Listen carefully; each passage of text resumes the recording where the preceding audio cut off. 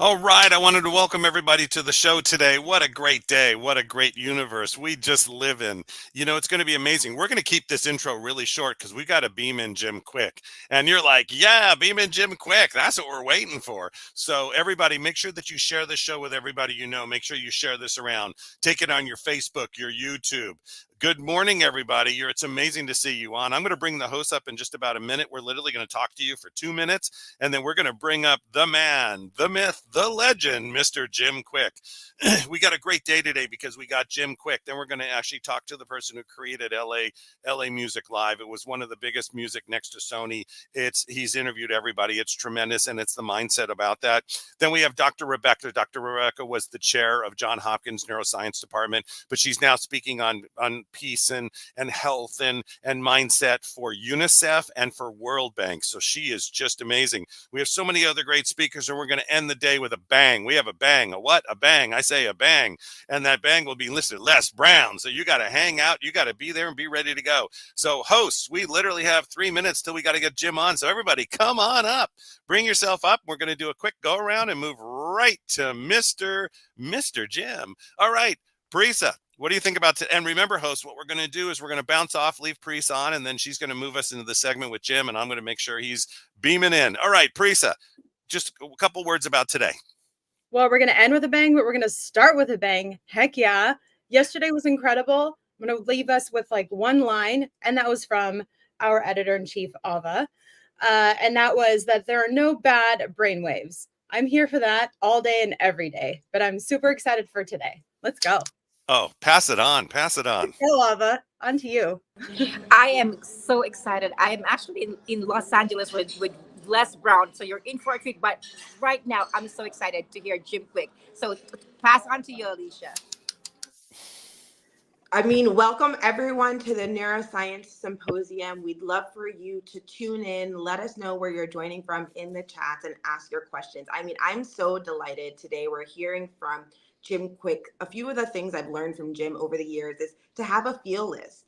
You want to think about your feelings when you're in an experience, because the feeling that you have is how you're going to consume that information. I know Ava touched upon that a little bit yesterday, but I'm excited to learn and be a limitless learner. So really open yourself up to being in that right state of mind for learning. And something that Jim has spoken about in the past that I just want to share with all of you is when you're learning something new, consider how you're going to teach it to someone else. So you're really soaking into that feeling and thinking about how it applies and not just consuming that information. You are all in for a treat today because we're kicking off with Jim Kwik. But as Michael mentioned earlier, we're going to have Dr. Rebekah on, who is one of the forerunners in neuroscience science. And then we're going to have people that are applying a lot of these concepts to their businesses, to conscious leadership. So you guys are truly in for a treat. Tune in and share. Welcome to day 2 of the Neuroscience Symposium. Karen, on to you. Yes. Thank you. That was just amazing, Alicia, and being a limitless learner. Oh my goodness, that just gives me hope, because when I'm going through hard things and I'm trying to figure out how to deal with it, if I have these mindset tools that Jim Kwik is teaching us, that is the foundation for resilience, and that builds our emotional intelligence. And so I'm so grateful for Jim and Dr. Rebekah and all the amazing speakers that are joining us today and that were here with us yesterday. It was so awesome yesterday. We're going to continue to build. I know you think, oh, there's even more. Yes, there's even more exciting speakers today. And we had Joseph McClendon yesterday. He was fantastic. So we're on for more, greater, and additional learning. It's going to be a great day. Thank you all. Thank you, Karen, Alicia, Ava. Please give yourselves a round of applause. Mo and I have to get ready really quickly. So hosts, we're going to bounce off. We're going to leave Priest up, and then we're going to move to who you wanted to see. And we're so excited to be here. See you all in a minute. Parisa, we're in for a treat. We're in for a treat. Jim Kwik's podcast has had almost 400 episodes with 100 million downloads just this year. He is really shifting how people engage with themselves, what they can believe is true, what the capabilities are for limitless potential. So I'm just delighted. On to you, Parisa, and then we're going to bring Mo and Michael and Jim right back on stage. I am so excited. I can tell you I've learned from Jim Kwik for many, many, many years now, and he has deeply, tremendously helped my life. So here's to our commercial, and next will be Jim Kwik. watching and making a difference. For general inquiries, contact today. Thank you on behalf of the Los Angeles Tribune team.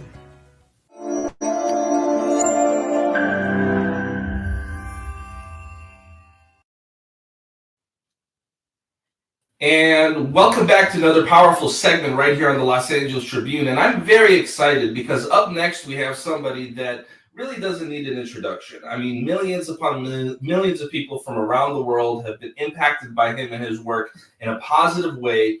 And he's helped countless people tap into their hidden potential, tap into the power of their mind. He has a remarkable story. Many would say he's a testament to what it looks like to be a living miracle, and to share that positivity and to share the miracles that we could achieve in life with other people. So Michael Silvers, before we bring on this incredible man, Jim Kwik, who this community is very familiar with, how excited are you to spend some time with Jim, please? You know, it's going to be, I'm looking for, it's just a great day. And Jim, I have heard you in so many different ways. I've had so many students all the years at Peak Potentials and all the years with Mary Glorfield as my business partner. We've had so many students come to us and say, you know, I literally just saw a 15-minute clip of Jim, or I saw him on stage, or I saw him live at an event, and it literally changed my life. So I am so excited for this, especially what it brings to our audience in this worldwide environment we live in. Absolutely. And with that, you know, Michael, I think the audience, they're getting tired of you and I think they want to see Jim right here on the virtual stage. So let's go ahead and bring on Mr. Jim Kwik. First of all, thank you for taking time out of your busy schedule to be with us here on the Los Angeles Tribune.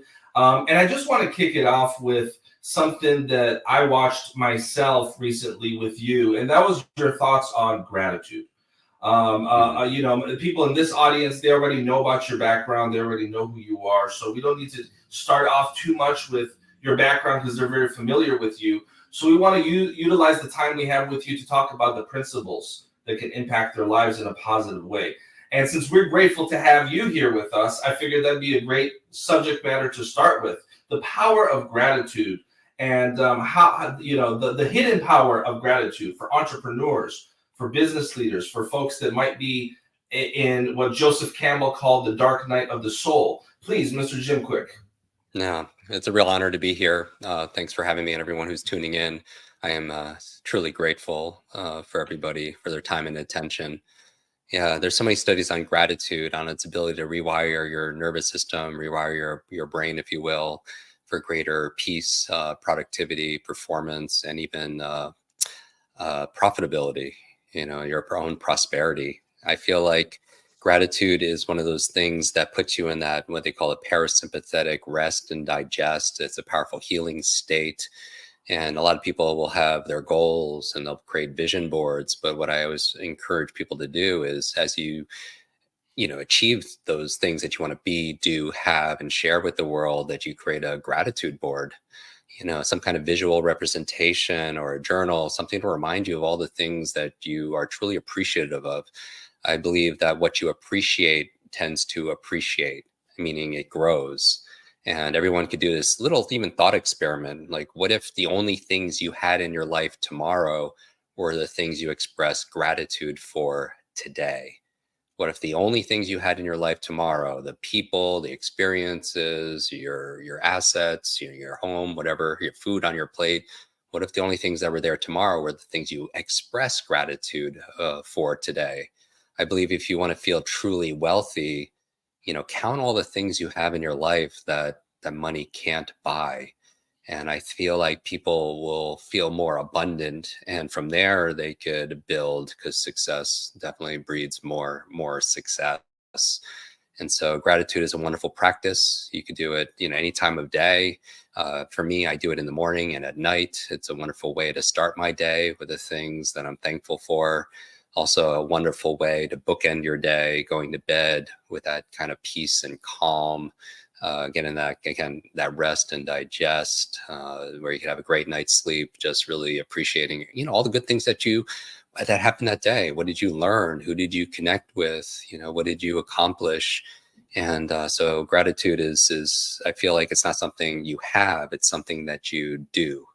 A big part of what I teach with brain optimization, accelerated learning, is taking the nouns in your life and turning them into verbs, meaning that you don't have motivation, you don't have focus, you don't have a memory, you do it. Like, you don't have energy. There's a process for generating energy. There's a process for motivating yourself.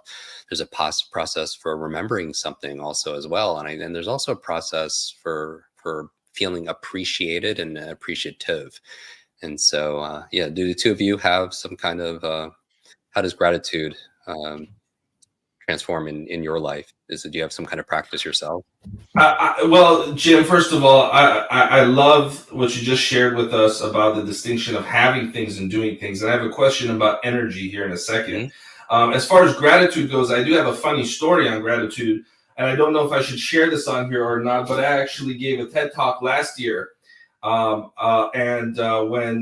it was time for me to give the TED Talk, I shared with the organizers what subject matter I wanted to discuss. And I told them I want to give a TED Talk on gratitude. Nice. They said to me, Mo, you're not qualified to talk about gratitude. You haven't put a book out like Jim Kwik. And so, but nonetheless, I gave a TED Talk on journalism. I'm going to do one on gratitude maybe in the future. Now that I can prove I did an interview with Jim Kwik, maybe he'll consider me an expert on gratitude. But, one of my dear friends is Dr. Joe Vitale, who I co-authored a book with. And he shared with me, as well as with many other of his mentees around the world, the power of gratitude, and how at one point he was homeless and living in his car, and he was at rock bottom, but he had a pencil, and he looked at that pencil and he had gratitude for that pencil, because what he recognized staring at that pencil at rock bottom was, you know what I can do with this pencil? I can write a book. I can write my destiny. I can maybe write the next New York Times bestseller. Look behind the pencil. There's an eraser. If I make a mistake, I can erase that mistake. And the gratitude of just a simple pencil was where he started with life. And I think that story is a great microcosm for people that maybe don't see things to be grateful for. Well, the point is, everybody has something that they can be grateful for. If Dr. Joe Vitale, when he was at his rock bottom, found a #2 pencil to be grateful for, and later became, of course, a global success and multiple New York Times bestselling author, anyone can find something as the foundation component. Now, before I kick it off and give it to Michael Silvers for a couple of questions, you mentioned we can do energy. Yes. Instead of I need to hear this, Jim, because I'm somebody, I wake up, it takes me a while to gear into the day. I need my coffee. I need another cup of coffee. Or at least this is what I've been telling myself for years, that I need that coffee to get started.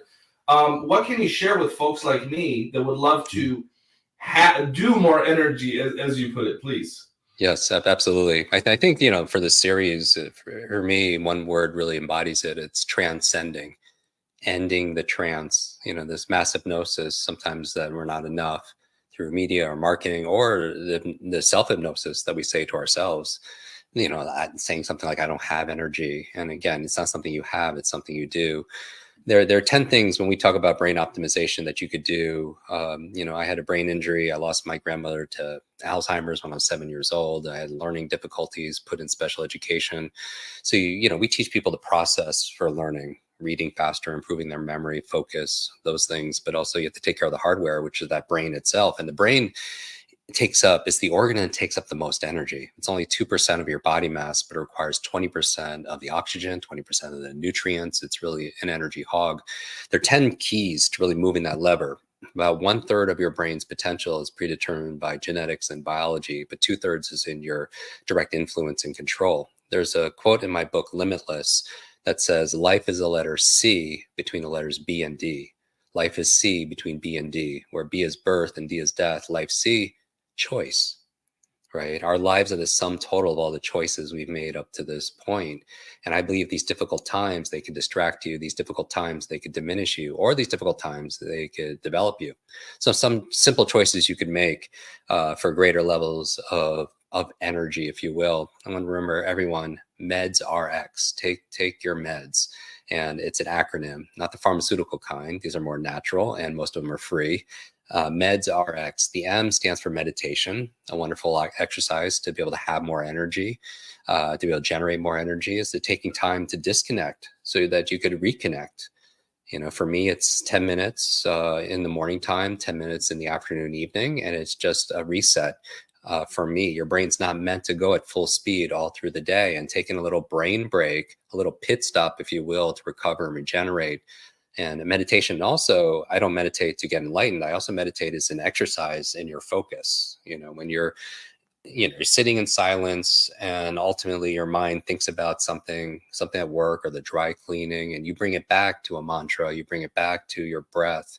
It's an exercise in pulling your attention back at what's most important. And it's not even about time management. It's really about priority management. And the principle there is the most important thing is to keep the most important thing the most important thing. And I think energy and gratitude are definitely high in that list. So taking time to having some kind of mindfulness practice. So that's the M. The E in Meds RX is exercise. We know when your brain, as your body moves, your brain grooves. There's so many studies that show exercise is good for your brain. When you exercise, you create dopamine, serotonin, endorphins, which give you energy, right? Which give you a sense of well-being, a sense of connection, a sense of happiness. When you exercise, you also create something called BDNF, four little letters, brain-derived neurotropic factors, which is like fertilizer for your brain. And so I don't just mean going to Pilates or yoga or CrossFit 3 times a week. How much are we moving throughout the day? Because the primary reason you have a brain is to control your movement. Yet sometimes we're behind screens all day, and I'm guilty of this also as well. So, every hour or so, it's nice to just take 5 minutes, just move your body, get outside, get some fresh air, some sunlight. Those are the most amazing healing forces. So that's exercise. So the D in Meds RX is your diet. We know that what you eat matters, especially for your gray matter. And some foods you eat could sap your energy. Could lead to more anxiety. And there's certain foods, a whole area of science called neuronutrition. We did 2 chapters about it in Limitless.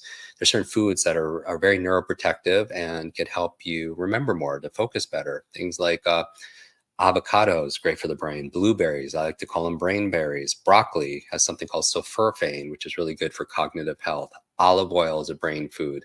If your diet allows, eggs, the choline in eggs is a precursor for acetylcholine, which is important for cognitive health and brain health. Also, some other ones, green leafy vegetables, wild salmon, sardines, flax, get your omega-3s. Turmeric is anti-inflammatory. The active ingredient there is curcumin, and also walnuts, high in vitamin E. And one of my favorites is dark chocolate. So, when it comes to energy, a lot of people want to go to the sugars, but high sugar foods, high processed food, they could give you a glucose spike, which could wreak havoc on your brain energy. And so, kind of think about what you eat, because those are choices that we're making, going back to life is C between B and D. And then the S in Meds RX is sleep. I mean, what better way of recharging your battery than getting a good night's rest? And, one of the things for your brain also, when you sleep, you consolidate short to long-term memory. So if you have long-term memory issues, you might want to go to your doctor and get a sleep test. You could do it at home. You don't have to go to a clinic anymore and get your sleep score. Also when you sleep, you clean out the beta amyloid plaque in your brain that could lead to brain aging challenges like Alzheimer's. We donated, by the way, all the proceeds to Limitless. We sold over 2 million copies the past few years to build schools in Ghana, Guatemala, Kenya, all around the world, and also Alzheimer's research for women. Women are twice as likely to experience Alzheimer's than men. Yet most of the research is done on men. So we're, in memory of my grandmother, very excited about and optimistic about the research that's coming back for brain aging challenges. So, by the way, my favorite sleep tips: direct sunlight first thing in the morning. If you could get outside, even if it's hazy or foggy, for just 10 minutes, your eyes are the only part of your brain that's outside of your skull, and it helps to reset what they call your circadian rhythm, which will help you sleep better that night. Also, everybody has an alarm to wake up. I highly recommend you have an alarm to go to bed. your nervous system loves a schedule, even on the weekends. And no one does it perfectly. I certainly don't. But to the degree you could go to bed at the same time and wake up, you'll have better sleep long term. Also, 2 other tips to get better sleep, because it's so important for generating more energy. When we're hunter-gatherers thousands of years ago, we would know when it's time to sleep because the environment would tell us. There would be a decrease in temperature and a decrease in light. So generally having your bedroom on the cooler side, not where it's so cold that you're shivering and that'll keep you up. You could take a warm bath or a warm shower, or a bath with Epsom salt. The magnesium will help you relax. And when you get out of that sauna or hot shower, your core body temperature will drop, which is an indicator, a stimulus trigger, if you will, if your nervous system creates something called melatonin, which is a hormone to help you to relax. And also, if you could keep the room dark. There have been studies that shown that just even a little bit of light in your bedroom could disrupt your sleep. So sleep is so important. And then finally, the R and the X, Meds RX. The R is relationships. We have a podcast, 400 episodes, 100 million downloads, and we had this Harvard doctor. He runs the largest study on happiness and longevity at Harvard. It's been going on for almost 80 years. And they found, yes, diet and exercise, very important, but more important is your social relationships, the deep bonds that you have. It's not just your neurological networks, it's your social networks. And we all know that when it comes to energy, if you spend time with people that are, energy vampires, they leave you a little bit depleted. But we all need people to encourage us, to cheerlead for us, to be kind to us. And my suggestion, if you haven't found that person, is to be that person for somebody else, especially be that person for yourself. And then finally, the X and Meds RX are the extras, the kind of things we talk about in the book or podcast, things like a cold plunge or a sauna, or we talk about the science of nootropics, certain ingredients that have been shown to elevate human studies to improve your focus, your memory, your mood, your mental energy also as well. So it's not a magic pill, but there is a magic process for generating more energy.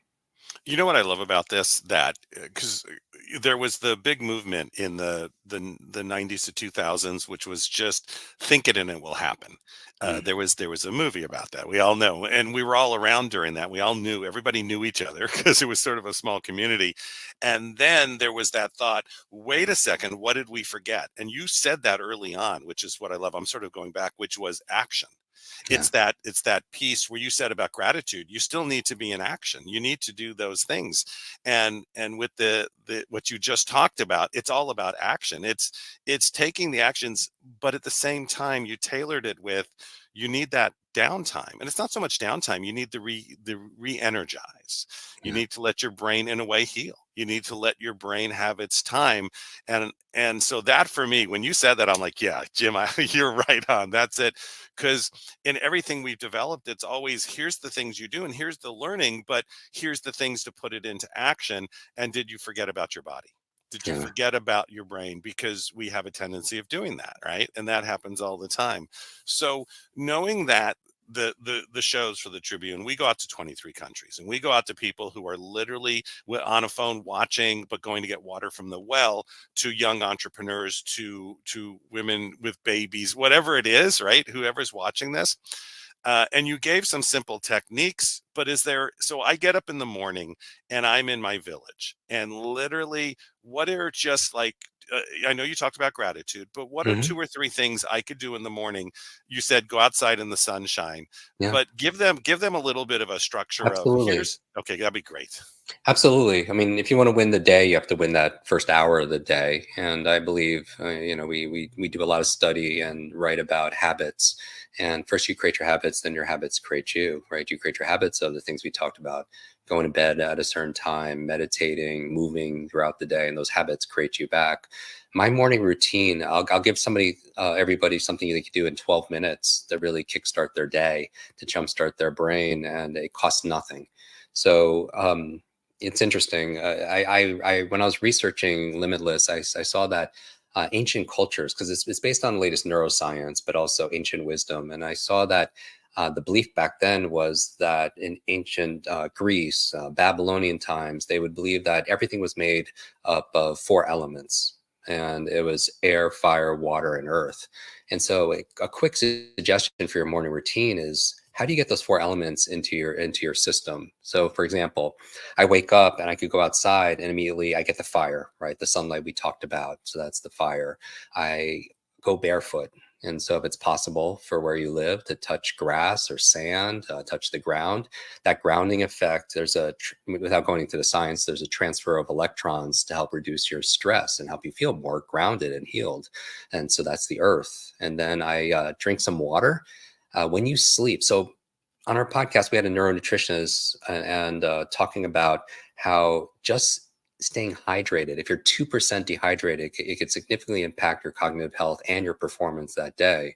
And staying hydrated could boost your reaction time, your thinking speed upwards of 30%. But when we sleep, you could lose up to a pound of water through respiration, through perspiration. So drink water first thing in the morning. I like to drink some kind of structured water with some electrolytes for absorbability. So that's water. So we have fire from the sun, we have earth from the ground, we have the water that we're drinking, and then the final one is air. And one of the great things you can do for greater levels of energy and focus to clear the mental cobwebs is to do some kind of breathing exercise. And there are plenty of them on YouTube. You could be Wim Hof breathing or fire breathing or box breathing or alpha breathing. There's all kinds of breathing, yoga nidra, right? And so I think it's a wonderful time to be able to sit down, maybe on the ground, get some sunlight, you drink your water, and just do a little bit of breathing exercises to be able to energize. Again, it helps to clean out the mental fog. It helps to give you some energy also as well. And again, you can do that in 10 minutes and it's free for everybody. Yeah, see, that's great. Thank you for that. That's because part of the mission of what we do is to enhance, in that education around the world. And everybody's in a different place. So you just gave a very simple form. So I really thank you from our audience and our worldwide audience. That's awesome. That's one that will get taken in. The other thing too, we hear this all the time. And we've heard this from stages from years and years, and you hear this too.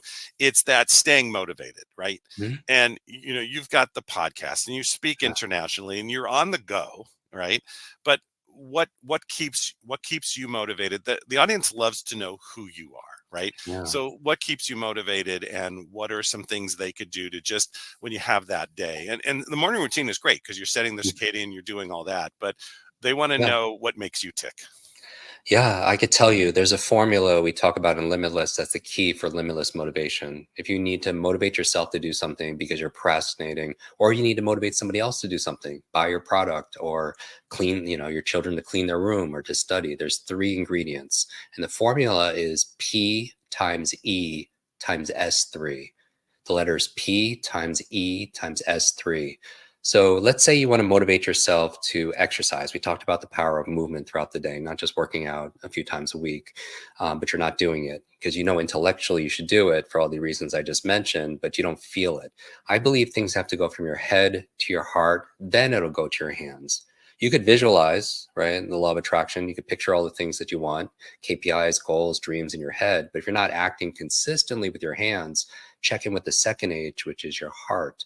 What does the heart symbolize? Emotions. And the P in the formula stands for purpose.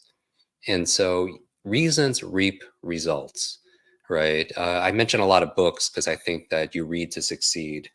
People always ask, what's the number one brain exercise you could do? And I believe it's reading. If people have seen photos of me on social media and we're connected there, if you see me with Richard Branson or Elon Musk or Oprah Winfrey or whoever, people always want to know how we bonded. We bonded over the love of reading. And, someone has decades of experience and they put it into a book, and you sit down in a few days and read that book, you could download decades of wisdom into days, right? So like maybe you need purpose to read that book or purpose to exercise. I'll give you a quick one. A little while ago in my neighborhood, I saw somebody I recognized, but I didn't know who it was. And that's really tough when you're like a memory coach. And when he opened his mouth, I heard his voice. I knew exactly who it was. But this gentleman looked completely different. I mean, he looked younger and he looked fitter. He had this glow. The backstory was, for most of the time I knew him, he was very unhealthy. And he almost took pride in being unhealthy, and in his vices of smoking and, eating his junk food and everything. And I was like, what, you look amazing. What are you doing? He tells me everything he's doing. He's like, and I said, well, we've been telling you, our friends, we've been telling you to do that for years and you never did it. He's like, yeah, But recently I came home after a business trip and I found my daughter crying hysterically, and she had a nightmare that I passed away, that I died. And that gave him purpose, right? So it went from his head, he knew intellectually he should be healthy, into his heart. And so I think you need reasons to reap rewards. The book I was going to refer is from my friend Simon Sinek, wrote a book called Start With Why. So if you don't have a reason, if you don't have a reason to remember someone's name, you're not going to remember that person's name, right? So that's the P, is to feel the purpose, not just intellectually, but feel purpose. But the other reason people don't, they procrastinate, they don't stay motivated. They could have limitless purpose and reasons, still not. They need the E, which is energy. And we talked about that. If you're exhausted, like we have an 18-month-old who's teething and not sleeping throughout the night. If you're exhausted, you're not going to be very motivated to read or to study or to work out, right?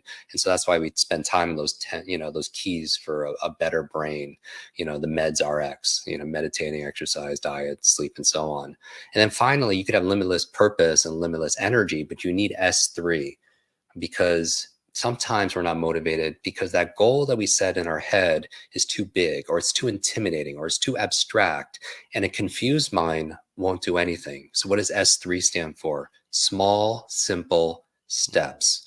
So let's say working out is important, but you're not doing it. A small, simple step could be putting on your sneakers, your running shoes. Maybe you can't get your kids to floss their teeth. We just did an episode on where I interviewed a biological dentist talking about oral health and brain health. And, if you can't get your kids to floss their teeth, get them to floss one tooth, right? If someone wants to read 30 minutes a day as part of their practice for self-development, and it's too big of a jump because it's too big of they're not used to that routine, opening up the book is a small, simple step. Reading one line. And how do you find your small, simple step? This question, I ask myself this question every day. Whenever I get stuck or stalled, or I feel like I'm going to procrastinate, I say, what is the tiniest action I could take right now that will give me progress towards this goal where I can't fail? What is the tiniest action I could take right now that will give me progress towards this goal where I can't fail? Because that's small, little by little, a little becomes a lot. Because I believe inch by inch, it's a cinch. Yard by yard, it's just too hard. So how do you break it down when you feel like procrastinating, you don't feel motivated, into something so simple that you can't fail? It's the way you break it down. I think, when you take a look at success, and I don't mean to ever say it this way, we interviewed a lot of people. We've talked to a lot of people, and there's a way you break things down. And I know you've worked on the mind and the mindset, that I'm telling you, for our audience, these are all golden, because it's basically, they could walk away from any part of this interview. I always teach, if you're listening to an 8-hour seminar, what is one thing you walked away with? What is one thing you can use today? And you've given a lot of that in a lot of different ways, that I know that our audience listening to this go, get it. I get it. Because I've been around this a long time, and I'm like, oh, that meds, that RX, I'm going to remember that. And because it's not about simplicity, but it's part of my life. And then you talked about the child, right? Your child, and that part. And I'm a grandparent now. So for me, part of my motivation and my why and my vision, you said about the morning gratitude, I walk outside and I look at pictures of my grandkids and what am I leaving for them? And it's not about me, right? Mary Glorfield and I talk about that all the time. This audience knows her. They've seen her on, but we talk about our grandkids. Because we talk almost every day. And it's just remembering that's the why. That's what keeps us moving every single day. Right? Even the days when they're not sleeping so well and you're not sleeping so well and all those things happen. It is that part of being a human. And Very much so. Yeah, I could tell you my why is please. Because I had that brain injury when I was 5, and I was, I had migraines every day, and I became painfully shy and I remember when I was 9 years old, I was slowing down a class because I didn't understand the lesson. A teacher pointed to me and said, leave that kid alone. That's the boy with the broken brain. And, that label became my limit. So every single time I did badly in school or wasn't picked for sports, wasn't enough, I would say, oh, because I have the broken brain. So because of that, I believe our struggles can become strengths. I imagine a lot of people that are listening, that they could look back at their life at adversity, and with that challenge came some kind of change. right? And that those things that we could grow through what we go through, if you will. And it's funny, my two biggest challenges growing up were learning, put in special education and not be able to read and all these things. It took me 3 years longer to learn how to read with my brain injury, and also public speaking, because I never wanted to be called on in school because I never knew the answers. Now life has a sense of humor, because what do I do for a living? I just public speak on this thing called learning. But I just want to remind anybody who's going through a storm right now, there are some things we can only learn through a storm, right? And some storms come because they're here to clear our path. And I would say to anyone who's struggling right now that I feel you, that you inspire people with your grit and your grace, that the truth is sometimes learning and change, it could be hard, it could be scary, but nothing is as hard and scary as being stuck somewhere you don't belong. And so taking little steps, that move you a little bit closer, that it really adds up to something big. It's one of those things, I talk about your life like an egg, that if an egg is broken by an outside force, then life ends. But if an egg is broken by an inside force, life begins, right? And great things begin on the inside. And if you're listening to this, you're watching this, you've self-selected, this is true, and you have greatness inside of you, you have genius inside of you. And now is the time to let it out. So many people are dimming their lights because they don't want it shining in somebody else's eyes. And sometimes the world is a little bit dark and there's some despair. And I feel like the life we live are the lessons that we teach, and that you inspire people with your grit and your grace. And we could be a shining example of what's possible, with this world, that we shouldn't shrink what's possible to fit our minds. What if we expanded our minds and our souls to fit all that's really possible? This is such an inspiring moment of the conversation, Jim, and thank you for sharing about a little bit about what many in the audience know about your upbringing and the fact that despite a so-called authoritative figure telling you that you're broken, you did not allow that to be part of your life. And that's an important point, whether the folks watching have children that are being told that there's something quote unquote wrong with them, or even outside of the school environment, we come across so-called authority figures in society and even in adult life. How many people, for example, Jim, maybe went in for a job interview, didn't get it, and interpreted that experience as though, hey, I'm broken or I'm inadequate. And it's such an important, and one of my friends is Les Brown, who wrote the foreword to an upcoming book of mine, and he had a similar kind of experience where he was told by authority figures in school that there's something wrong with you. Cognitively. And of course, he went on to be a congressman and one of the world's best motivational speakers, etc.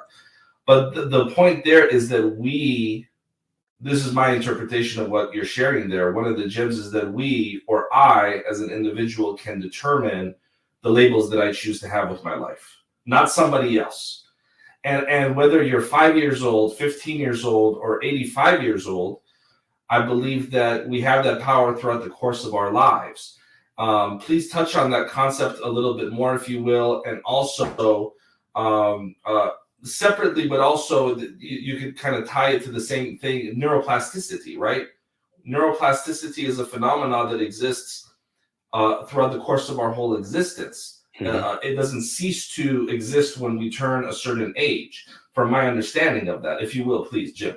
Yeah, so neuroscience, so we've learned a lot. We've learned more about the brain in the past 20 years than the previous 2,000 years combined. And what we found is we're grossly underestimating our own capabilities, our own potential. One of the things that make it possible is what you mentioned, neuroplasticity, which is your nervous system, your brain's incredible phenomenon that it could change over time with different stimulus. And so it's kind of like your brain, it's an organ, but it acts more like a muscle, and it's use it or lose it. But if I took my arm as a muscle and I put it into a cast for a year, it wouldn't grow stronger. It wouldn't even stay the same, right? It would atrophy. And the same thing with our mental muscles. So it's use it or lose it, which is tough with technology as we outsource our brain, our thinking, our memory to our devices. It leads to digital dementia, digital deduction, right? Where we can't think as much or remember as much because, I mean, think about how many phone numbers everyone used to know growing up. Right? We used to remember all of them, but how many phone numbers do you remember currently, right? Usually 1, 2, 3, 4 in that neighborhood. And not that I want to memorize 1,000 phone numbers, but it should be very concerning. We've lost the ability to remember one phone number or a PIN number or a passcode. I believe two of the most costly words sometimes in life are I forgot. I mean, think about the consequences. I forgot to do it. I forgot to bring it. I forgot what I just read. I forgot what I was going to say. I forgot that conversation. I forgot that person's name, right? On the other side, memory is a great magnifier. When you can easily remember client information, product information, give speeches without notes, remember names and faces, the things you need to do, you have this amazing superpower. And that's all possible through the science of neuroplasticity. Now, just like your muscles grow with two things, so does your brain, novelty and nutrition. Right? You give your muscles novelty, you give it an exercise, a workout, and then you can feed it proper nutrition to be able to grow and rebuild, and you give it some rest. Same thing with your brain. There was a study done with nuns. This is fascinating. It was on the cover of Time magazine, and the study was a longevity study. These researchers wanted to find out how these community of women were living 80, 90, and above. And they found half of it was their faith, the emotional gratitude was part of that. But the other half, they were lifelong learners.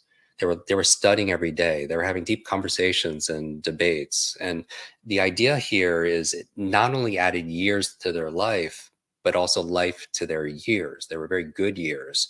And the study, if people want to look it up, it's called Aging with Grace. But that's the power of neuroplasticity, that your potential, like your memory, your cognitive potential, is not fixed like your shoe size.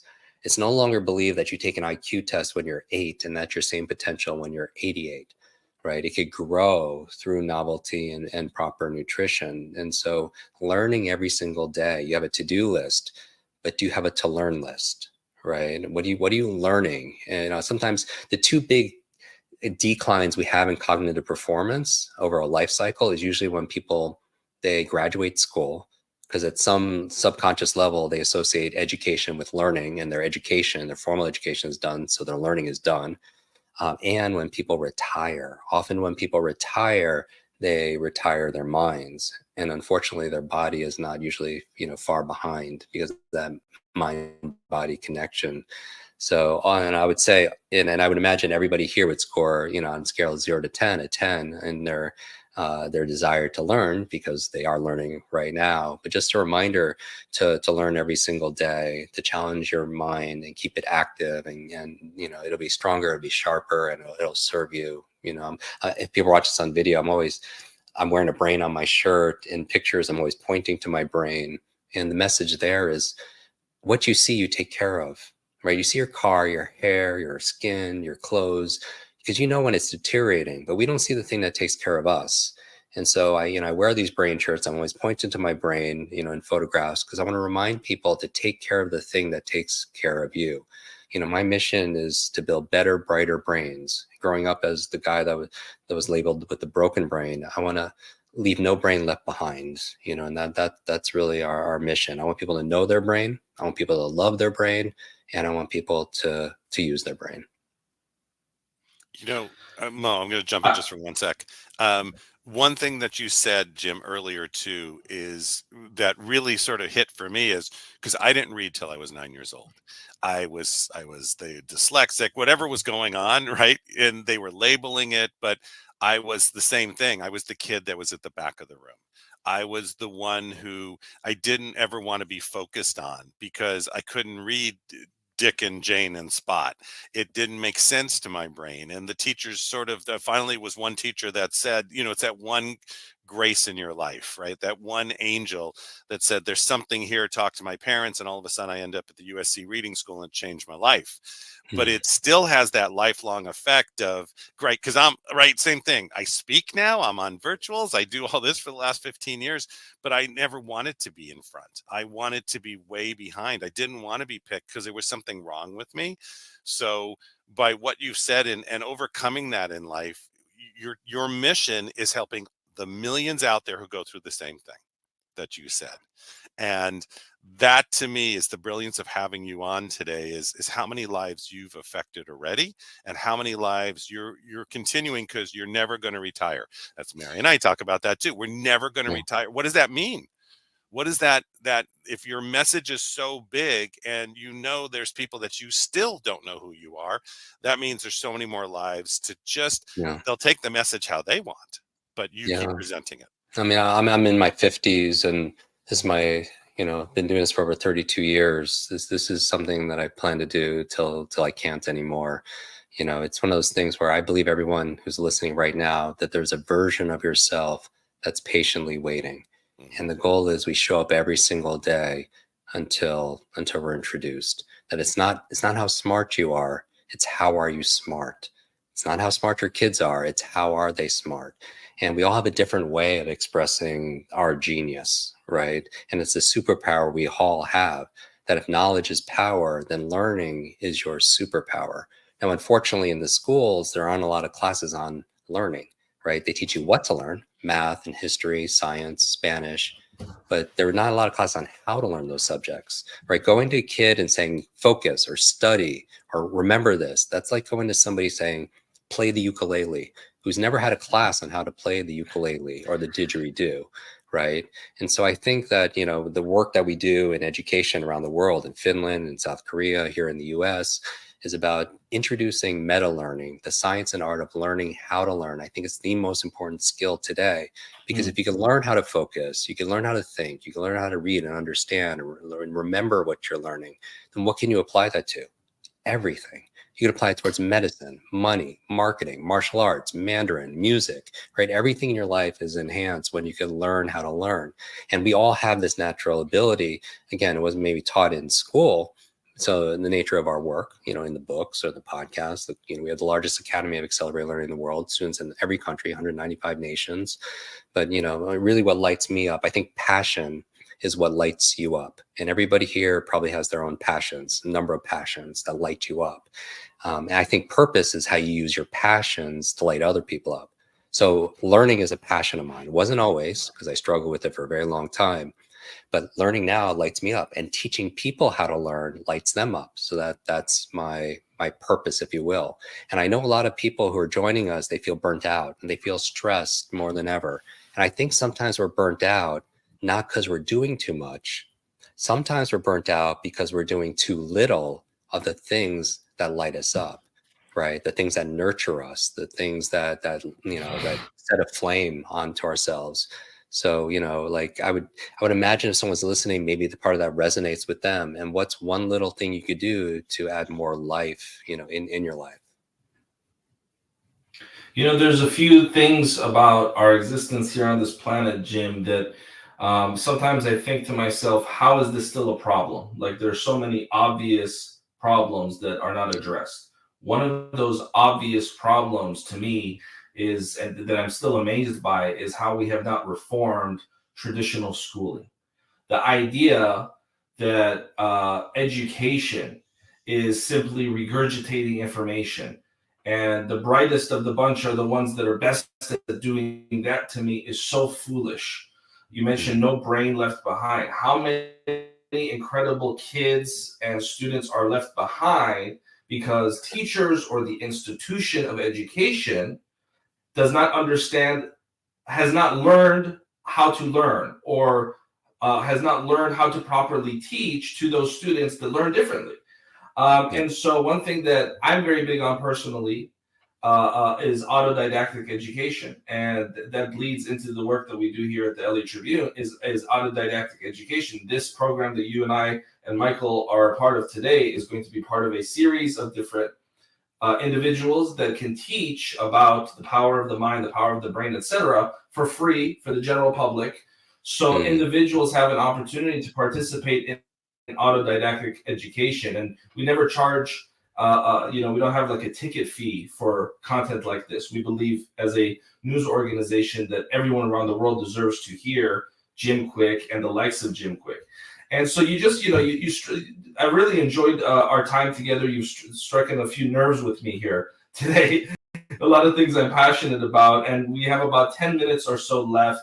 So we're getting ready to wrap up with our time. But if you could just talk about the importance of, one, reforming the education system. I'll just say in the United States, because that's the country we're in, to start with, but obviously those principles apply around the world. The importance of reforming our education system, number one, and number two, the importance of being autodidactic.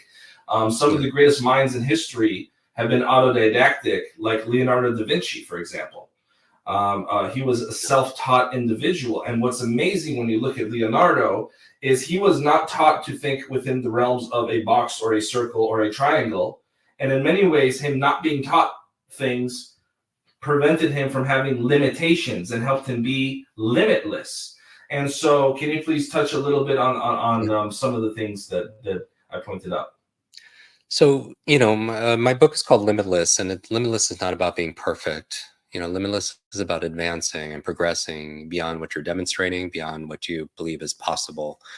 And I believe you control the controllables. And, I'm very passionate about education.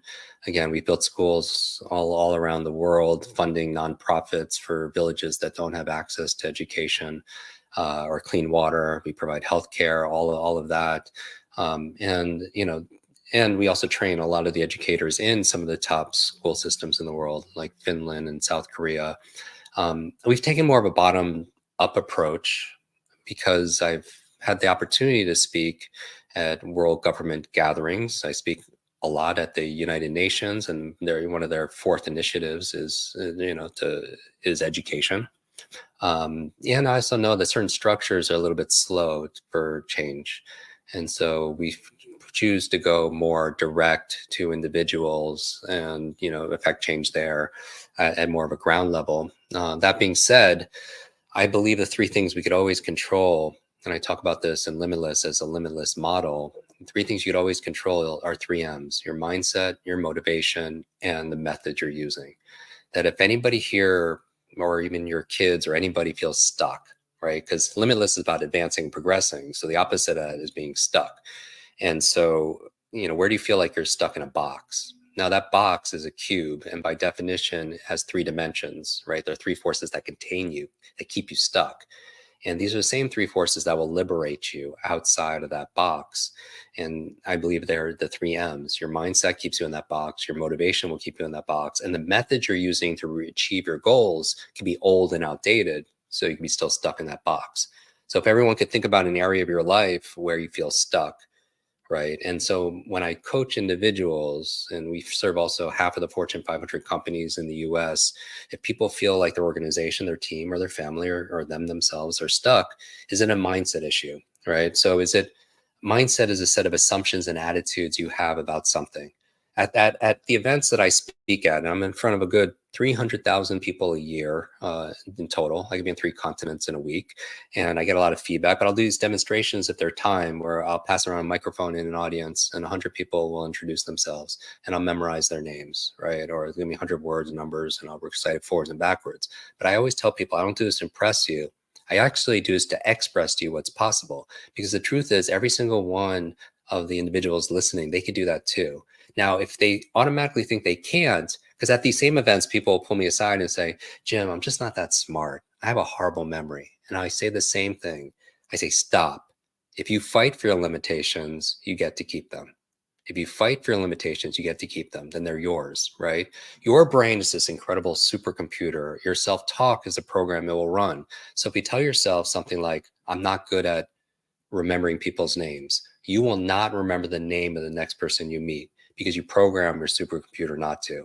If people truly understood how powerful their mind is, they wouldn't say or think something they didn't want to be true.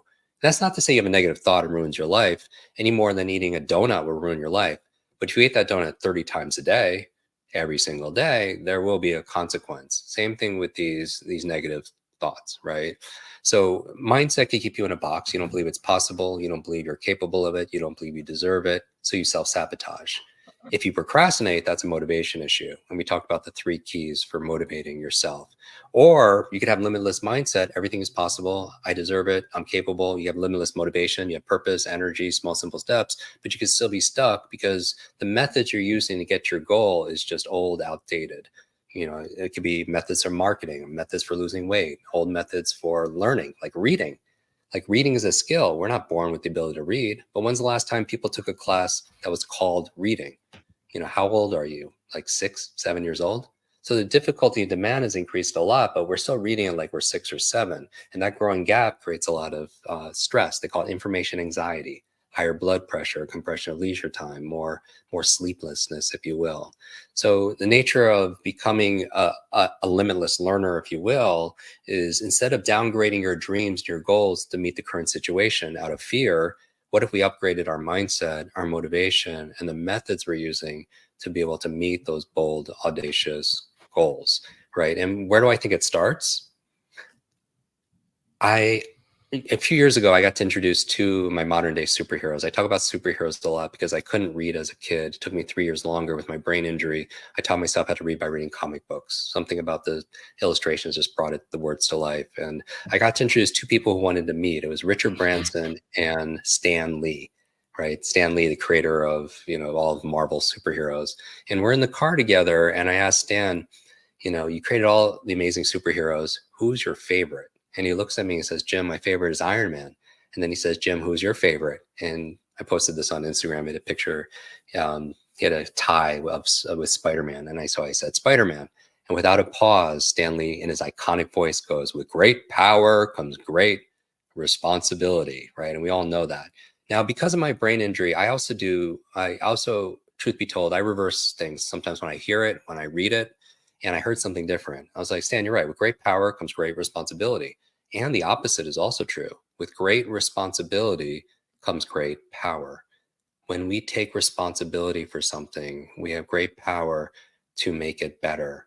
And I have two underlying beliefs when it comes to my mindset, that I am responsible for my life, right? That gives you agency. And the other belief I have is everything is figure outable. Right. We do an annual brain power conference. The next one will be in LA in March. And it's a couple thousand people. And we have the most amazing individuals in the audience, the CEO of Sprint,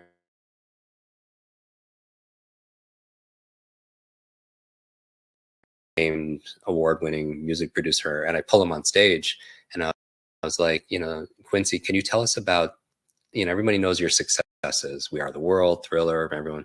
Well, I want to know what your challenges are. What are the problems that you're facing? And he looks at me and says, Jim, I don't have any problems.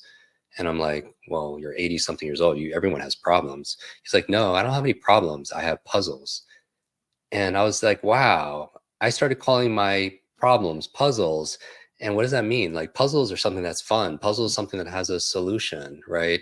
And it changed everything about, the challenges that I was having.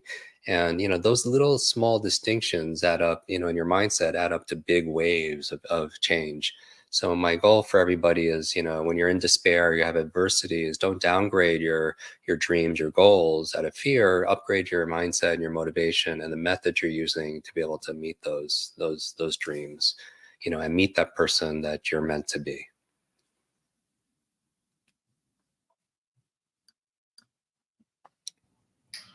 A lot to unravel there, and Jim, I wish we had a lot more time to spend with you. That's a really cool story that you got to spend some time with the late great Stan, and how many incredible lives he's impacted with his comics. And then, thankfully he stayed on this planet long enough to see all those movies come into fruition. Because for the longest time, those movies were not being made. And suddenly comics became super mainstream. So I'm sure he was amazed when that happened, in the last few years of his time with us here. Thank you, Stan, for all that you've done. And here in the last few minutes, I just want to say, Jim, I've really enjoyed the time that I got to spend with you today. Thank you for being generous with your time. You have a lot of gems in what you share. So I encourage the folks watching to watch this a second and a third time. This is not a conversation that you want to listen to just once, because you will, kind of like watching The Godfather for the second time or the third time. There's things you didn't notice that first time that you'll see the second or third time. That's how I feel about this interview. And we at the Los Angeles Tribune, Jim, we're all about positive news that empowers. Part of the reason we do these kinds of programming is because we want to add balance to the ecosystem of the news. We believe there's enough negative news. And we believe that wars and explosions and death is not the only news. There's actually good things that also happen today. And so we focus on empowering people with positive news and programming and empowerment programming such as this. Well, you just touched briefly on the importance of individuals reading newspapers like the Los Angeles Tribune, or any kind of content that's positive, that is about empowering, that's about raising the vibration, how important is that for individuals from a neuroscience perspective? So it's kind of like social media. There's an algorithm, right? The general algorithm is whatever you engage with, you get more of, right? And so you're engaging with cat videos, they're going to show you more cat videos. If you're liking and sharing and commenting, you're going to see more cat videos in your news feed. Well, your mind has a similar algorithm. Whatever you engage with the most, you're going to get more of, right? And if you engage in everything that's dark and scary and threatening, you're going to see more of that in your mental news feed, right? Because you have part of your brain about the neuroscience called your reticular activating system, RAS. And that's the part that determines what you're going to focus on at any given time. So we know your brain is more primarily a deletion device. You're trying to keep information out. Because if we let everything in, we could be focusing on a billion different things. If we let it all in, we would be overloaded. We would go insane. So what do we decide to let in are the things that we put a spotlight on. And part of it is what we engage with. And, it's tough sometimes with, neuroscience, because survival is a big part of how we're wired. And, if it bleeds, it leads. We have to pay attention to what could be threatening us. And the challenge, though, is it puts you in your survival brain. And it almost holds you hostage. When you're in fight or flight, you're in that sympathetic fight or flight response. You're in your survival brain, and it holds you hostage from your executive functioning, from your problem solving, for your ability to be creative, a lot of that executive functioning. And so part of the work that we do is, where you're healing yourself, because self-care is not selfish, right? But if we're just trying to survive, our nervous system is locked up, and some people it's locked up because of trauma, and they don't learn because instead of prioritizing growth and learning, you're prioritizing being safe. And so be able to calm your nervous system in different ways is so very important to get you level set, because I ultimately believe everybody here has the potential to be a thermostat, not a thermometer. Like a thermometer, think about the only function of a thermometer is it reacts to the environment, right? If there's a thermometer on the wall in the room that you're in right now, all it does is react to whatever the environment is giving it, right? But a thermostat doesn't do that. A thermostat doesn't react to the environment. It gauges, it knows the temperature of that room, but what's the different function? It could set a new temperature, and then what happens in the environment? The environment reacts to you. And I feel like that's leadership. That's where you take the invisible and you make it more visible, because you could set a temperature on your thermostat, a goal, a KPI, a dream, some kind of vision, and then in the room, the environment will react to you. And that's a reminder, going back to, with great responsibility comes great power. When we take responsibility for our life, that we are 100% responsible for our life. Like we could complain, we can make excuses, and a lot of them are valid.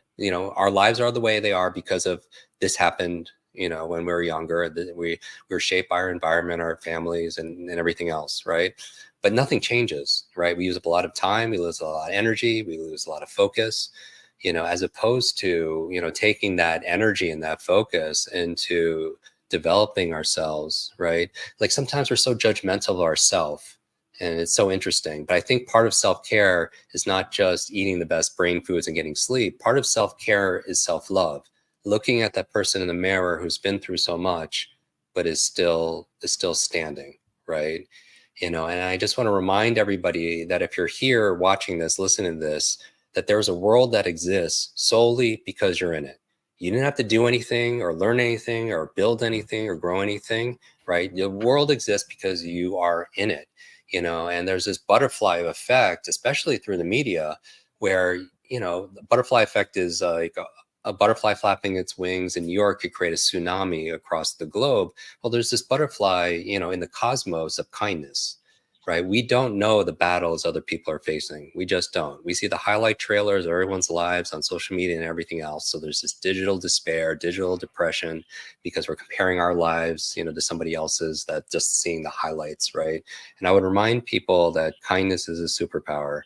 That when we're kind to somebody, there's that same ripple effect that we could affect the entire cosmos based on the things that we do, today in the now. So, I feel like that if people are still watching this, then there's a reason. That I don't think that it's a coincidence.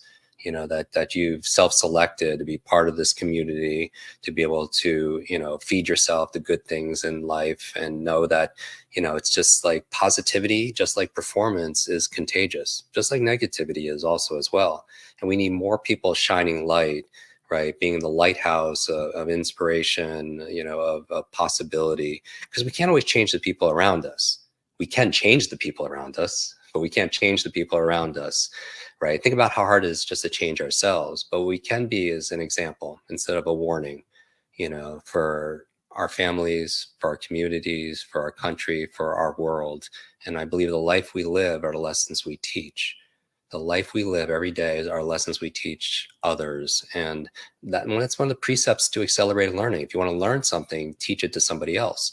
Like, think about everything that we had talked about in this conversation. And if you had to give a TED talk next week about it, you know, how well would you re-listen to this and learn it? How many more notes would you take? How many questions would you ask and post on social media? And I would challenge everyone to do that. You know, take a screenshot wherever you're consuming this, you know, and tag the LA Tribune, you know, tag, you know, our amazing host here, tag me so we get to see it. I'll repost, you know, some, and I will actually gift a number of copies of Limitless just as a thank you for being part of this community and part of this movement. Wow. Wow, thank you so much, Jim. I so appreciate you. You've been so generous in many ways. And as we wrap up here, final fun question for you. Out of the three, just in the last minute or so, out of the three Spider-Mans, which Spider-Man is your favorite one as far as the movie versions out of the three? Is it Tobey Maguire or which one? So I love Spider-Man in so many different ways. I grew up on that. And, you know, I got to spend a good amount of time with Tom Holland. I posted even pictures recently together. I help actors speed read scripts, memorize their lines, stay focused on set, you know, and I love all of them. So it's really hard. It's like, which body part do you love the most? I don't know. I love them all, but I have a little bit of a connection with Tom Holland, and, you know, I'm a big Avengers fan, and I get to go on. I've been on set with Stan for some of his cameos, and it's been one of the things that really light me up. So yeah, Spider-Man is great because he's not perfect. You know, he struggled with the same things that I did, being bullied and not feeling like, you know, he's enough, and, you know, losing some loved ones early on. And, you know, but again, I believe that adversity can be an advantage, right? And, you know, that with all the struggles could lead to strengths, you know, but we have to make those choices, you know, every single day. And I'm really glad people made a choice to be with us, you know, for this session. Thank you. Yeah, this has been great. Jim Kwik, thank you so much. Yeah. Amazing, amazing. Thank you so much, Jim. Thank you, guys. Be respectful of your time, and we so appreciate you. And I did not mean to cut you off there, Jim. If you have any final words before we wrap it up, please. Thank you so much, Jim. And, you know, Michael, I have so much I could say about that segment as we go to the next segment and next program of the day. But wow is really the one word that I want to say about the time that we spent here with Jim. Wow. That was one of my favorite interviews of all time. That was my favorite conversations of all time that we've done here on the LA Tribune. I really hope folks revisit that. I really hope folks go out and get Limitless. Go watch some more interviews of Jim Kwik. Get involved in the work that he's doing. Get involved in the opportunities that he has. As we mentioned, we need to redefine education. Education is a lifelong process. You heard Jim speak about neuroplasticity. And many people don't even know their own brain. Many people don't even know the power of what they have. And so, Michael, I'm just excited that we got that time with Jim. If you have any closing statements about that segment before we move on to the next incredible speaker that you don't want to miss. Michael, please. Yeah, you know, there was so much that he talked about that actually touched my own life, and I know for all of you it was the same thing. So really take those lessons today, take those, even just the morning routine, and start using it immediately, because that's how you change your life, and you'll change other people around you. And that's what we're doing here. So it was an honor to have and to spend this time with him, and I look forward to our next segment. Incredible, folks. You are live right now watching watching the Los Angeles Tribune. We are working hand in hand with some of the top thought leaders in the world, like Jim Kwik, to help redefine media. We'll be back in a minute.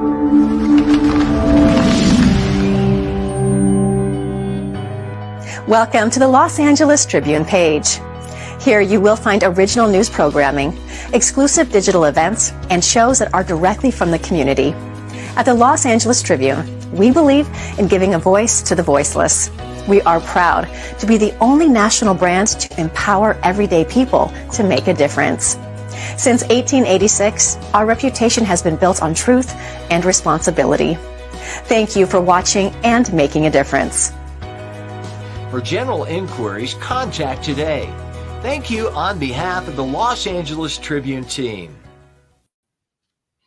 You know, what a great day. Yes, I know. You know, what's really funny is when you got a team and you're saying, oh, okay, the video, the audio.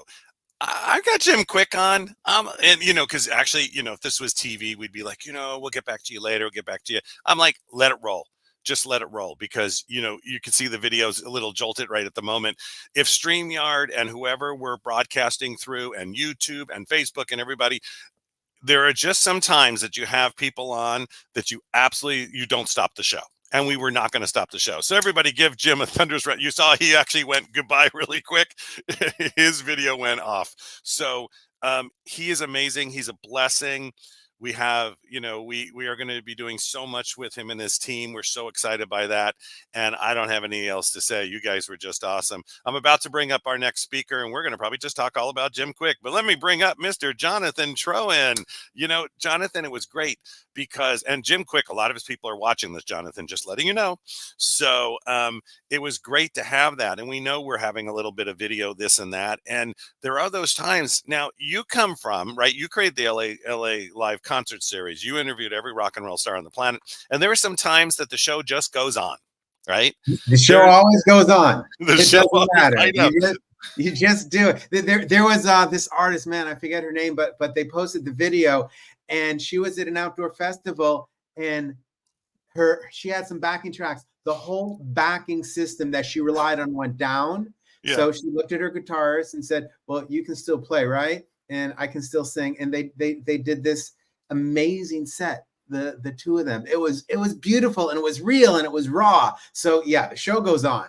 Yeah, I love it. I love it because it's the kind of thing where you always move forward. And, you know, I figured Jim Kwik, as long as that audio's coming through, I'm not changing anything, right? As long as we can hear him, because he's beaming into us. And obviously everybody out there, I know the questions. First of all, if you love Jim Kwik, put a 5 in the chat.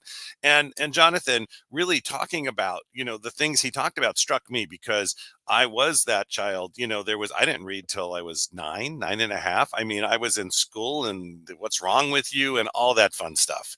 And for me, it was, thank God my parents caught something, had a great teacher who then recommended the USC Reading Academy, which changed my life. But not everybody has that. But as we move forward in our lives, that's why we listen, we continue learning. We talk a lot about, you know, emotional intelligence. Can you talk a little bit about that? Because you have quite the career with everything that you've done. So just give a minute on your career, and then talk a little bit about how emotional intelligence is really feeding into everything you do. Yeah, well, look, I spent 20 years in the music and entertainment business. I was interviewing the biggest stars in the world. I lived a couple blocks from the beach, could see the sunset out my window. Life was beautiful. I was living the life of my dreams. And everyone said, you know, you need to create the life you want. So I created the life I want. I wanted to go to concerts for free and interview rock stars. So I created a company so I could do that. I had everything. And yet I wasn't happy inside. And I couldn't figure out why. And mine was a little different than you and Jim. And I love how he spoke about teaching people how to learn. I was a very good test taker. I could take tests without studying a lot.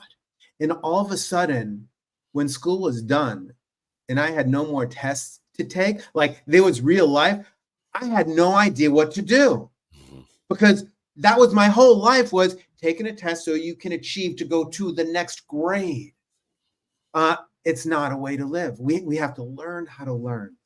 And when it comes to emotional intelligence. You know, I had it when I discovered that I had everything I ever wanted, but still wasn't happy. I just had to stop. And I'm like, first, I'm like, what's wrong with me?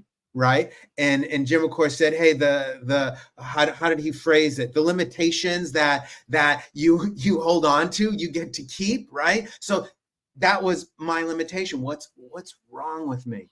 But I did go on a journey to figure out what was wrong with me. And I made the biggest discovery of my life. And that was that nothing was wrong with me. And that was fascinating because my whole life, even though I was a good test taker and could advance, I was the youngest. In school, I was the youngest. In my grade, at home, I was the youngest. So I was always not good enough. I was weaker than everybody. I was slower than everybody. And I had a story, a limitation that, man, I held on to, which I had known Jim back then, that something was wrong with me. When I realized that nothing was wrong with me, I was like, oh, okay. And then I learned how to learn, first of all. And one of the biggest things I started learning was about emotional intelligence, because I read somewhere that really the biggest key to your success, this was a Harvard study, right? The biggest key to your success is not your IQ, not how well you can take tests, which I was okay at, but your EQ, your emotional intelligence. And Jim shared with us how, you know, your brain is a supercomputer.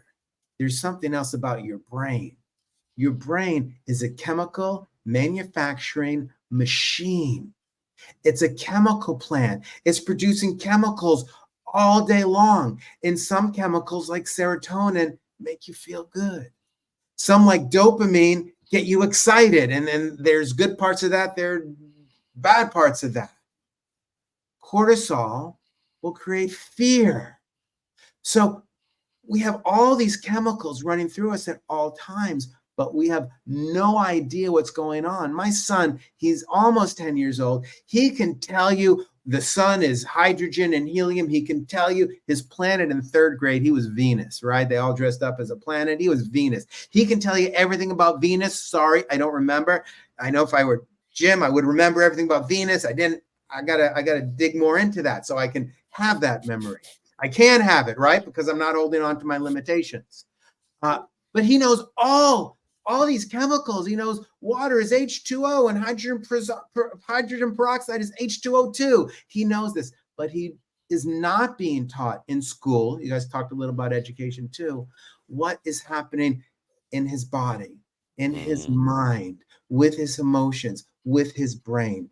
And that's what we need to be teaching the kids, yes, but we all need to start studying and learning ourselves so that we can show up in the world and be truly successful in life.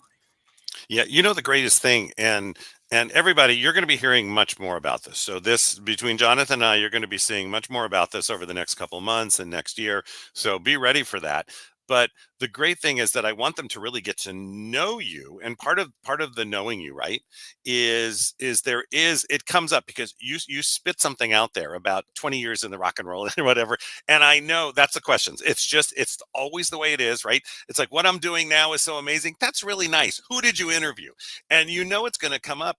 But you said, you know, you had this in school. You were frozen. You got the emotional intelligence. You realized there was nothing wrong with you. And look at the career you still created before that. And there was that part of happy but not happy, right? Fulfilled but not fulfilled. And I think the important part about this, and everybody should learn out there, is everything you do in life is part of your story. Everything that gets you in life is part of your story. And sometimes, Jonathan, don't you agree? You have to just go back and say, I did this, captures the attention, and then you can start training. Talk on that a little bit. Yeah, I mean, look, I spent 20 years in between radio, the music business, producing TV shows. And here's I relate to it differently now looking back. Of course, I had great times. I interviewed great people. But, you know, so most people have heard about this story happened a couple weeks ago where Perry Farrell, threw punches at Dave Navarro on stage. Well, I remember I was there interviewing Perry Farrell backstage. And afterwards, I just remember, my business partner at the time, and it was a great interview. It was a good time, and hey, and we were huge fans, right? So it was awesome. But we looked at him and we knew that he was high on something. And I hope I'm not talking out of turn, Perry. I'm not trying to say anything negative, but I spent a lot of time backstage, seeing a lot of rock stars doing a lot of things. And at that time, it's like we were in the mix of it, and it was cool. But, now in retrospect, I'm looking at what they were really doing. Mm-hmm. Here's what you got to know. Everything you do in life is to move towards a sensation or run away from a sensation. So what's a sensation? An emotion. Right? Emotions are just words we give on sensation. We give to sensations. We feel great and we call that happy, and we feel another sensation, we call that angry. Mm-hmm. And when I was working in the rock and roll world, most of us were running away from a difficult sensation. And I saw it. I mean, Taylor Hawkins of the Foo Fighters, he was brilliant. We worked with him. We did shows with him. He's not here anymore, because he was running from a sensation. Matthew Perry from Friends. Now, I didn't work with him, but he was running from a sensation, something he didn't want to feel. So I look back on those days and, man, yeah, we had great times, and we were on the road with Korn and on the road with Ozzy, and, and I escorted Ozzy to the bathroom because he couldn't find his way. I mean, I got so many stories that I could tell you from those days. And most of us were simply running away from a sensation. So was I. It's like, hey, thank God it's Friday, because now I can go to the bar and have a drink, so I don't have to feel everything that I was feeling. And that's why everyone feels like at the end of the day, you feel like you ran a marathon. You're like, I have no idea what I did today, but I'm exhausted. Why? Because you've been running all day long, running away from sensations, running towards sensations. And emotional intelligence is about stopping. Stop running in whatever you're feeling. There's not good or bad here. There's pleasant and unpleasant, right? Yeah, I like joy better than difficulties, but I had to call an ambulance this morning to get my stepfather to the emergency room because he couldn't walk down the stairs anymore. That was not fun, but it was an emotion that I had to experience, a normal human emotion. If you've been told, don't be sad, don't be angry, don't be afraid, you're basically being taught, don't be human, because all these are human emotions. And because so many of us have been taught that, we run away from all our sensations, and we go to the alcohol and we go to drugs. And that's a lot of what I saw. Yeah, again, there were great times. I was in the mix with all of it. But man, if I could go back, I would try and hold some of these people's hands and say, hey, it's okay to feel what you're feeling right now. You don't need to run from it anymore. And if we taught this to people, we'd have a lot more people alive today. In terms of music, we'd have a lot more art alive today. We'd be able to listen to some amazing things that we can't hear anymore because it stopped being created because people could not relate to their own emotions. That's what we got to change. Yeah, the important part about that too, and a lot of people is it's not just what we do. It's actually relationships, it's business, it's working with your children, it's grandchildren, it's life. And so, because there's a tendency, and I know Jim Kwik gets this too. Well, how does that make me make more money? Right? That's the thing, right? They want more money and they want more time.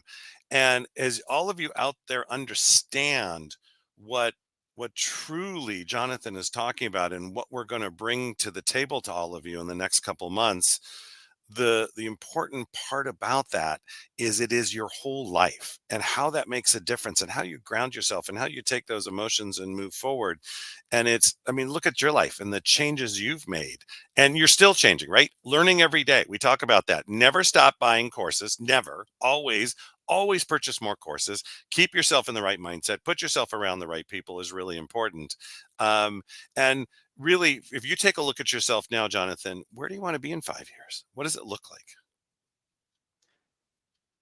Okay, the real answer to that is I have no idea, and that is Good. absolutely okay. Because here's what I know. Yeah, okay. So I want to touch 1 billion people with the self-love revolution, with emotional intelligence mastery. Sure. But I also know that that could change next year, because if you look back 5 years, if you look back 10 years, can you imagine the world that we have today, that we hear on StreamYard, across Facebook and YouTube, and I didn't even see all the links that we were broadcasting out to. I'm like, I'm going for this one. It didn't exist. So what I've learned is that there's so much change coming at us that I'm going to pause. Mm-hmm. I'm not going to worry about 5 years anymore. I'm going to worry about this moment. We spend so much time focusing on 5 years, and what did Jim say? What's the teeniest thing you can do today, right now? Because when we make that huge list, okay, I got to do this, and this, we go, oh my God, that's so overwhelming. How am I ever going to get this done? So what do? We either go to the bar, or we go to the couch and watch Netflix. We go to Amazon. What can I buy? Or we start cleaning the house, because at least you see some immediate change for that. So I want to study. I want lifelong learning. And for me, sure, yes, it's your business. I get it. We need money. It's all, and it's all of your relationships, but it's you. If you don't know you, Mm-hmm. you don't know anyone else. If I look, I went to Syracuse University, and I majored in communications. I went to Newhouse. My minor was psychology. Right. And it was all studying other people. If I were to rewrite a psychology curriculum, there'd be one course about other people, and everything else would be about studying yourself. Because when you study yourself, well, now all of a sudden you can understand others better. You Right. can understand and relate to people better. Your relationships become deeper, because you're not hiding who you are. Because let's be honest, most of us, we go, meet other people, and we're going, okay, who do I need to show up to impress this other person? Who do I need to show up as so I can get this other person to like me? We spend so much time putting on our costumes, physical that you can see, but also the invisible. We put on these masks so I can get, hey man, I hope I'm going to do this interview with Michael. And I hope at the end of the day, Michael will like me. I hope Jim's going to like me. I hope all these other people watching on Facebook and YouTube are going to like me. We can't live that way anymore. Mm-hmm. We have to become accepting of ourselves. And the magic is that once we accept ourselves and all of it, not just the happy, not just the joyful, but the happy, the sad, the afraid, all of it, then we become really comfortable in our own skin. We can take off all those masks, all this armor that we wear, and we can show up. And you spoke about money before. Look, money is simply a magnifier. If you are tremendously happy right now, if you're a giving person, if you're a philanthropist, you get more money and you're going to be kinder and more giving. And if you are in a state of fear and you're struggling, when you get more money, you're going to be in a bigger state of fear, because there is more to lose. There's a book. I want you guys to look up this book. It's called The 12-Hour Walk. And what he shares about, his name's escaping me, the author, but go to Google, go to Amazon, look up The 12-Hour Walk. And what he shares in the beginning is he's at this meeting with all these tremendously wealthy people, much wealthier than he is, and he's sharing his story story and the things. And this is a guy, he's an adventurer. You know, he crossed the channel between Antarctica and South America. Like, he's done all the adventure stuff in the world, right? And shared about his journey. And what did these wealthy people, he shares a story about one especially that came up to him and said, you know, I got all the money in the world. I can do whatever I want in the world. And this was an older person, but I don't have the joy that you have, because he was afraid of losing his money. If you start with fear and don't befriend it, I'm not saying don't be afraid. When you befriend fear, it loses its power. That's emotional intelligence. Befriending fear, befriending sadness, they lose their power. So the joy inside of you, not outside of you, the joy inside of you can rise to the surface. Yeah. Tony Robbins taught us this. All the joy you ever wanted to experience is inside of you right now. But you got to allow the fear to be there, allow the sadness to be there, so that you can experience joy. And if you do that, then all the money will be great and you won't live the regrets that many, not all, but many really wealthy people have. And that's that they never lived a life. Yeah, that's it. Well, thank you so much. We got to bounce, but Jonathan, thank you so much for being on. You know, thank you for your time. Thank you for the comments. Everybody, you're going to hear a lot more from Jonathan. Jonathan and I are doing stuff. You know, we're all doing stuff together. We're working together. We're changing the planet. But everybody, give Jonathan a thunderous round of applause with the one on the board. Jonathan, you go have a brilliant day. Be with your family. Take care of who you need to. Thank you for being on, and we'll talk to you again soon. Thank you, Michael. Thank you, Mo. Thank you, Los Angeles Tribune. And thank you all so much. We'll see you next time. Awesome. Take you. There you go. All right. We're going to bounce right to the next section. It is time to roll. Karen, are you ready? I knew it was going to. There we go. I got the board. There we go. All right. So we're going to bring up Dr. Rebekah. You know, the great thing about, first of all, this is I just met her just less than a couple weeks ago. And she said, yes, I'll be on wherever you need. I'm there, just because I speak in like 50 countries a day. You know, it's amazing that she jumped in. At the same time, what you're all about to experience is, not only had she been the chair at Johns Hopkins in neuroscience, but she's speaking for UNICEF. I mean, she said that and World Bank, but she said UNICEF. And right away, I'm like, you're in, you're done. I want you on. And I'm going to put you right next to Jim Kwik, because you're changing the world and the planet. So without any further ado, we know, Dr. Rebekah, we like our people to also earn their rights. So you'll talk a little bit about your background and what you do. We're going to bring you up to stage. Everybody give a thunderous round of applause for Dr. Rebekah. There you go. How are you today? Hi, I'm great. How are you? This sounds like you've had an exciting morning already. Oh, we've been busy.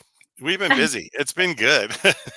So, you know, we just thank you so much for being here. We've got about 30 minutes. And first of all, where in the world are you? I'm in Vienna, Austria. So it's evening for me. Yes. Yeah. Oh, you're close to home. That's great. Because last time I talked to you, you were not. You were. Yeah.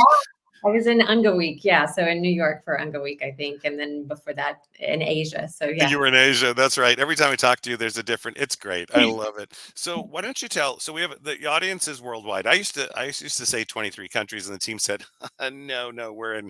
It's like they just track 70. It's crazy. But and we have a lot of people listening to this broadcast from their homes, from their cars, from their villages. So we have some who walk water to the well while they're listening to us. So tell them a little bit about yours. And Karen is our co-host with me today too. Karen Hall is amazing. She's been with us for the last couple of days. Just tell us a little bit about yourself, your background, and what you're working on right now. Sure. First of all, I'm delighted to be with you. I know we met not too long ago, but I'm always happy to come when people have such a massive desire for a ripple effect. So that's my kind of people. So I'm here for that as well. Hard to put 20 years of research and practice into 40 minutes, but try to hit a few of the key insights and tools, hopefully.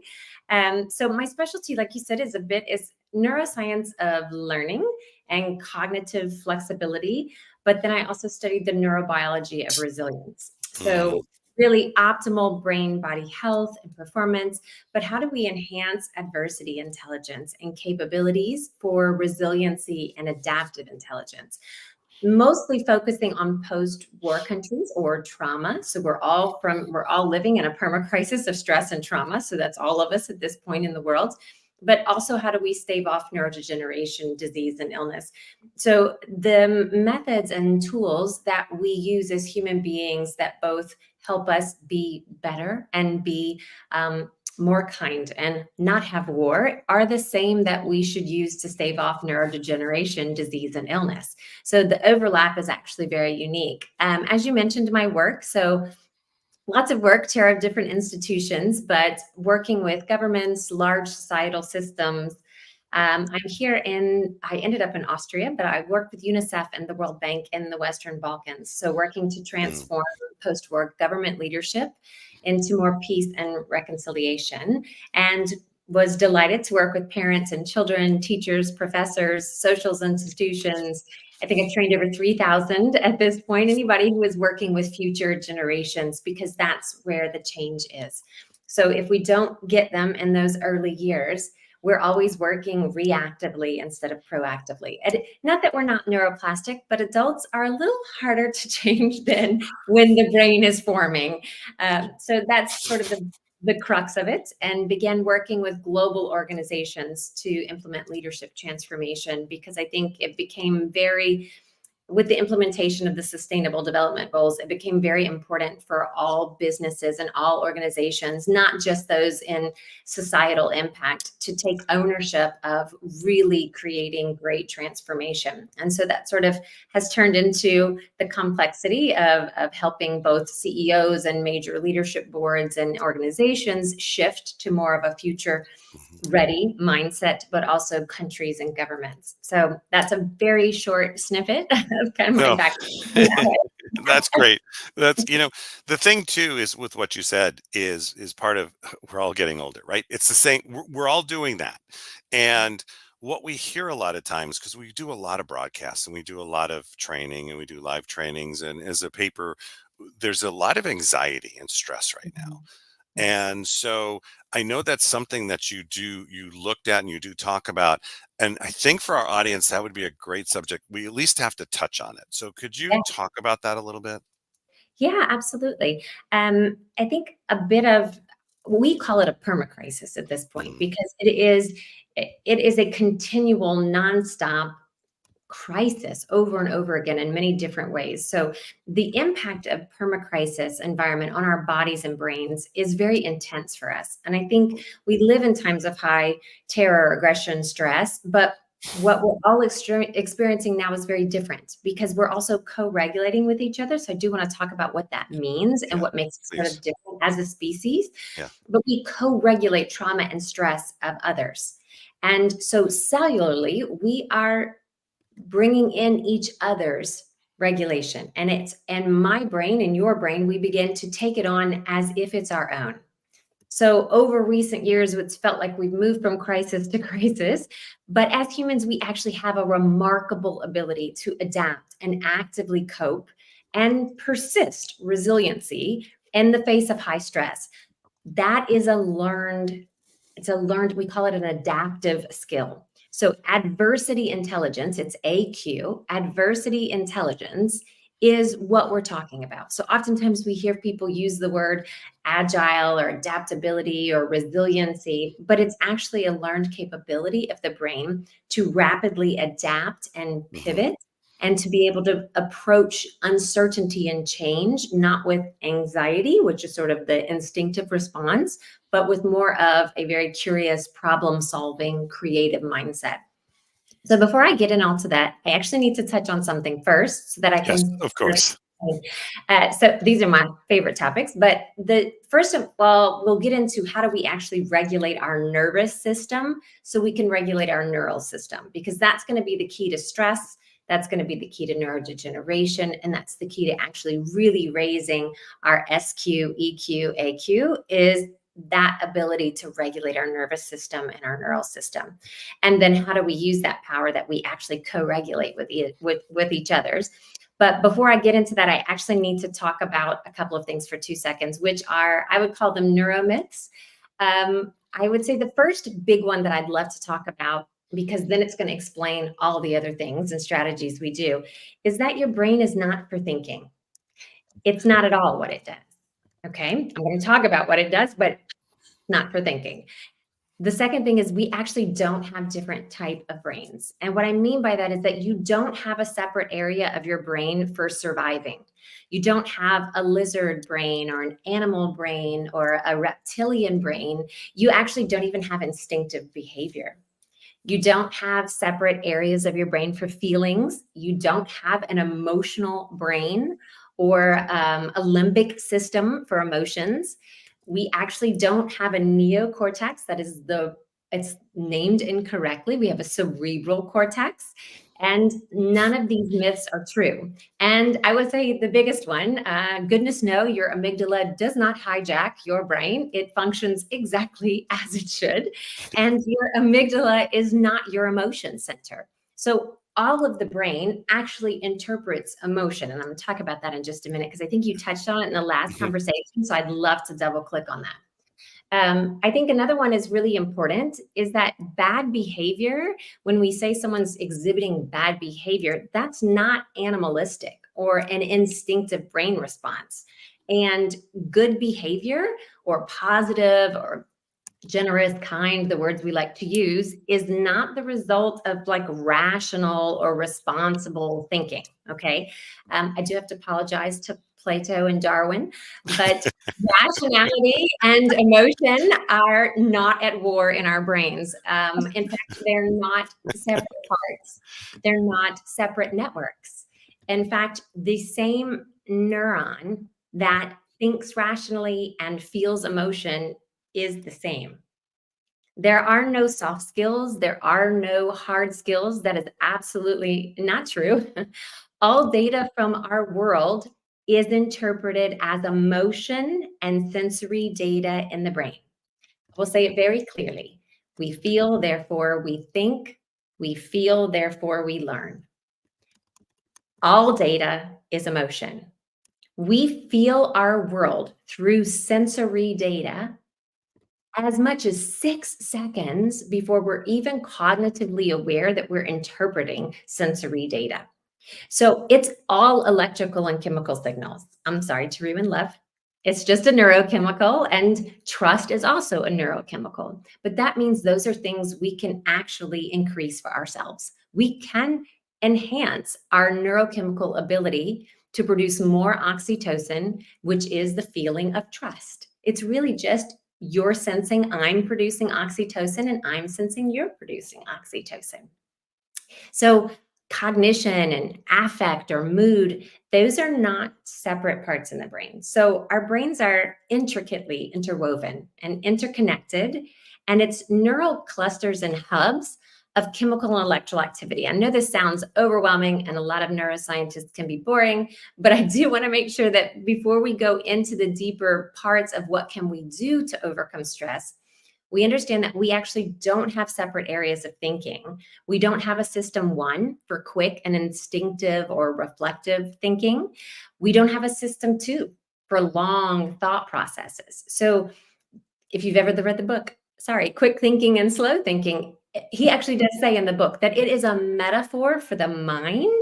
It's not how your brain functions.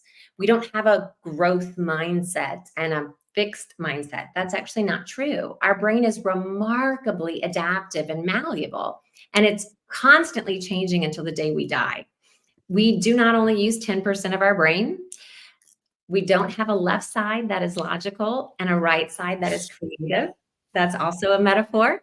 You don't have a language region or a visceral cortex. All of these things were disproved by neuroscience, most of them over 30 years ago. They're just remarkably prevalent in the way that we talk about our world, but our brains simply don't work that way. Our brain and your brain is a complex adaptive network. So you have more than 128 billion intricately connected neurons, all function as one flexible system. But its most important job, and this is so I had to tell you all of those things, is thinking. It's not feeling. It's not seeing. its main function is that it regulates a very, very complicated body. So it is a fancy word called allostasis, but your brain's function and what it is doing at all times, and its number one priority, is maintaining a body budget. So your brain is always regulating what I would call your spaceship. So it is an intricate network, completely connected, of so many systems and nested systems. And we perceive our world based on a body budget. So our brain is like a CFO. And as you and I talk right now, there is this massive production going on internally. Some people say it's a drama because it feels like a drama internally sometimes, but it is an intricate sort of spaceship. So right now, as you're listening to me, your brain is performing a series of calculations and predictions so that you can budget your resources: glucose, water, oxygen, salt, blood, amino acids, cortisol, neurotransmitters, hormones. Every second, your brain is interpreting waves of light, chemicals in the air, the vibrations of my voice, all of these things. It's interpreting to keep its body alive. We didn't even think about how your heart pumps 2,000 gallons of blood per day. And your respiratory system carries oxygen. You have 600 muscles in motion at any given time. So when I say it's running a spaceship, it's running like thousands of financial accounts in a giant multinational corporation. And all of this is now taking place in a very massively complicated and unpredictable external world. So, and then we add on that we co-regulate with humans. And so when we're talking about those pieces, the most important thing is to always think of ourselves in terms of deposits and withdrawals. Because every single thing your brain encounters in the world, it makes a value judgment based on whether or not it has the budget, it has the body budget, the resources to actually carry out those actions or do those judgments. Right. So in any piece of information that is coming in, it's immediately making a prediction and an action plan based on its body budget. So when we're stressed, we don't have the body budget. You will hear yourself think, I don't have the energy for that person, right? And your brain is saying, I don't have the glucose to spend on this person. My heart is stressed. And it's important for us to understand that taking care of our body budget is the only way we're going to be able to maintain and stave off neurodegeneration. And it's the only way that we actually encounter each other in the world. When you're stressed, your brain makes the decision. So stress can be very small, by the way. It can be an email. Pling. We all know how this goes. WhatsApp, it's some sort of a noise, something. It can be your partner breathing heavily. Let's tell the truth. We are so sensitive to someone else's regulation of their nervous system.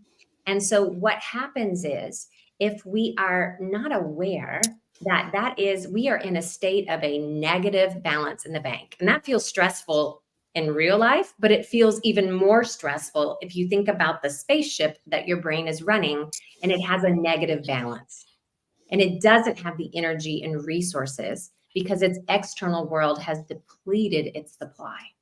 And so when that happens, it feels remarkably stressed. It will hold on to its resources for its organs, for its neural system, for its nervous system.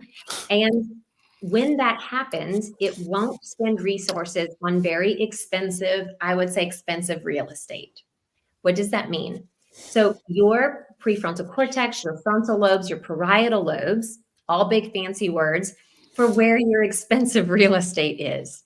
It is very expensive to have empathy. It's very expensive. It uses a lot of metabolic resources to take someone else's perspective. It uses a lot of resources to be able to do problem solving and critical thinking. It's a lot of resources to deal with uncertainty. So you can forget about creativity and innovation, perspective taking, moral and ethical judgment and ethical reasoning are expensive. And when our body and our brain is in a state of depletion, so we use the word stress, but that means a lot of things to the body. Simply not having enough hormones, let's talk about menopause and andropause, is a state of stress in the body. And when that happens, the brain will decide to protect its most important resource, which is its brain and its body. And if we understand that it's not that people are bad, or it's not that people are in a fixed mindset or incapable of change, when their brain and body is in a state of depletion because of chronic stress, because of the permacrisis we're in, their brain is holding on to resources, and it is not spending resources and not accessing those expensive real estate areas of the brain. So to ask someone to take someone else's perspective, it's not going to happen because they can't in the moment. And in order to really understand that, if we think about it, if you've ever been in an argument with a significant other and you're sort of in the stress of the moment, your brain doesn't actually even make long-term memories. It doesn't make well-formed memories. And I also want to talk about what a memory is, but it's not capable of doing those things in the moment because it's surviving in the moment. And so what's happening is when we have a depleted body budget, which we do, when we have a depleted body budget, your brain is not allowing you to spend resources on expensive actions of emotional regulation, which is why when people are stressed, us included, we don't regulate our emotions. If I'm hungry, that's a state of stress. You've heard hangry? Yeah, yes. Yes, that's a state of stress. And so my ability to regulate my emotions is not accessible to me in the moment because that's expensive. And so my brain will conserve its resources. It's not thinking. My brain is always, your brain is always focused on a body budget of a spaceship. Every single piece of sensory information that comes into its entire world, it needs to predict what could possibly happen. So that's the second thing our brain is always doing is prediction. That's why people who do visioning or can do foresight and future innovation, that's actually true if you do it in a certain way. So just envisioning having $1 million isn't going to work. No. But people try. But the point is that the brain is always predicting to learn and to be smarter, and because it's an efficient machine. So it's always trying to make sure it's regulating efficiently with its body resources. And so if we're understanding that all of these people who are talking about all of the strategies for managing the parasympathetic, so you talk about mindfulness, you talk about breath work, we talk about, implanted vagus nerve devices and transcutal vagus nerve devices and all of these things that we have. I could give you 30 different biohacking tools and strategies for helping get ourselves into a calm state instead of a stressed state. Those are really critically important as an AQ, an adversity quotient toolkit. Because no matter how chaotic the world is, if we have tools that work for us, so everybody is different, you need to try as many things as possible and find what works for you, because that's how we're going to be able to calm our nervous system so that we can calm our neural system. Because we're not being people would say, our higher forms of ourselves, but that's expensive real estate. So the ability to take perspective and to have empathy and to regulate my emotions and to do moral and ethical judgment and reasoning isn't going to happen when you're in a state of stress. This has Brilliant.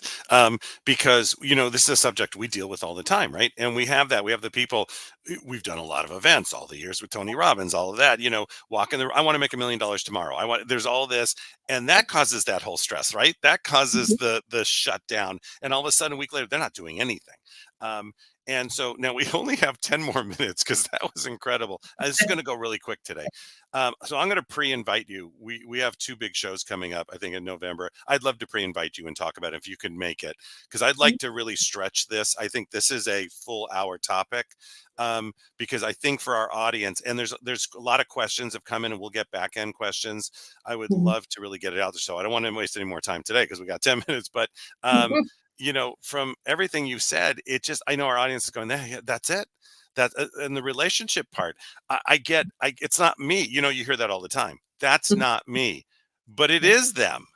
It's how you work with that. Karen, did you have a question? Yes, I absolutely. could see her. I have so many questions. Oh my goodness, because Dr. Rebekah, this is my favorite topic, is about how to regulate our nervous system and how to calm ourselves when our emotions are escalated.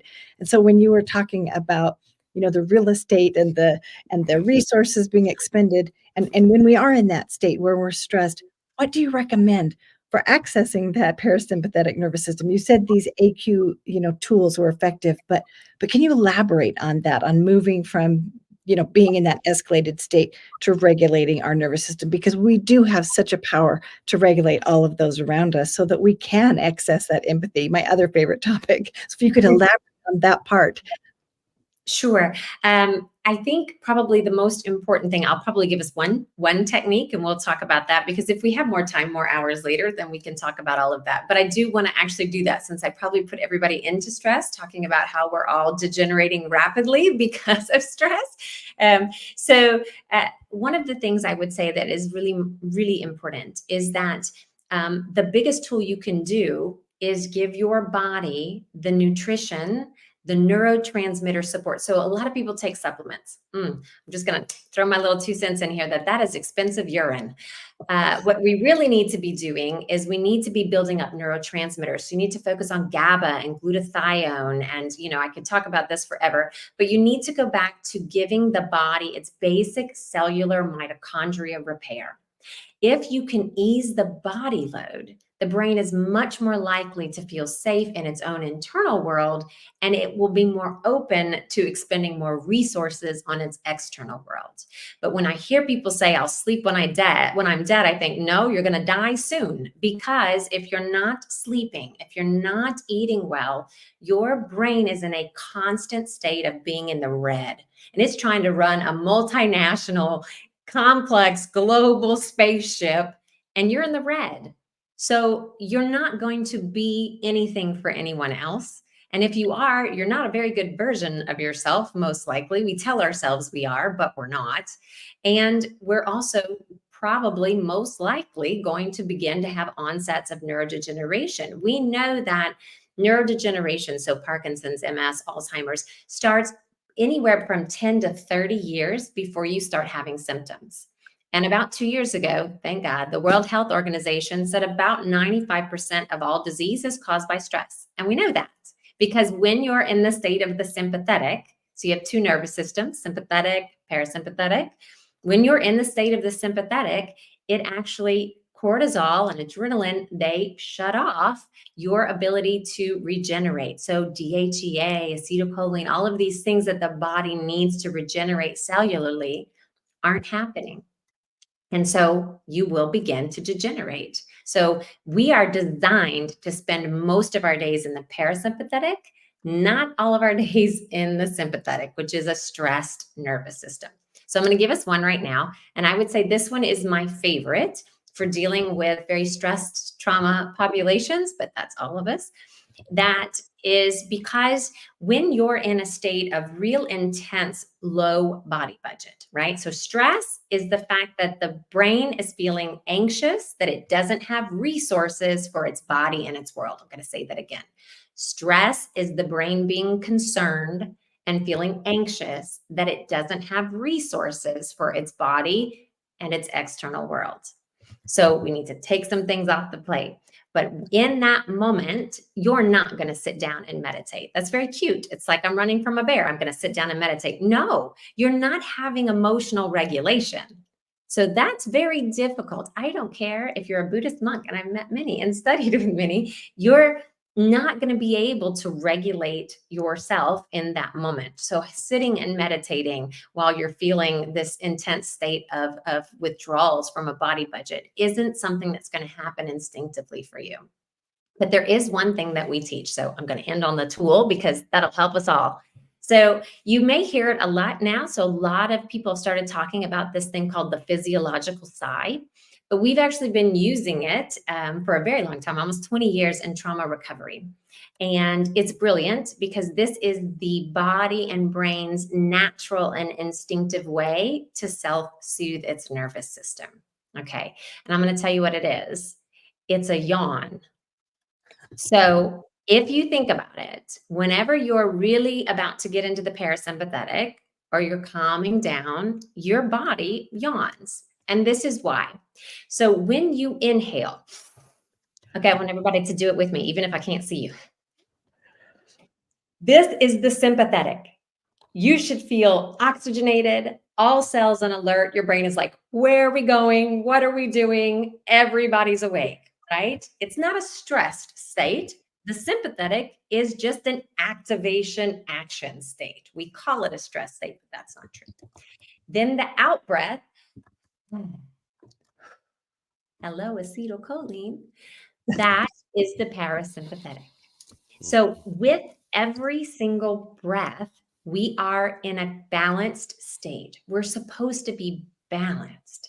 And so what you want to do is if you can breathe out, that's the parasympathetic. If you can breathe out for twice as long as the in-breath, you're going to regulate the nervous system. So if you can even simulate a yawn a couple of times until you really yawn, you can trick your body into getting into the parasympathetic that quickly. Here's the trick that you need to do, because you need to take in and activate acetylcholine release, and that comes through the lungs. So what you'll do is you take in a big in-breath, but then so probably like 3 counts. But then right at the end, you kind of go, and you just really fill up, because that's what you do with a yawn. You're like, and you do a real vocal exhale, because it's going to vibrate the vagus nerve. And we can talk much more about that in detail. But your vagus nerve controls your vocal cords. And your vagus nerve is the information highway between your brain and the body. And it's a light switch between the sympathetic and the parasympathetic.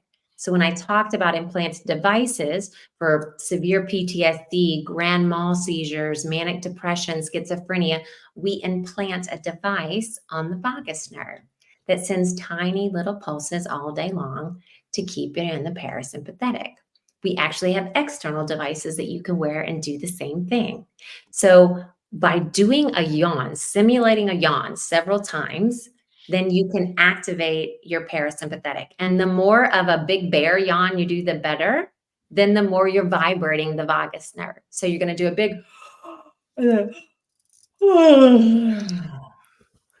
and you should feel your body tingle. Yay, Karen did a real one. It works. You know what's great about that is, I love that you gave permission, because right, because how many of us, as a kid, you did a big yawn, your parents are like, no, shh, right? They shut it down. Or you're in the middle of it's a family dinner or a theater, and I everybody out there listening to this, You should be. yeah, you now know why, right? Yes. You should be yawning. I'm telling you, it's going to be the rest of my day. Well, it's not, we've always thought it was contagious, right? Yeah, But it's actually not. We co-regulate. We regulate our nervous systems together. And if we don't have another human being, we die. So we need each other. Within a few minutes of us talking, about 3 to 5 minutes, our breathing matched, even though we're continents apart, our heartbeats synchronized. And if we're thinking about something together, our brain neurons will begin to mirror each other. Wow. We co-regulate so intensely that's why yawns are very contagious. You're regulating your nervous system into the parasympathetic, and it makes me do the same. Wow. Dr. Rebekah, I got to say, from myself, from Mo Rock, the CEO of the Los Angeles Tribune, from our worldwide audience, Karen, obviously, this has been phenomenal. This is the strength of this, because you gave them you gave them something simple they can do right away, that they actually don't have to. And this is, I can yawn, right? No, I don't want to work harder. No, I don't want to work out. No, I don't. You get all that, but I can yawn. And Yes. that's sometimes, doesn't that start the we've got to go, so I've been required, but that's how you start in almost peace in the world. I was thinking, if Yeah. everybody got together at a meeting and yawned first, right? This is Yeah, what I teach the teams. You should I come, love you it. should come with me now. We're teaming up. Yes, this is what I teach leadership teams. Take Yeah. off your shoes because you have more nerve endings in your feet Hmm. than any other place in your body, and you're pinching your nervous system. So take off your shoes and start yawning. Oh, I love it. Dr. Rebekah, thank you so much for this. It's actually, we're heading out on a bunch of stuff we're doing. We have to have a conversation. Amazing. This has been amazing. I want to thank you again from ourselves, our team, from Jim Kwik's team, because they're all watching, to everybody around the world, to what you're doing. Please keep doing what you're doing. Keep changing the world. Keep making a difference. And I am going to reach out to you. I'm going to send you a thank you right now. And I know you travel a lot, but I want to have a further conversation. And just again, thank you again from everybody on our team. Thank you so much for having me. Looking forward to the next conversation. Me too. All right. Have a brilliant day. Have a brilliant evening. Thank you. Yes. All right. Thank you, Dr. Rebekah. Okay, that was that was, yeah. We've heard, right, how many of the last, look at the last couple of years, just even all the people we've interviewed. I mean, just about everybody on the planet. Okay, everybody else is going to go, what do you mean? It was one of my favorite. I mean, because Dr. Rebekah not only made it clear and easy and for us to really get it, but it was all about the information. I think that's the greatest part. So, Karen, we got to keep moving. And thank you. I know she was just rolling, so I didn't want to stop it, right? No, Yeah, I was not going to let her go. it was so deep, but Ah, so applicable. I It was know. just It was powerful. amazing. All right, Alicia and Parisa, bring yourselves up, and Karen and I are gonna, I don't know, go. I'm gonna yawn. That's what I'm gonna do, right? I'm gonna yawn. Right, me too. So, all right, you two, have a wonderful time. We'll be back with you in a little bit. Thank you so much, Michael. Thank you so much, Karen. Wow, Dr. Rebekah's segment. There was so much information that she shared, and I love that she was debunking so many myths. I think it's really important to understand the science behind what we're experiencing and to really break down how the brain actually works, why it is out here to function. And I think it helps provide so much context with some of the other conversations that we're having today about how people are applying different modalities to their own everyday life. Parisa, I know you were listening in. What did you think about that segment with Dr. Rebekah? We had Jim Kwik on, and we are going to bring someone who is also a specialist in the space, our next guest, on in just a short moment. Parisa, over to you. Yeah. Okay. So I was like the most giddy little girl over here listening to that entire segment because I've had a long history of PTSD and I've dedicated a lot of my life, honestly, to learning about the brain, healing the brain, learning modalities that actually really permeate changing the structure, the temperament, all of the parts of the brain. And so as she was talking about when she got to the yawn, I was like, yes, she's talking about the yawn, like, because it's been such a life changer for me. And it's so simple. You don't have to feel like you have to have all of this knowledge to really shift how you're experiencing the moment. And quite frankly, if there's a moment that is just so overwhelming or so much more than what we can actually understand how to work through or walk through, having that one tool that you can have with you anywhere can change everything for your entire life. Like I say that with such conviction because I've walked it. So I am so grateful that everyone got to hear all of the knowledge that she shared and the ways she broke it down. Yeah. The debunking, yes. No left, no right. It's all just adaptable, you know. It is all adaptable. And I mean, honored to introduce our next guest, who's a transformative speaker in personal development and brain science. He's empowered thousands, hundreds of thousands of people to really unlock their full potential. Sikes is an expert in mindset and neuroplasticity, blending psychology, neurology, and practical tools to help individuals and organizations achieve extraordinary results. And Rex, I want to bring you into this conversation with us today. Welcome, welcome. I know that we were just listening to Dr. Rebekah and you were tuning in. Would love to hear your thoughts on today's conversations. Oh, God, thanks. Great question and good to be here. And I'm really happy to be following Jim and Jonathan and Dr. Rebekah for the simple reason is that there has been so much misinformation and myths and lies and intentionally or inadvertently for so many decades that, we need people like them, like me, who've been telling people the truth for as long as we can tell it, because social memes, social conditioning, the stuff that we've been passed down, that we learn, the kind of things that happen on a day-to-day basis are oftentimes counterproductive for ourselves. The things that we hold in our mind and in our body are counterproductive or counterintuitive because of what we've learned to accept as truth. So when someone comes along and tells you, hey, you know what, it doesn't work that way, it works this way, pay attention. Now, having said that, it would be completely irresponsible and it would be of great hubris to believe that science has the answer, because science only has the answer for today. This has changed over the years. And so tomorrow we might discover something completely different and something that is far more meaningful. But good science, or should I say good scientists, will always update and adjust their theories.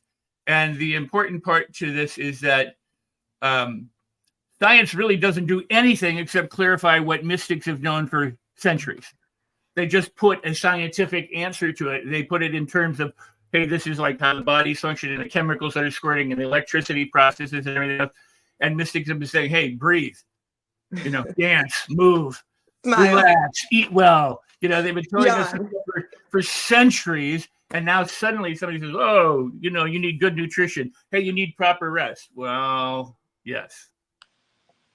So I love it. I love them. And I'm appreciative that they're there. My work really, if you don't mind me continuing for a second, very spiritual. I mean, it's always been very, very spiritual and based in spirituality, meditation. And the thing about it is that in the early 80s, when I started this work, I was teaching things like the joy of learning and how to learning to learn. And nobody wanted to learn anything. They all wanted just do it. Don't tell us how to learn. But learning is what we do. Learning is who we are. That's the one thing that humans and animals seem to share in common, or all organisms, is that they can learn or be conditioned. And that's so cool. But on top of it, and what Rebekah said that I really do love, the yawn or a sigh, those kinds of things are really important. But the mystics have said forever, breath, we're connected to the breath. So here's how I view us, because she talks about, we are like co-collaborators, we co-regulate, we have mirror neurons. Well, yes, like the trees have roots underneath, we're all connected, but we are one organism. The entire universe is one thing. We think that it's different. We think that there are rocks and there are animals and there are plants and there are people and that there are different people and there are different processes and left and right hemispheres and all this kind of stuff. We're one organism. And if you think about it, all the organisms that are alive in the universe that we're aware of breathe. They inhale and they exhale. They respire. So here's the thing. We are all cells, just like the cells of our body, working together sequentially and simultaneously collaborating to keep this organism going. And some cells die off as some people die, and other cells are replaced. And they say your body reproduces itself every so many years. Well, that's what the universe is. So there's no difference. What humans are good at is dividing things and categorizing. So when it comes to insects, we have all the different kinds of insects and where they are and their locations and how long they live. We do that stuff. So we do the same things about ourselves. We have our thoughts, our feelings, our emotions, our diets, our sleeps, our rest. But really, it's all very, very simple when it comes down to it. And what does that mean? It means you need to eat right, you need to get the right amount of rest, you need to move your body, and you need flight. And that's what they've been telling us for as long as humans have been alive. And suddenly we have emotional intelligence, diverse intelligence, thinking intelligence, IQ. We have all these different kinds of things because we categorize. We like to make labels and do other stuff, but it's really quite simple. Rex, that's really fascinating. And you mentioned thoughts, and you've worked over decades to help teach others how to reprogram their thinking and their behaviors through the power of their brain. Can you talk a little bit more about that work that you've done with reprogramming and the sound work that you do to help people advance and push through their own limiting beliefs to really ultimately fully embrace all that they are?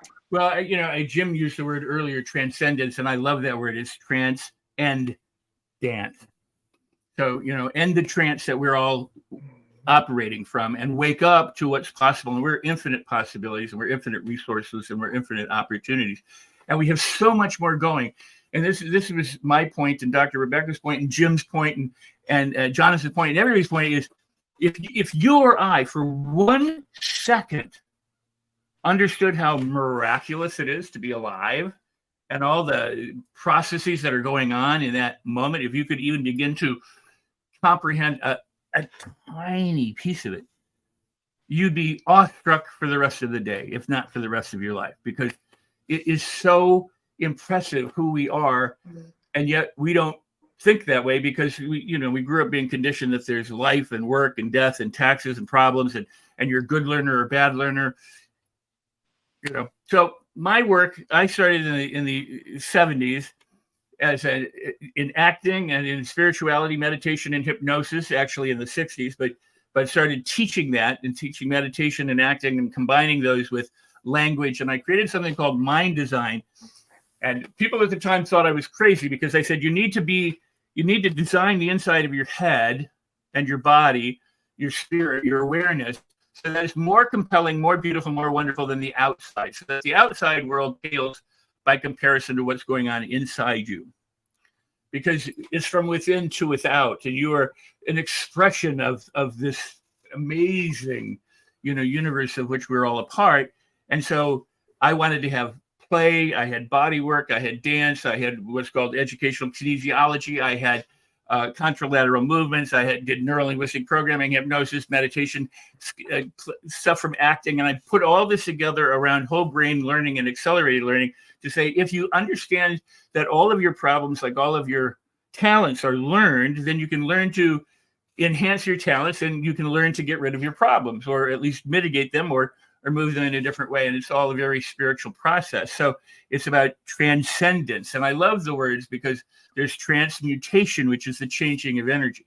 How do you stop it when you're anxious? How do you stop it when you're frenetic? How do you stop it when you're worried? You move your body. Do you know what EMTs do, and fire department and people, first responders?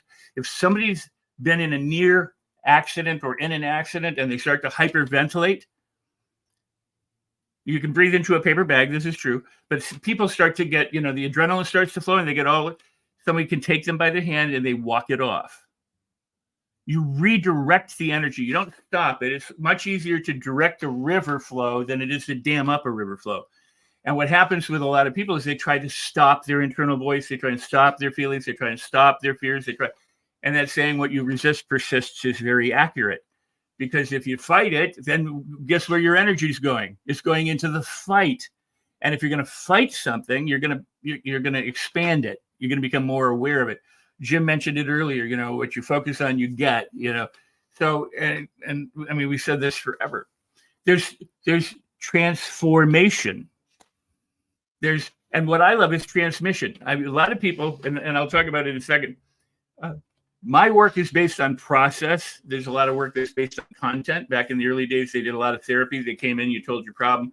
Somebody wrote me the other day, said, I have this problem, blah, blah, blah, blah, blah. And they didn't tell me all of it. And I said, well, I'm happy to work with you. And they said, well, because I know you, I don't want to tell you my story. I'm like, I don't need to know your story. It doesn't have anything to do with being able to help you.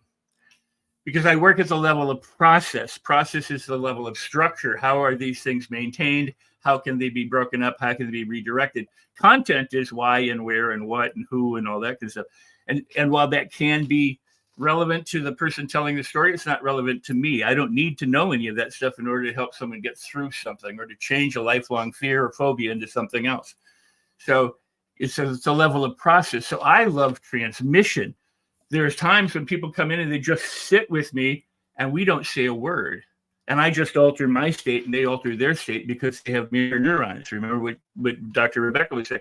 So as I alter my state and I go into, you say, a theta state or a meditative state or into a kind of a no state, then they get to join me. So some things are resolved that way. Other things are resolved in different ways. But the point is that you don't have to be wordy and go, here's what my problem is. But society would tell you that you do. In the same way that it would tell you, learning, don't learn, we need a hack, we need the how-to, we need this, we need that. Just give me the quick, easy method kind of thing.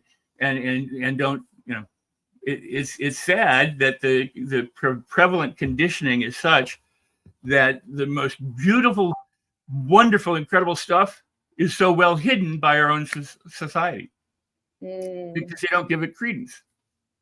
Right. And Man, so, you're dropping these bombs. Well, thank you. But I mean, that's what I've been doing for, almost 50 years now, or 50 or more years now, is to try and help people understand. And this is the big one, but thank you for that, Priest. Here's the big one. If you say, this is going to be hard, it's going to be hard. Or it's going to be harder than it would have been if you said, well, let's find out how easy it's going to be. See, our beliefs and our expectations govern what we pay attention to and govern what we discover about what we pay attention to. If I say, I'm expecting an elephant to come running into my house right now, probably not going to happen. Okay, that's an outer thing. But if I say, I feel like I'm getting a cold right now, or I don't think I can accomplish it, that's a statement, that's an assertion, that's a declaration about myself. And if I'm making those kinds of assertions or declarations or affirmations about myself, I think I'm sick, I don't think this will be easy, this is going to be hard, nobody understands me, I'm stupid, then guess what? That's what you get to find and that's what you get to discover. So my work for 50 years has been helping people transcend that, transform that, transmute that, and how? Through transmission, through transmutation, the changing of the energy, the redirecting of the energy, a transformational process so that they can transcend their limitations. I love how you shared about the river. Like, it's a lot easier to redirect it to a different direction, different path than to completely dam up the river, right? And it's such a basic example, but the thing I want people to really see about what you shared in that is that you're not indicating there's wrongness about the river. There's no wrongness, right? And you're like, oh, okay, it's acceptance of and choosing then to go in a new direction, right? So I think with that, I'd like to know if I'd say maybe like one or two things that you hear pretty often, pretty commonly, that society ultimately, like we have these general beliefs about things that are technically incorrect. And if you could state one or two of those, but then also share the replacement thought for it. So there's no wrongness in that inaccurate thought, but to then redirect it to the accurate. That it's hard to change, or that I don't need to change, or that change is easier for somebody else, but not for me, or that I need a quick, easy way to do that, like a hack or, a shortcut. If you give yourself a shortcut, you miss all the wisdom that comes from experience. So while you might get a result, you won't get as good of results as if you went through all the trials and tribulations that were there. So instead of trying to get shortcuts, instead of trying to avoid hardship and difficulty, go through that, but learn how to transcend it and transmute it and to transform it. If you're on fire and you're running out of a building, what do they tell you to do? Stop, drop, and roll. They don't say quit running and burn up. They tell you to keep moving, but they tell you to stop doing what you're doing and do something different. Drop, quit running, because the air you're running is fueling the flame. And now keep moving, but roll it out, roll it out, roll it out. That's directing your energy in a different way. And so I created Mind Design, which is a powerful program about dance and play and joy and living your life fully and vibrantly. And from that comes directed questions, which is how do you direct your mind? instead of trying to stop your mind, direct your mind in a new way so that you feel better. Because as Dr. Rebekah pointed out, it is all about emotion, because that's how the brain works. So thinking, you change your thoughts in order to change your feelings. You change your feelings to change your thoughts. You change your thoughts and your feelings to change your body movements. You change your body movements to change your thoughts and your feelings. We are a cybernetic system, and they all affect each other. You've got a head and a heart. If one of those is missing, you don't work so well. So the same thing is true with our thoughts, our feelings, our words, and our behaviors, our actions. They are equally important and interdependent. So I also created the attitude activator, which is going back to the beliefs and expectations. Unless you have a powerful, positive, optimistic, wonderful attitude, and that, by the way, does not mean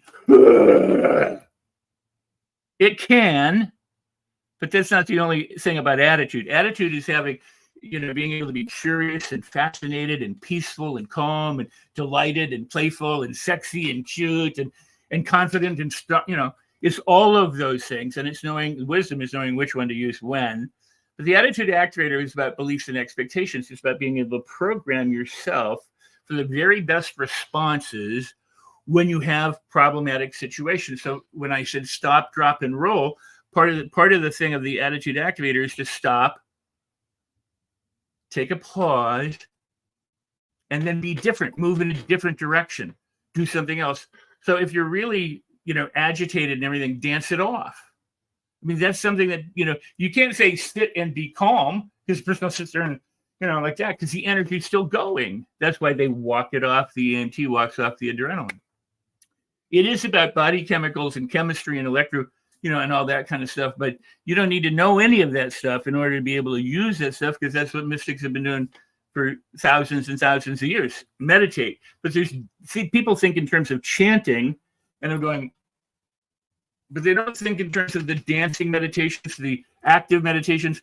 Osho had, for example, he had dynamic meditation where you jumped and you shouted and you did things. And then there's Kundalini meditation where you shake and you do. Now you get on Twitter or TikTok and they're going, shake your body. And well, we've been doing this for centuries, but having lived with Osho, I mean, we've been doing it, for at least 50 years, 60 years or more. So it's kind of like it's like, just look around. Everything that you want to know is there. And if you want, you can Google me. Maybe you'll find some of my old articles on learning and the joy of learning and recapturing that joy and all these different. Because I used to write for training manuals and different things and journals. So you just want to live fully, and that's why I say celebrate everything. Wow. That's so powerful, Rex. You talked about the attitude activator. Earlier, Jim Kwik was on and he was talking about have a to-do list, but in the past he's mentioned have a to-feel list. So what are some feelings that people can kind of think about or try to invoke as they're out in the world, as they're learning more? Because research shows that how you're feeling impacts how you actually interact with the information that you're learning. Well, the sad thing is that when people learned in school, they were told, pay attention, sit there, shut up, take notes, and if you don't pass the exams, you're a bad person, go sit in the corner. So when people try and learn things, they get all panicky and freaky and they screw up their face. One of the best things you can do is smile. Smile, breathe, yawn, sigh, release everything, shrug your shoulders and drop your shoulders.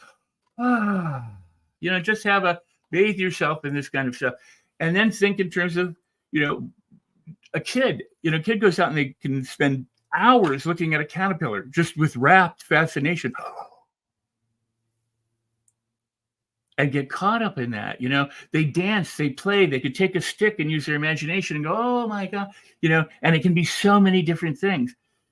What's happened for adults is that we forget what it's like to be a child. And if you can go back and be that child, especially if you think about infants before they get conditioned into who they later become, a baby's like, and you hold some shiny object and like,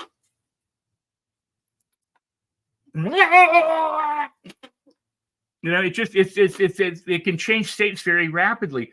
Well, you and I can do that too. And that's what I teach. But I mean, that's what people seem to have missed.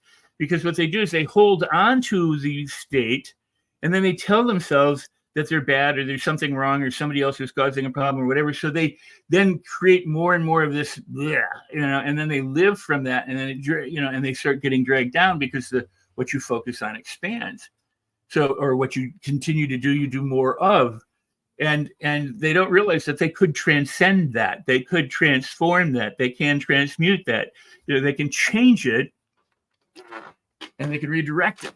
So, but it's a knack, really. It's just a knack of learning how to do things, with joy and enthusiasm, with optimism, with the faith that, what, and here's one for people. They go, I could never do that, or I can't, I don't have the money, I can't afford it. Whenever that goes off in someone's head, what that says is that's the reason that they're using that, and it's tied to certain feelings or whatever. I mean, it's a myth, but that's whatever they believe is what's true for them. And it could be otherwise.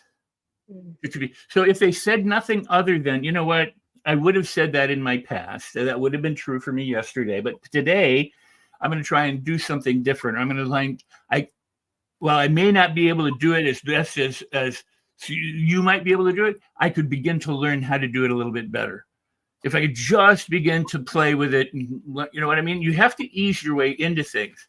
And for a lot of people, they just say, well, that's impossible. It's not worth my time or, whatever. But it's the little joys, the little steps, the little celebrations, the little wins that it's like that little drop of water that cut, the Colorado River through the Grand Canyon. A trickle done consistently, persistently for long enough becomes a gusher. And so, what you're willing to initiate, if you will initiate it and maintain it, can become this flood of just marvelous positivity, beautiful, beautiful feelings and delight. So good, Rex.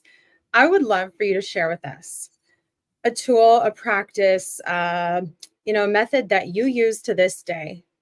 That's something that you still actively use. I think it'd be really powerful for those that are listening to see that even the ones that know all the information and have all of the knowledge after all of these years and the experts, that they still use the tools, allow them to connect with you. What would that be? I should do that again? Yeah. I should just repeat what I just said. Yeah.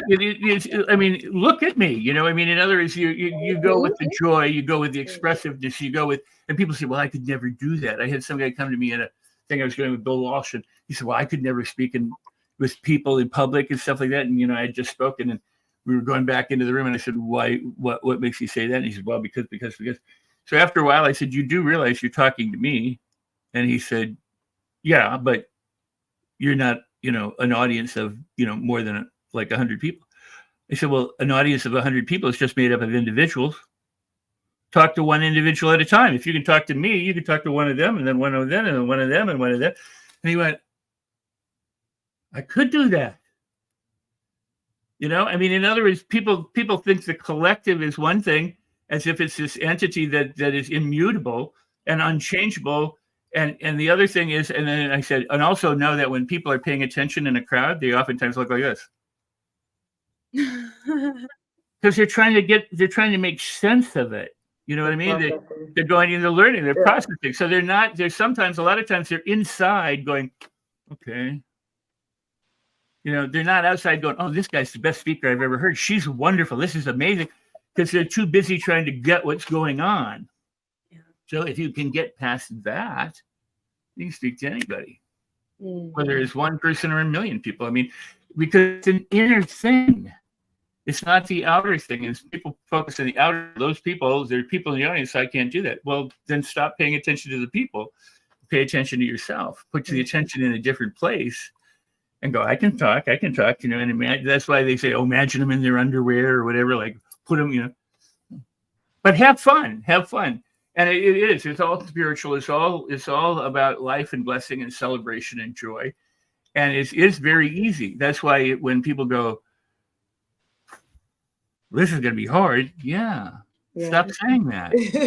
You talk about it in your book, Life on Your Terms. Yeah. If you say you want it or you don't want it, you're attracting it, right? Because you're putting that out there. What are 2 or 3 principles from life on your terms, your book that really breaks down how to have different kinds of conversations with yourself. What are 2 or 3 principles that you'd like people to understand or explore as we go into closing remarks? Yeah, I have to get the book because we probably won't have time, but there's no such thing as self-sabotage. And good. You cannot sabotage yourself. Your brain can only do what your brain has learned to do, so it will do what it's learned, whether you want it to or not, because that's what it's learned to do. It's just processes, as Dr. Rebekah said, just electrochemical processes. There's no human in there talking to you and going, I'm going to screw you up. I'm going to mess you up. There's no angel or demon on your shoulders. There's nothing like that.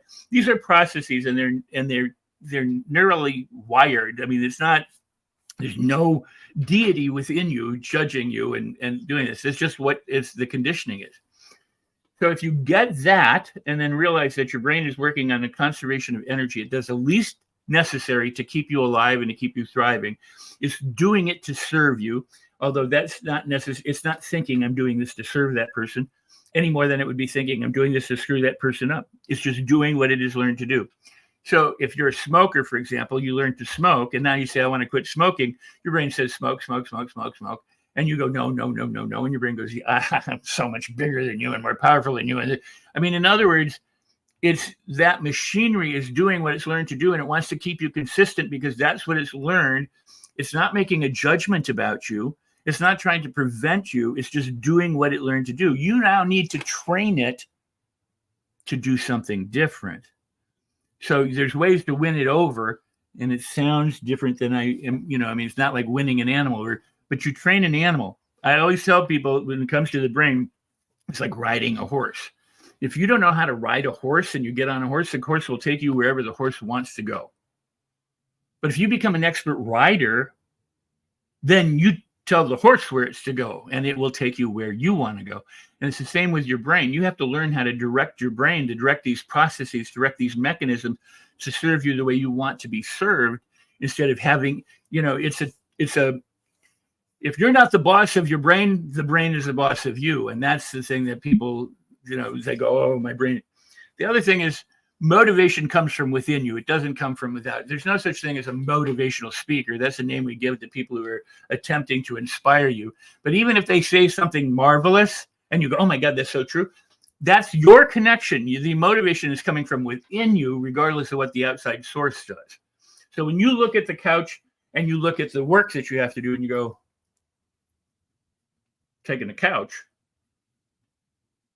that's an inside decision. So you can look at the couch and go, that's really good. Or you look at the work and go, if I get that done, I'm going to feel a whole lot better. That's why Muhammad Ali said, in spite of hating to train, I train because I want to be a world champion. I want to be the greatest. So if I don't train, I won't do that. So his why, his motivation was intrinsic. It wasn't somebody going, I'm going to bust your ass if you don't go out and train, or a accountability partner, although those are good to have. It was he wanted to be the greatest, and so therefore he did what was necessary to do. So that's another principle. And thirdly, whatever you focus on is what you get. So yes, if you think of something as a problem, it'll be a problem. If you think of something as a blessing, it will be a blessing. I say celebrate everything. If you celebrate your hardship, you'll go through. I'll give you a quick example. I made myself a beautiful breakfast this morning. I had onions and I put some baked beans in there. I had steak, I had eggs, I had, the whole thing. I made this big protein breakfast. I took it in the other room. I set it on the table and I turned around and pulled it right off the table onto the floor. Now, in my olden days, you talk about, so I would have been, and I went, okay, I guess I get to eat something else again, different today. I've done this before. This is like the second time in my life I made a gorgeous breakfast and dropped it on the floor. And so I cleaned it up. It took a significant amount of time to clean it off the floor. And I went into the kitchen and I cooked some eggs and some other things. And I didn't have steak anymore because that was the last of the steak that I had. I didn't have any more beans. So that was the last of the. But I made myself a different breakfast. So you know what? Life changes. Things change. That's and nothing's guaranteed. So you can sit and moan and complain about it. I could go to the gas station and go, what happened to me this morning? And do that to everybody at work or whatever. But instead you go, oh, well, okay, something else is being offered. If you can approach your troubles or limitations or obstacles or problems or whatever you want to call them as opportunities for something else to occur, and give up the idea that you have to control the outcome, then the adventure known as life becomes a real adventure. Then instead of being caught up in problems and disappointments and loathing and hating and blaming people and complaining and whining about yourself or others or circumstances or events, you just celebrate everything that goes on. You go, okay, wasn't what I expected, but let's see what else is coming. Helen Keller, the blind lady, right, said, the problem with most people is that when one door closes, they don't see the next door that opens. And so there's always another open door. You just have to be willing to look for it. And most people won't look for it unless they transform themselves by the renewing of their mind. So this is the day the Lord hath made, rejoice and be glad in it. And it doesn't say, just rejoice in the good parts. It says, rejoice in it. Whatever the day is, rejoice in it. If you could get to the end of your day, regardless of what's going on, and go, thank you, this has been a marvelous day. Thank you, and celebrate, then guess what? You win, you live, you're delighted, and you spend more of your time with bathing yourselves in those wonderful brain chemicals that we all talk about. Yeah, wow. Thank you so much, Rex. There's so many gems in what you just shared, and talking about those storms that Jim Kwik earlier, he said, and I wrote this down, some storms comes because they're here to clear our path, right? So you never know why your breakfast got knocked down this morning, and you were able to exactly. and I could say, well, it got knocked down so I could have a different breakfast, or I could come up with anything. That's content. Yeah. I don't work with content. It's not important. Work with process.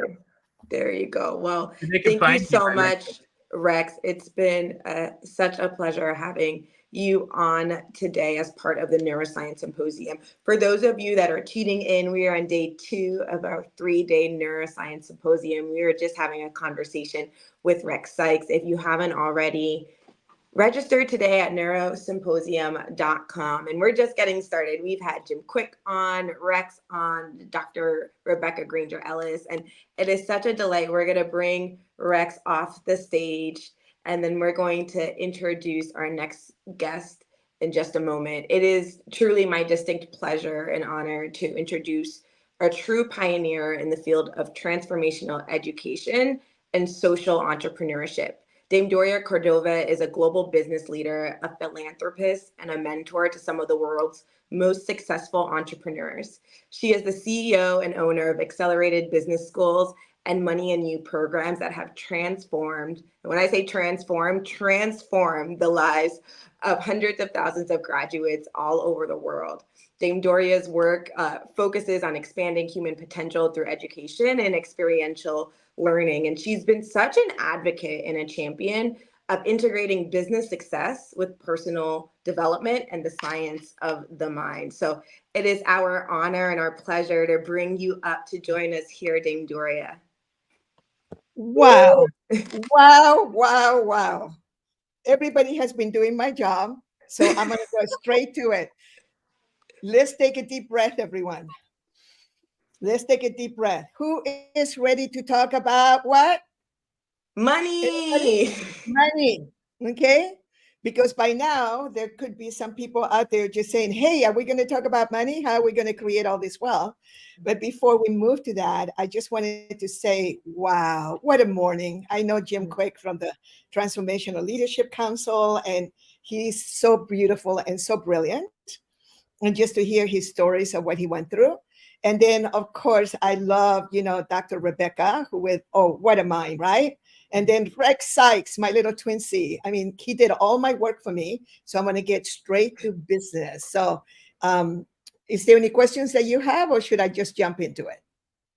Dame Doria, I know that you've been tuning in all day. We'd love for you to dive into the brain and consciousness and how you bring that into business and leadership, and then reflect on your thoughts of so many of the concepts that you've heard on today, because I know that you have your own flair and perspective that you'd like to share with us today.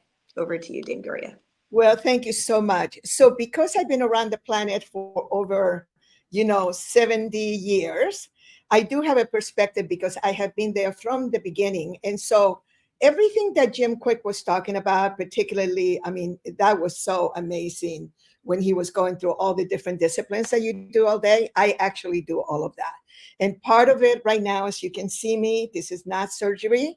This is actually life. This is working on yourself constantly rewiring your brain. So, I mean, I just love that teaching. The other thing is that I wanted to share about Dr. Rebekah because I had some people that were texting me and they felt like there was this conversation that was invalidating, left and right brain teaching techniques or whole brain teachings and all that. And it isn't. What she is, she's a science that was talking about the brain. She was talking about the brain. And so there's a difference that Buckminster Fuller taught us between the brain and all the things that she says absolutely correct. And then there is a thing called the mind. And the mind is the one that actually connects all the dots. This is Buckminster Fuller's greatest teaching. And the more that we connect the dots, the more that we learn, the dots connect faster and it makes us more intelligent. So it behooves us to not only put in information to keep learning and learning, but it also is very important for us to understand that there is something much more than that, much greater than that. And this is where I have to refer to the transcendental meditation, to the university that has probably spent more money than anyone else in research. And most people don't realize that the TM organization, the university, I believe is in Iowa, they have literally spent billions in research. And the research is the connection between the brain, the mind, and consciousness. Now, we don't have enough time because that is my favorite subject. Because for the last 45 years that I have been leading the Money and You program, Money and You was the first program that would start what was then called left and right brain teachings. And that was that it brings in all the different music and colors and all the different aspects that make somebody a fantastic learner. And the number one thing that we do is to teach people how to learn. Most people, when they attend Money and You, don't even realize that we're teaching them how to learn. Like the first hour, it looks like contextualization and what is it going to be all about? Because the one thing we have discovered is that the brain loves to have the big picture.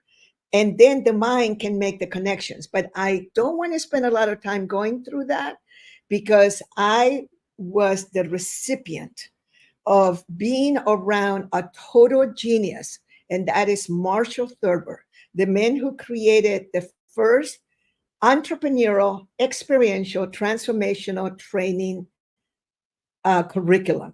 Okay, and that was why I inherited and have been doing for 45 years. The signature program is Money and You, but the first program was the first business school for entrepreneurs of its kind, where they were teaching people. They discover that traditional education, that traditional business schools were not teaching. They were not teaching entrepreneurship. What is entrepreneurship? The things that happen on a daily basis. You need to know negotiations. You need to know people skills, how to lead, how to be able to communicate clearly, to understand all the different personality styles. So I just wanted to share with my friends that got a little bit confused about Rebekah's teaching because she was talking in absolutes, and it's something that we teach in our business school and in our Money and You and in our training of instructors. Don't speak in absolutes, because as soon as we speak in absolutes, people are going to react and have a whole other point of view. And this is where we need to bring you the teachings of one of my greatest favorite person that wrote a book called Good to Great, Jim Collins. He wrote that book, I believe, in 1999, the year 2000. I highly recommend that you read it. And one of the traits of a very successful leader is the ability to hold simultaneously completely different points of views. So I'm going to teach you how to learn right now while you're going through this whole symposium. Listen to everything that is being taught to you. Listen to everything that's being said to you. And what you want to do then is you then become an avid student of the one area that really matters to you. And one thing that really matters to people is money.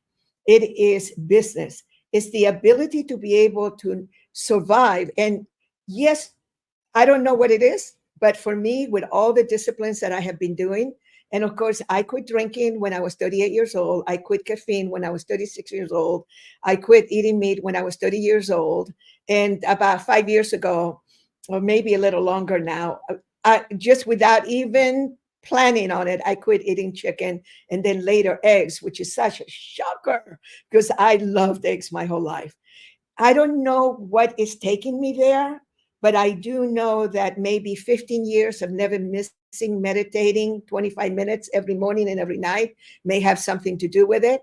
It may have to do with all the research that I do, all these beautiful symposiums that I just sit here. I'm riveted. I'm trying to write the money a new book and I'm going, oh, I have to listen to this because it's so good. And I'm telling all these friends, and aloha all my friends that are joining right now through all the different ways, because I said, this is one of the best symposiums that I've seen because it does have opposing points of views and it has all these different points of views, but that's part of learning. So what we want to do is we want to learn how to learn. And so beautiful Rebekah was talking about that you will not hear, somebody else's point of view. Well, I have trained my brain. I have trained my brain to absolutely hear another points of views because immediately I feel this little thing that happens when somebody is not agreeing with me. And I take the breath, this all breathe. I take this deep breath and I go, oh, there's a part of me that's definitely not agreeing with this person. And then I literally have, things that I say to myself is that, Doria, you are a lifelong learner. You want to learn this other person's point of view. You want to know why this person is completely different than you are, has a completely different point of view, including possibly about politics or another. And then I listen intently, but all of that has been training. Now, when it comes to money, so she was having a conversation about, she didn't quite touch on it, but I have had conversations with beautiful scientists like her. I sat next to one on a business class, beautiful flight across the planet with somebody like her. Oh my God, both of us did not sleep all night talking about all of that she knew and all of that I knew, and what the social proof that we have been able to show through the years, including my personal experience. And it was the most fascinating thing because it was like, no, there's no such thing as the law of attraction. And it was like, I understand, and here I'm like, want to jump in. And it's no, just listen to this. And then I began to speak about consciousness. Well, no, consciousness doesn't really exist. Consciousness is all in the brain, blah, blah, blah. And then I introduced her to the work that the TM, the Transcendental Meditation people have done, because I haven't spent billions of dollars on those studies. They have. And I said, would you be open to reading about that? So what I was doing, we were playing a beautiful game of tennis where we were training each other. So in business, this is the same thing in negotiations. As you're working on oh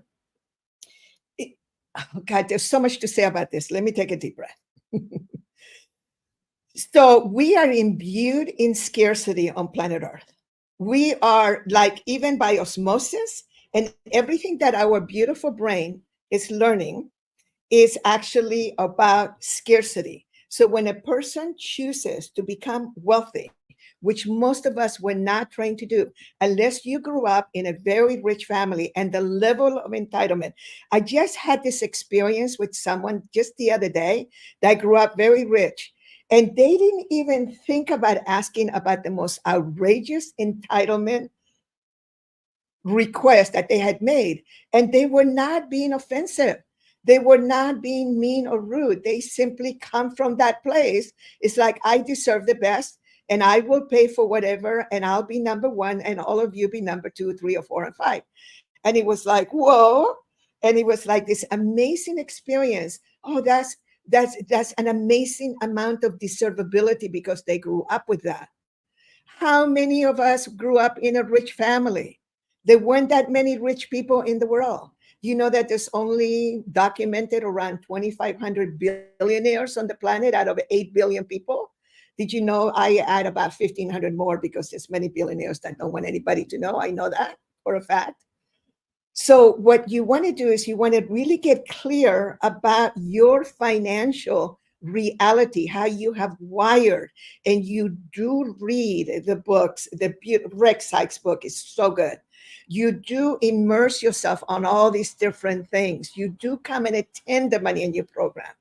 You do go to my fridayswithdoria.com and download under resources the deservability exercises, because I can guarantee you my social proof is all the big boys and girls out there, including Tony Robbins, including Robert Kiyosaki of Rich Dad Poor Dad, who was my business partner for 9 years, and I was around him for 17 years.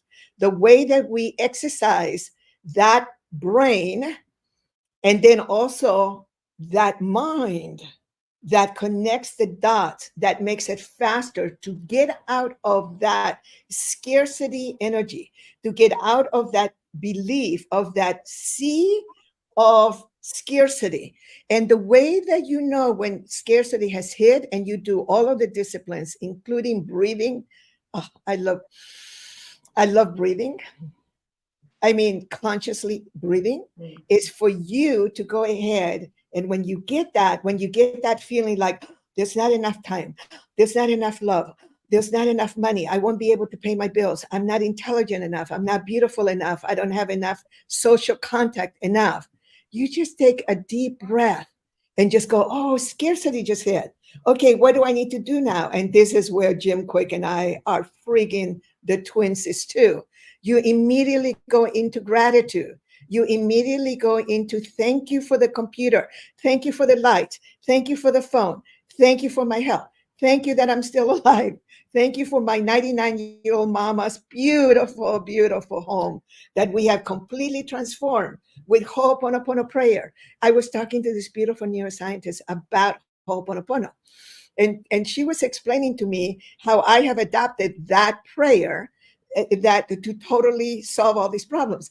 I said, not quite. I'd like to think that I am God, and I'd like to think that I'm just this brain, but no. And I have had conversations for hours with Tony Robbins about this, which through the decades he evolved into it. His second wife, a beautiful, beautiful sage, brought in this whole other level.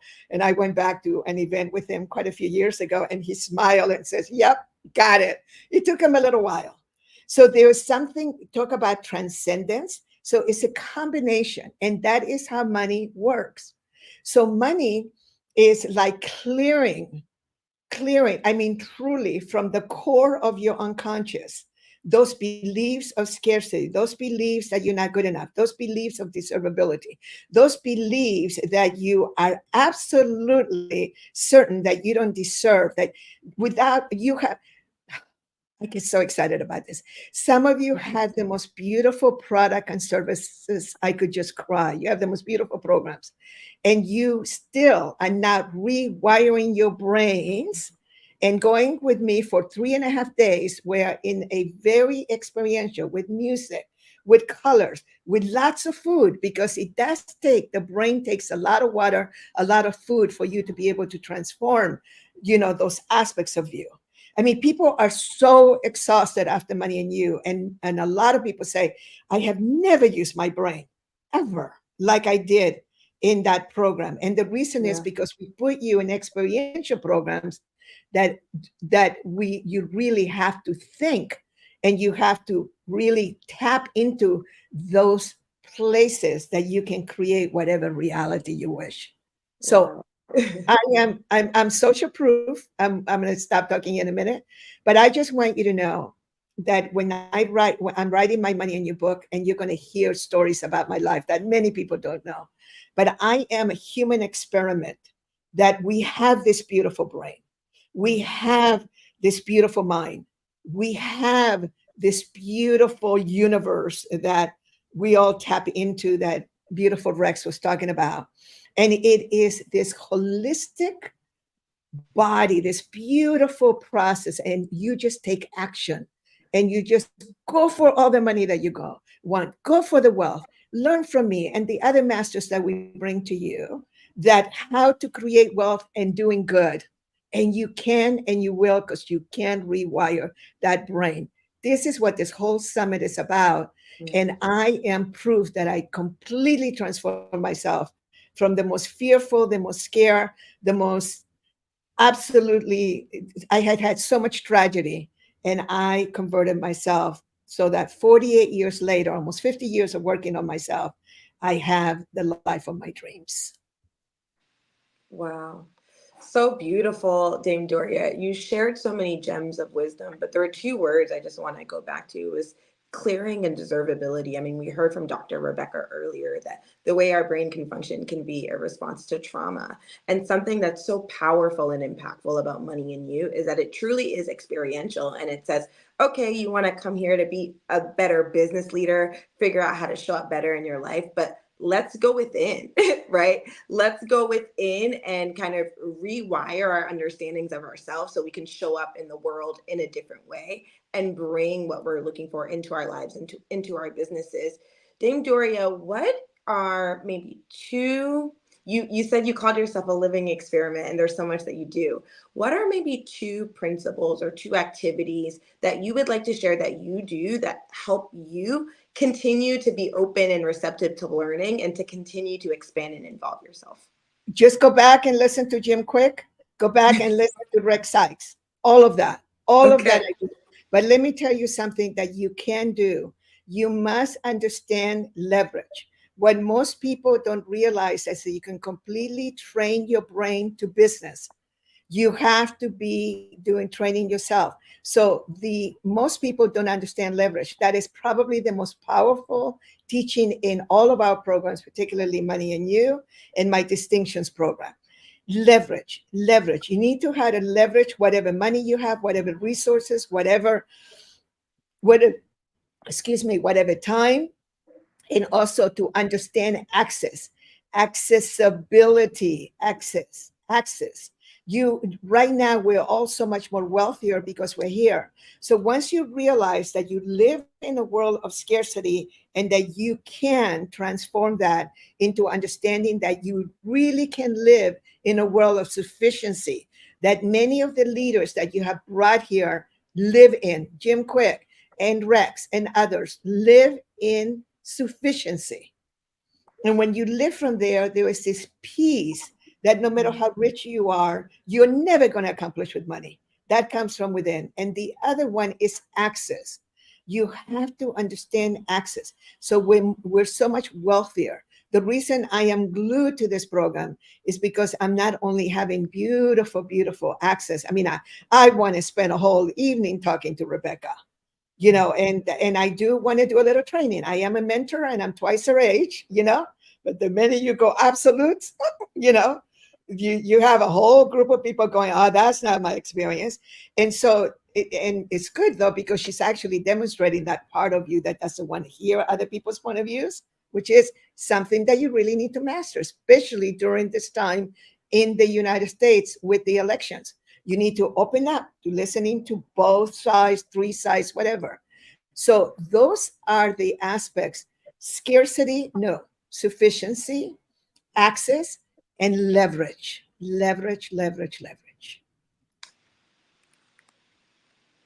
Wow.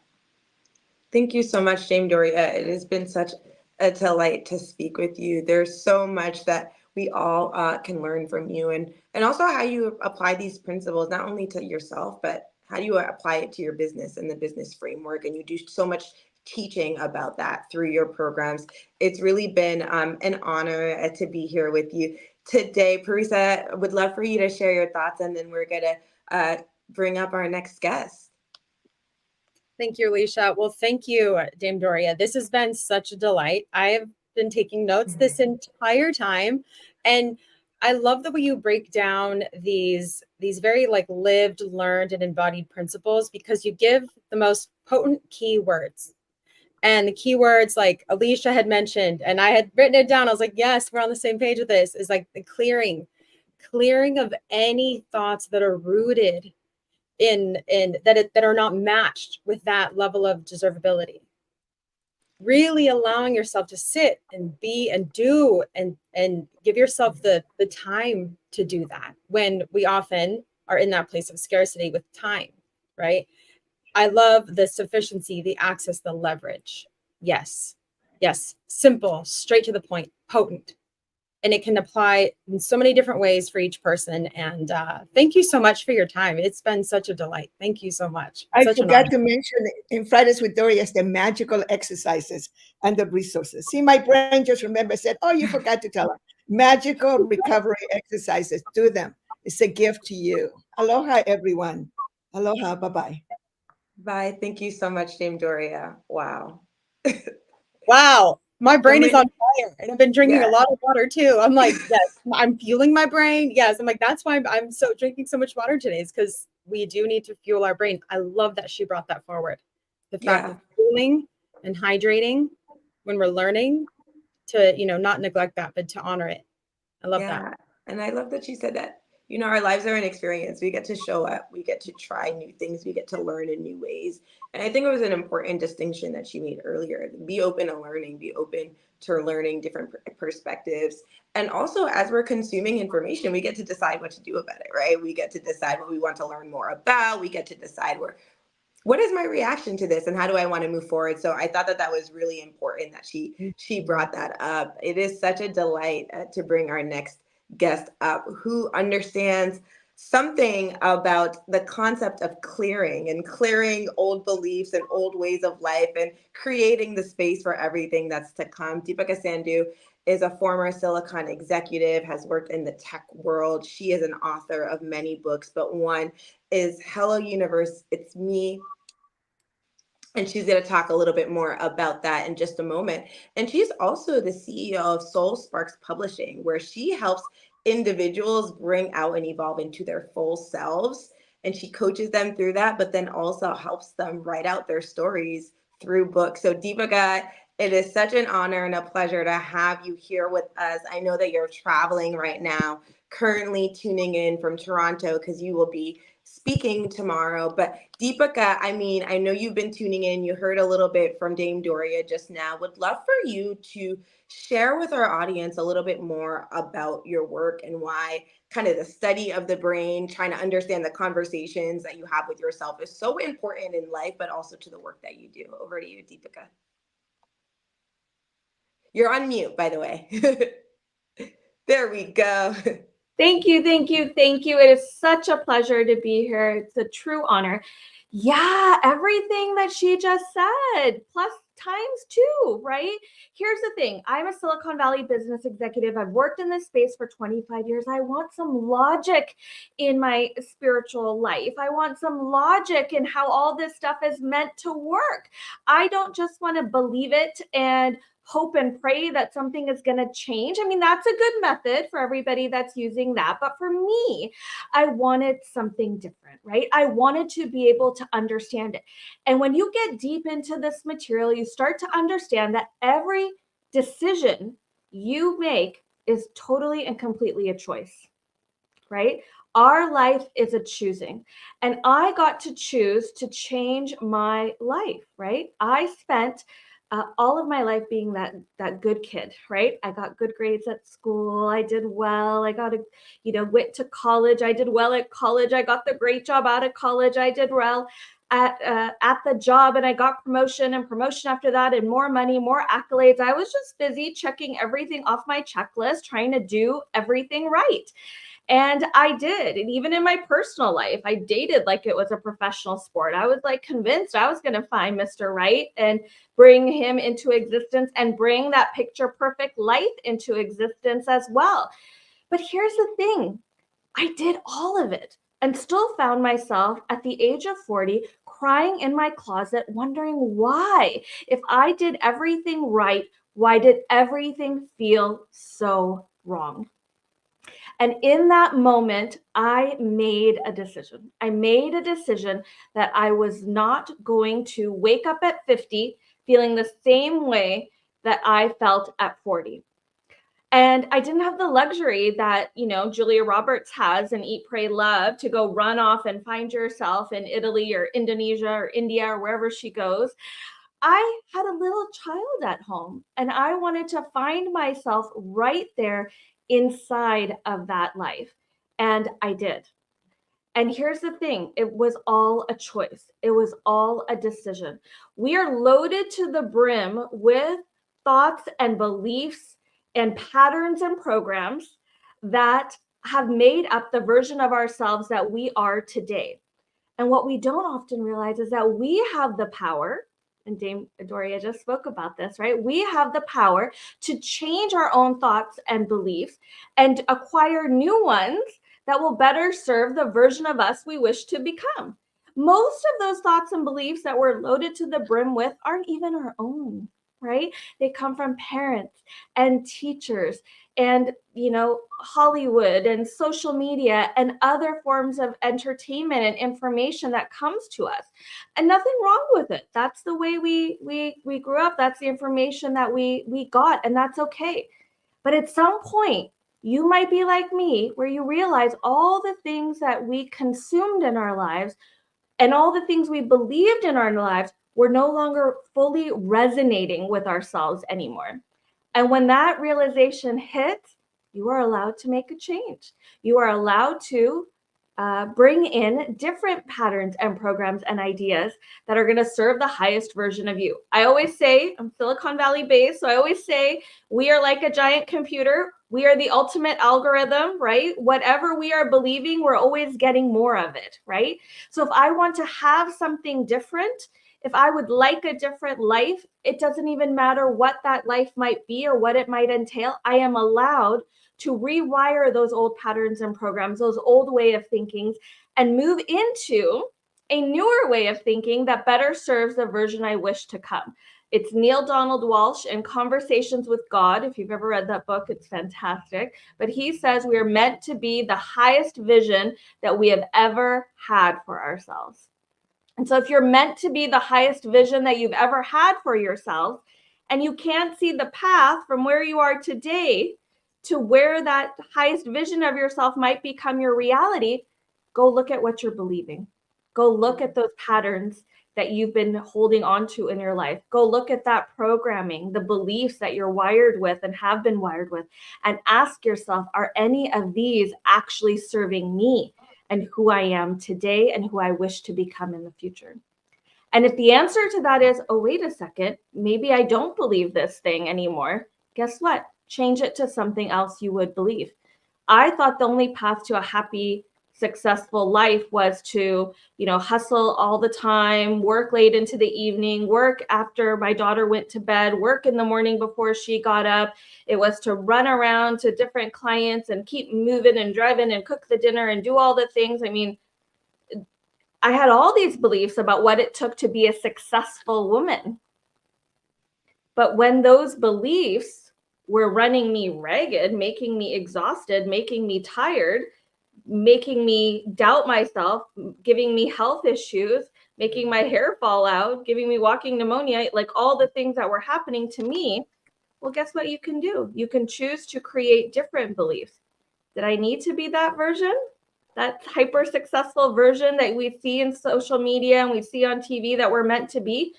Or could I actually do things that fully aligned with who I am and what I wish to become in my life? I chose the latter, but it takes time and it takes effort, right? To truly rewire and reprogram yourself into those beliefs that actually do serve you. Wow.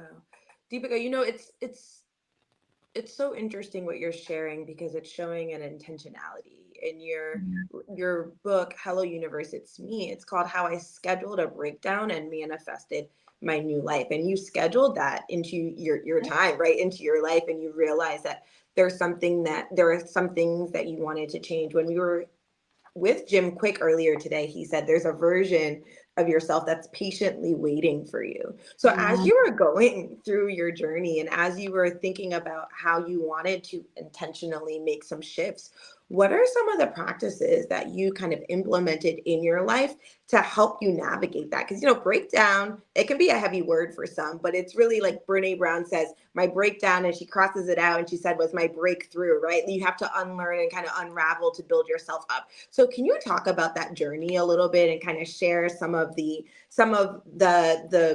principles that you applied, or the tools that you implemented, or some of the actions that you took in your everyday life to help you along that journey? 100%. First thing I did, and I'm a big brainiac. I like my spreadsheet, so I wanted to make some lists in them, right? So I wanted to go through and see what are all the things I do in my day. Every single thing, from the smallest thing to the largest thing. What are all the things I do in my day, and how do doing those things actually make me feel, right? So I took everything from commuting to work, answering emails, I'm sitting in traffic, picking up my daughter from school, socializing with my then husband's friends, other commitments that I had, all the different things that I did in my day. And I literally put down how doing each of those things made me feel. It was a true life audit in that moment to really understand what I did in my life and whether or not I enjoyed the sensation that I experienced from doing them. But here's what I learned. I spent most of my day doing things I did not like. The vast majority of my day were doing things I did not enjoy to do. And the things I did enjoy to do, driving my daughter to school every morning, where we would sing our songs and have our cute conversations, or even our whole nighttime routine in the evening where we're reading and chit-chatting and playing word games. Those parts I was rushing my way through so I could keep having time for the things I didn't like to do. And once I realized that, my number one step was to start saying no to things that were not serving me, right? Did I have to sit in heavy traffic to get to this meeting in person, or could I do it virtually? Did I have to spend my weekend jam-packed with social obligations that I didn't enjoy, or could I start saying no to them?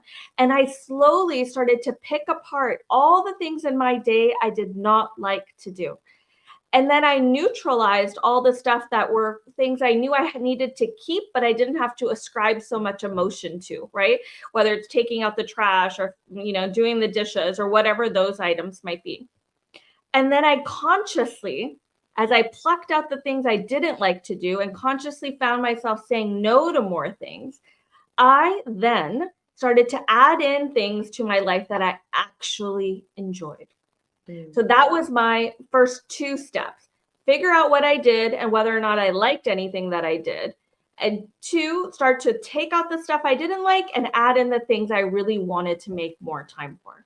So some of the things I wanted to make more time for that were meaningful to me was to really have my strong morning and evening routines, right? My time to journal, my time to sit in silence, my time just to be quiet and with myself. My time not to feel rushed, not to feel hurried, right? Not to feel haggard, just time to be with myself. Those were my starting points in my own journey. Now, as I fast forward from this time, because I'm 7 years from my scheduled breakdown, it was 7 years ago that all happened and became the subject of my book, as Alicia mentioned. Now, I still maintain these large windows of silence in my days. So I wake up before my family wakes up. I sit in silence for long periods of time, not even actively meditating. Sometimes I do, but just letting myself be washed in the silence. Because I found the quieter I am, the more I'm able to tune in, quiet things down, the more obvious and clear the answers become. The path I'm meant to take becomes so, so clear. And I love what you said that was said earlier in the conference, in that the version of you that's coming is so patiently waiting for you to show up. And that was exactly it for me. When I took my scheduled breakdown and I let these thoughts sort of emerge about what needed to happen next for me, it was like a future version of me. It's like, hi, we've been waiting for you all this time. And it really was. And all of that started with rewiring the thoughts and beliefs I had about what a working mom should be doing or should not be doing, what a happy family looks like or should not look like, what bank accounts should look like and not look like, what you should prioritize in your life or not. I had to rework my thinking on all of those things, and I did. Yeah. And it's exactly what I help people do today. Yeah. Yeah. And I know that you help people kind of navigate their own journeys. And what was so impactful about your share is that you took a really programmatic kind of framework based way at looking at your life, but you applied so many of kind of the concepts and the principles that we've been hearing about today, but really like thinking about how do I feel when I'm doing an action. Jim Kwik talked about that earlier today. And I mentioned it earlier, instead of a to-do list, like a to-feel list. What am I doing? How is it making me feel? And then identifying the areas where it's like, that doesn't feel right, and not just sitting in that moment, but going back to what Rex was talking about earlier, redirecting that time and that energy into something else that feels better, that is more fulfilling. Now you have Soul Sparks Press, which is all about helping people expand into that version of themselves that is so patiently waiting for them there. As both an author and a life expansion mentor and coach, how do you kind of work with the individuals in your community through these conversations? Because, I think, and kind of going back to what Dame Doria was saying earlier, it's one thing to listen, it's one thing to learn, and it's one thing to absorb and kind of figure out what your opinion is on something that was said or not said. But it is such an completely entire different act to actually apply it to life. And there can be resistance for a lot of different reasons. So kind of what are those experiences like with the individuals that you work with? Well, look, we're scared. We might take a step to say, okay, I know something needs to change, but the what's next after I know something needs to change is often very unclear to people, right? And so I like to say, take those small shifts, the tiny steps that just move in the direction of what it is you desire and where you would like to go, right? When we do that, we're moving ourselves in the direction of what we would like. So for me, the tiniest steps started to unlock bigger and bigger outcomes. And this is exactly what I teach the people that I work with day in and day out, is that we don't have to go tear the place down. We don't have to go light a fire, right? You don't have to quit the job and leave the man and do all the different things that you need to do, and do it all on the same day. No. I am not advocating that. I don't want you to do that, right? But we can start slowly to make shifts in small areas and allow those small shifts to create really powerful breakthroughs. I always say, I don't want anybody out there to have to schedule their breakdown. I already did that. I'm here to help you realize the breakthroughs before you need to go schedule the breakdown, right?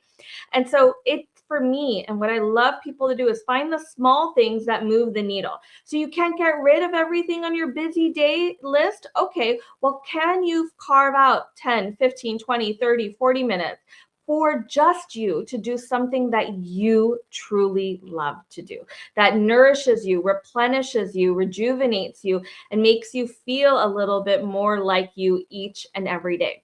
But like I said, we're scared. So our inner critic, our inner saboteur, loves to come in the way of all this. I sometimes call it our inner hater, right? It just loves to get in the way and mess with us and bring up all those old patterns and programs that we're trying to rewire from. It takes us back to older thinking, because even if we didn't like the way we used to live and we know we want a different way, we were still very comfortable in the life that we did not like, because we understood it and we knew how to survive it and how to live with it, right? Tough reality, but it's true.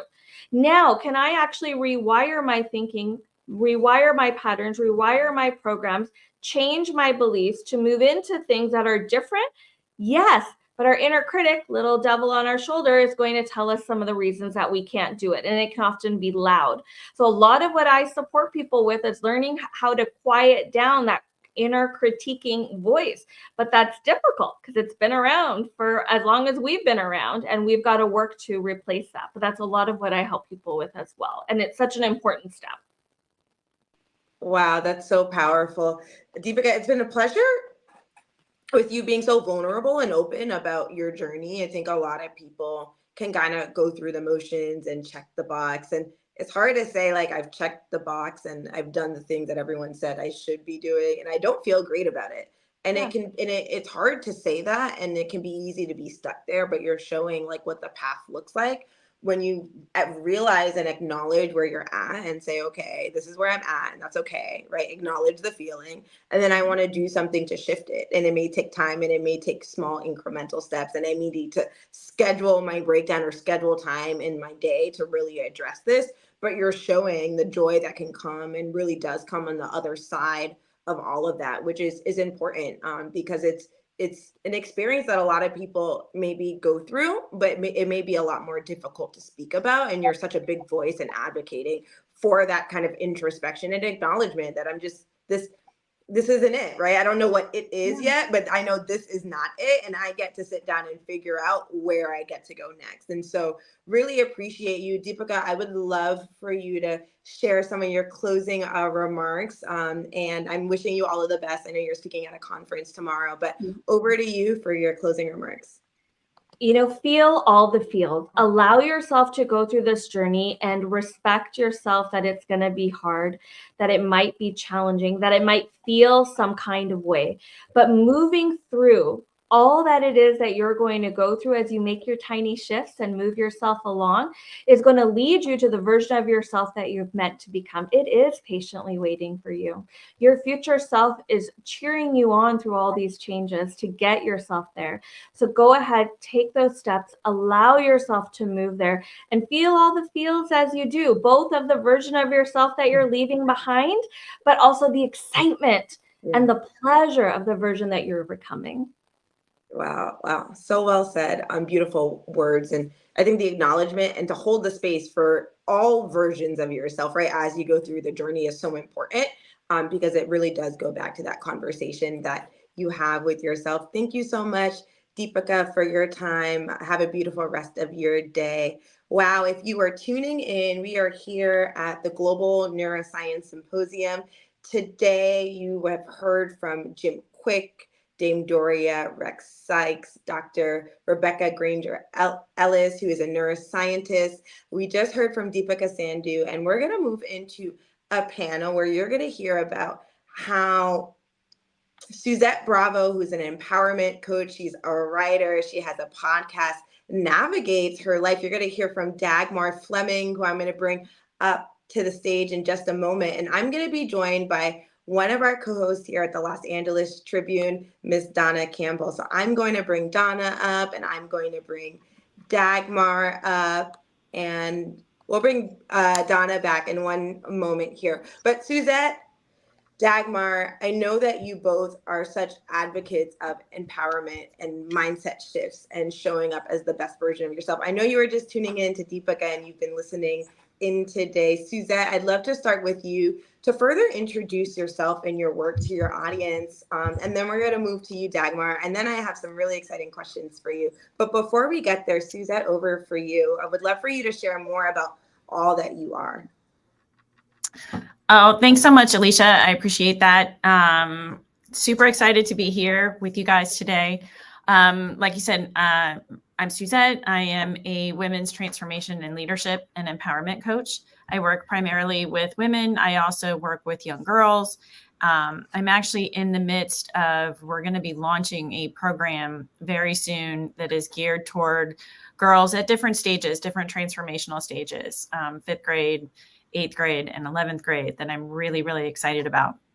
So really excited to be here, and you have such a great panel and all like great guests, great people. I've popped in and out a little bit today.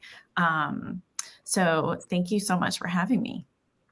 Thank you so much for joining us, Suzette. And Dagmar, I mean, you are the founder of the Athena Circle. You're so big in women empowerment work. That is a common thread in the work that you do and that Suzette does. Would love for you to share a little bit more about Unlock Your Success and the Athena Circle. And then we're going to have a really interesting dialogue on mindset and mindset shifts, and how women can apply different techniques to their daily lives so that we can show up as ourselves, because, you know, it's easy to dim your light, but there's so much brightness within us all. But Dagmar, over to you to further introduce yourself. Well, thank you, Alicia. And this is such a pleasure to be part of this neuroscience summit, because there is so much development in the science of the brain and how we can leverage this to truly create the life of our dreams. And that's exactly what my passion is. So my journey started in a corporate global business development, but very quickly I realized that for high achievers, for leaders to truly get the breakthroughs that they want and have quantum leaps in their lives, they have to release what's holding them back. So I very quickly recognized that true success is holistic, and it comes from integrating the power of the brain, but also combining it with energy, emotional state, and even intuition, which is the higher wisdom. So I made a pivotal shift and I focused on mentorship programs for leaders, high achievers, and women entrepreneurs who want to create even more success. And we do that using my modality, which you mentioned earlier, the triple quantum reset, which really goes into combining neuroscience with ancient energy work. Wow. Secrets to be revealed. I think, Alicia, you were muted. Yeah, I was playing with the mute button there. I love that you, Dagmar, you talked about combining kind of ancient wisdom and science and where people are at right now to help them move forward into success. And I think that's really important. We had Rex on earlier and we were talking about where science meets spirituality, and a lot of the way that our brains react is a trauma response to the experiences that we've had, and oftentimes trauma is stuck in your body. So would love for you to kind of share some of the insights that you've kind of come across as you've worked on your very unique modality that you share with the clients that you work with, and also the women that are a part of your Athena Circle and beyond. Well, thank you for this question, because, you know, we attend a lot of personal development conferences and read these books about empowerment, and often we hear the power of affirmation. We just have to tell ourselves that we are rich, and magically the riches of the world will show up at our doorstep. But I very quickly realized that perhaps the affirmation don't always work, because if they did, we all would have been rich by now, or healthy, or skinny. So what is going on? And this is the foundational understanding at the triple quantum reset process. And what that means is that we rarely ask if the subconscious mind is feeding us and telling us how we perceive ourselves, the actions that we take, then who is feeding the subconscious mind? So coming back to this affirmation concept, if you're looking at an empty checking account, or discordant relationships, toxic codependencies in your life, and you just try to tell yourself that the world is different, then there is lack of cohesion. And the subconscious mind is locking you into your reality, because what you mentioned, Alicia, trauma, unresolved experiences, usually wired in from the very beginning, from early childhood. And when this is all combined, we kind of get stuck on that wheel that keeps spinning the same expectations and the same outcomes. So with the triple quantum reset process, we go deep into the soil beneath the plant, which is behind me, to symbolize this concept that what we see on the surface is the result of what the roots are in. And when we truly start addressing what happened to me in my past that led me to create a limited concept of what I am capable of, then I am able to take much bigger and bolder action.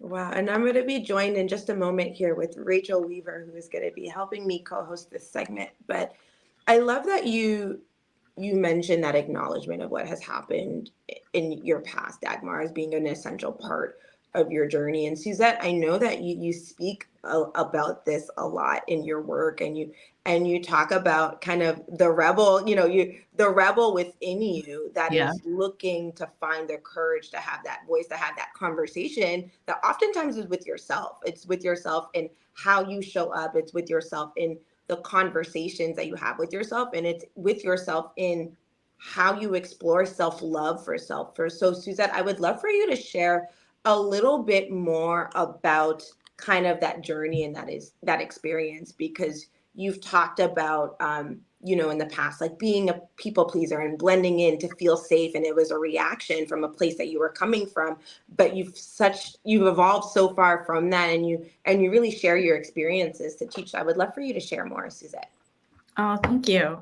Dagmar, I love everything that you're saying. And I so love this conversation that's starting to happen with people, because affirmations are great. I mean, self-development, all that stuff is great. But if you have these core beliefs below, and you're operating from this core belief system that you're not worthy, that you don't deserve, that something inside of you is broken, and you just kind of pile affirmations and all of the stuff on top of it, that's really great. But our subconscious does drive 95% of what we do.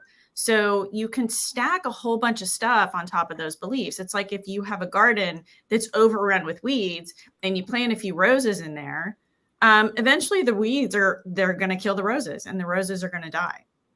And I think that's where sort of the self-development world kind of falls short, because the biggest part of this, and I think one of the key components, and talking about like the inner rebel, is having that awareness and allowing ourselves a moment to stop and take a breath before we react to things, and really getting curious with ourselves about what's going on, why it's going on, how things are feeling.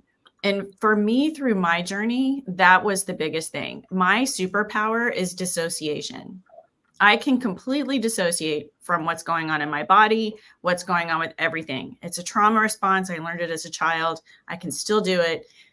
Rachel's shaking her head. Yeah, it is. It's a superpower. So years of talk therapy, years of all of this stuff, I could intellectualize all of it and tell you all of it, but I wasn't feeling any of it. So it wasn't until I learned about somatic healing and getting into my body and learning to come back to myself and connecting to what I call my inner rebel. She was really my inner intuition. She was that voice inside of me all of those years that was like, no, you don't have to do this. You don't have to comply. You can speak up. You can do all the things that you want to do. This is who you are. This is who you want to be, that I was pushing down because I wasn't worthy and I wasn't good enough. So I think through all of this, like, I think the biggest thing, the first thing that has to happen is curiosity and awareness. Those principles are so key. And I see Rachel shaking her head, because I know, Rachel, you were trained in trauma, right? And, this is a conversation definitely wanted you to be a part of. So Rachel, I would love to hand it over to you to continue asking Dagmar and Suzette questions. And I know that this is something that you're so passionate about. And these conversations are important. Like Suzette, you mentioned affirmations take you so far, but how do we talk about the clearing, the stuff that is really stuck within us, to really push that up? So Rachel. Oh, thank you so much, Alicia. Yes, this is such an important and phenomenal conversation, and I'm super honored to be here to be able to contribute and ask the questions, because Suzette, you touched on so many and really important things that I think a lot of us learn as a coping mechanism to disassociate. And so what we tend to do when we disassociate from feeling those feelings, we don't want to feel them, right? So we stuff them down. But the truth of the matter is, just like I think Dagmar, you said, we tend to stuff that trauma down, but it stays within our body. And when we don't deal with it, it will deal with us, right? It's going to rise to the surface when we don't do that work to feel those feelings and work through some of that trauma. And speaking of neuroscience, the way that trauma affects us is it's brain damage, right? And then it can also affect us on a very deep cellular level. Our organs can be affected if we don't get that mental health help that we need to move some of that trauma out of the front cortex of our brain so that we can begin the healing process. So I love this conversation. I would love to know, Suzette, I don't know how personal you want to go with this, but I can speak to it very, very clearly. I have my own traumatic experiences that I feel it's forever a journey, right? Because certain things happen throughout our life. And what I think it's really important for people to understand is that when we are affected in a deep way by trauma, and we go do those certain somatic experiencing modalities, EMDR, brain optimization, all the different modalities that are out there to help us move that trauma, doesn't mean that it completely goes away. It doesn't mean that certain experiences, we might smell something, we might hear something or see something visually that reminds us and triggers us. It's that healing process is what helps us respond in a much healthier, reactive way when we experience something that brings up a trigger. So talking about disassociation, I think, is something that a lot of people don't recognize as not the healthiest coping mechanism, right? They think, oh, it's not affecting me because, I don't really even deal with it, right? I don't feel sad about it. I don't feel this way. But the reality of it is disassociation can be also a little bit detrimental if we don't do the work to understand and allow ourselves to feel those feelings so that we can begin to heal. So when was it that you recognized you were disassociating, a coping mechanism you learned as a child, which is where we learn 98% of all of our coping as children. So when we talk about trauma all the time, I say addictions are formed in childhood because that's when we learn coping. No, you're not a drug addict or an alcoholic at 5, but you learned that coping mechanism that led to another addiction later on in life. So what was it that enlightened you to understand that you were disassociating? And how did you go about beginning to face that and healing from it? Wow. Okay. Those are big questions. So most of my trauma, my big T trauma, was all in childhood. And my inner child was phenomenal at how she developed coping skills and how I learned how to survive and that's where dissociation came from, because because a lot of my abuse growing up was physical. So I would literally dissociate from my body. And as I got older and things started to change and getting out of the house, like becoming an adult, moving out, getting into life, and coming into where I was quote unquote safe, I told myself this story that, okay, like I'm safe now. I'm not giving this any more of my attention. I'm done. I'm moving on. I'm good. And that was the story that I told myself. And I was very successful in my life. I was married. I was running a very successful business. Everything was great. And then in January of 2013, my husband passed away suddenly from a brain tumor. And that grief was something that I just never could have prepared for. And what happened through that grief process was all of my survival skills were like fighting with each other, like who was going to win. I started drinking. I was numbing all of the time. I was completely dissociated. I was so afraid to really go into the grief And it was destroying me from the inside out. And I finally realized, just through like talking to some people, and I know myself really well. I mean, like I said, I've done a lifetime of therapy. I knew the concepts, I knew it was there. I just didn't want to face it. And I finally reached out to a therapist who was trauma informed.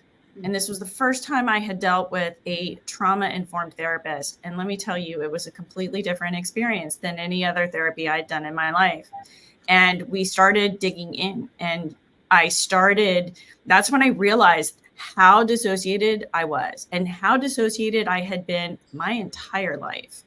Because when I started digging into that and I started to get to know my inner child and I started to go into those places, I mean, I remember one night laying on the floor in my kitchen, just sobbing. And I was afraid I was never going to stop crying. But it was just all the years of just not allowing my inner child to be sad, like just to be sad and to be heartbroken and to allow these feelings to process and move through. Because when we suppress that stuff, we keep it, we stuff it down, it stays there and it takes root, and it's like a squatter living inside of your body. Right. And the only way over it is through it. And that's finally what I started to do. And then, moving through that, trying, we moved into some different modalities. I've done EMDR, I've done psilocybin, I've done, a bunch of different modalities to get at. And it was actually interesting. The first time I did psilocybin, I met my inner child, and she was literally in there. She was armored up. She had weapons and she had her arms crossed, and she looked at me and she said, "Nope, we're not doing this yet." And it was probably 6 months after that we finally, she was ready, and we started having a conversation, and it's been really powerful. And I can say there's times where I'm like, okay, I kind of want to go back to dissociating because these feelings get a little bit too much. But honestly, I wouldn't trade it for anything.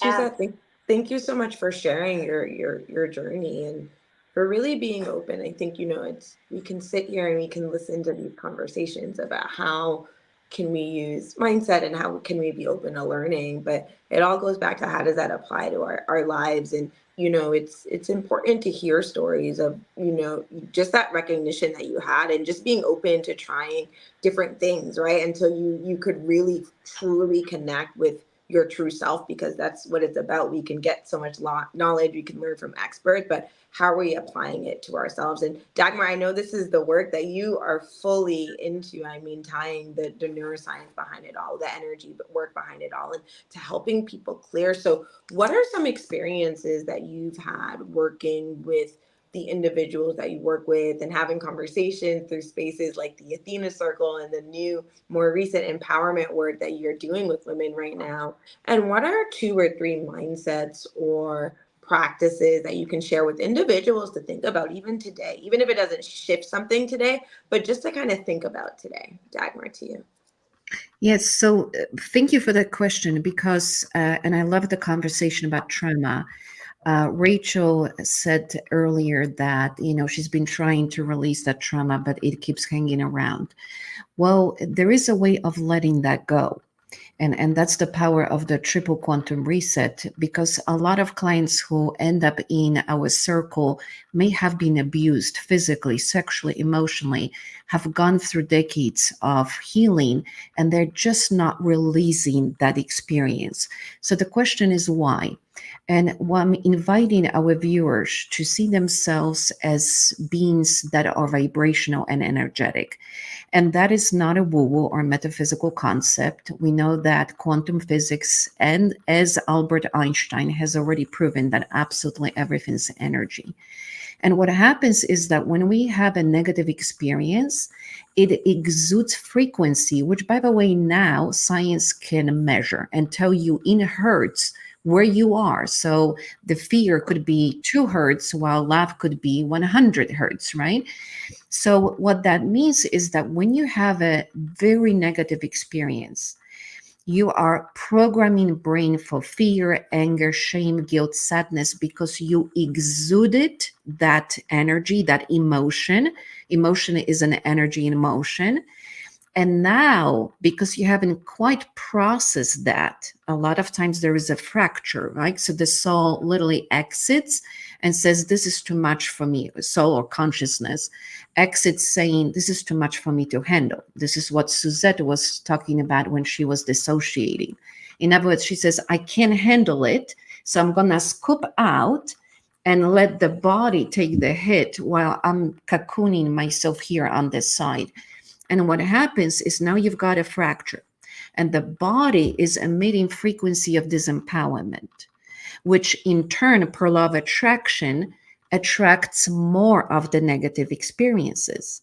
I mean, how many of guests in our audience have experienced the same negative instance over and over again? Maybe you had a very difficult friend in childhood, or a sibling that was beating you up. And then you've got the kind of boss that always verbally beats you up and assaults you. It's because the frequency hasn't cleared. So the key practical exercise that I want to share with our audience is, imagine yourself having this beautiful faucet that comes straight out of your heart. And you open that faucet and allow these old emotions to simply pass through. Now, you don't have to re-experience the trauma. You don't have to go into that experience. In fact, I've had clients who were so severely abused that they would be traumatized just thinking about it.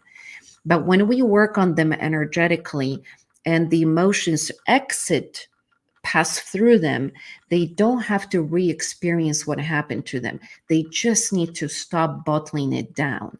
Because when we shove it down, it starts affecting the brain. And Rachel mentioned that where trauma, and science proves that, imprints the neurological pathways. So now we've got a learned coping mechanism that Suzette spoke to. And for her, that's, I don't want to deal with it. I'm going to pretend it's not happening.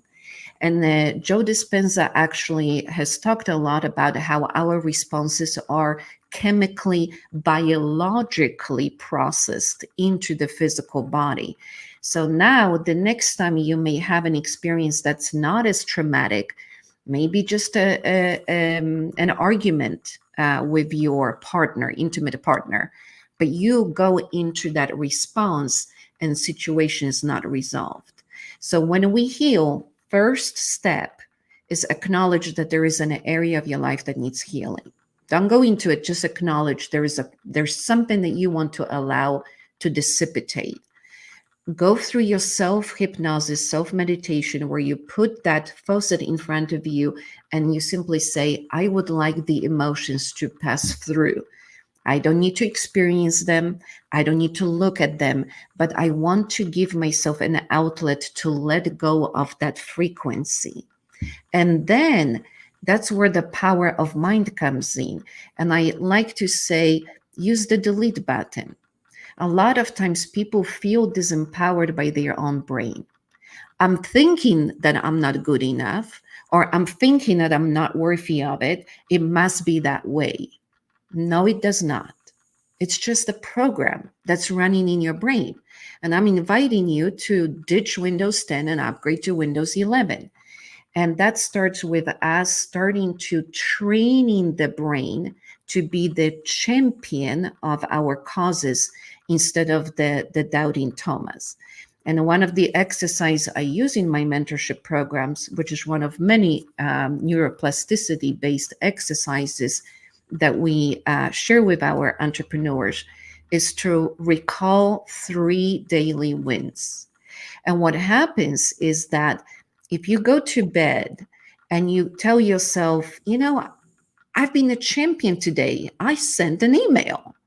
It doesn't matter that you missed 99, but that one did something amazing, right? You connected to your prospect or you shared something with somebody. When you go to sleep, your brain's going to take that concept, will take that frequency and the feeling of accomplishment attached to it, and it will magnify it. Again, brain science proves what you feed it is what you're going to get. It's what it's going to spit out. So if every day you train your brain to say to yourself, I'm awesome, then you're going to wake up on an awesome frequency instead of, oh, I'm such a loser. One email, I've got 20 more to go. Let me not sleep all night and just wonder about 19 left emails. I better get up in the middle of the night, start writing them. It's not going to do anything for you. Yeah.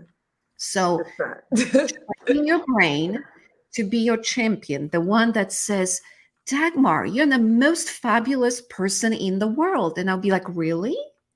Tell me more. Doesn't that feel good? I love that you shared that, Dagmar, because the longest conversation you'll ever have with any person that we ever encounter in this world is the conversation that you have with yourself. And so what are you holding weight to in those conversations? And I know, Rachel, this is so much part of your work and the world that you do, and I appreciate you for joining us today, Rachel. And I know we'll see you back in the Neuroscience Symposium soon. But Dagmar, I think it's really important that you talked about that. Jim Kwik this morning in his conversation with Mo Rock and Michael Silvers was talking about gratitude, right? Waking up in the morning and having that gratitude, and that being a conversation that helps anchor you. And having that conversation at night too is important, because who knows what you're thinking about when you go to sleep, but what is that kind of conversation that you're having with yourself? Suzette, I would love for you to share one or two principles that you kind of apply in your daily life as you've worked to really own, not even the rebel, but fully own all of who you are with courage, with authority, and with so much authenticity. Would love for you to share one or two principles that help you, or a guiding light, or practices that you incorporate in your everyday, before we move to closing remarks in just a bit. Yeah, I'm going to piggyback a little bit on what Dagmar was talking about, because again, it goes back to the subconscious and being pre-programmed.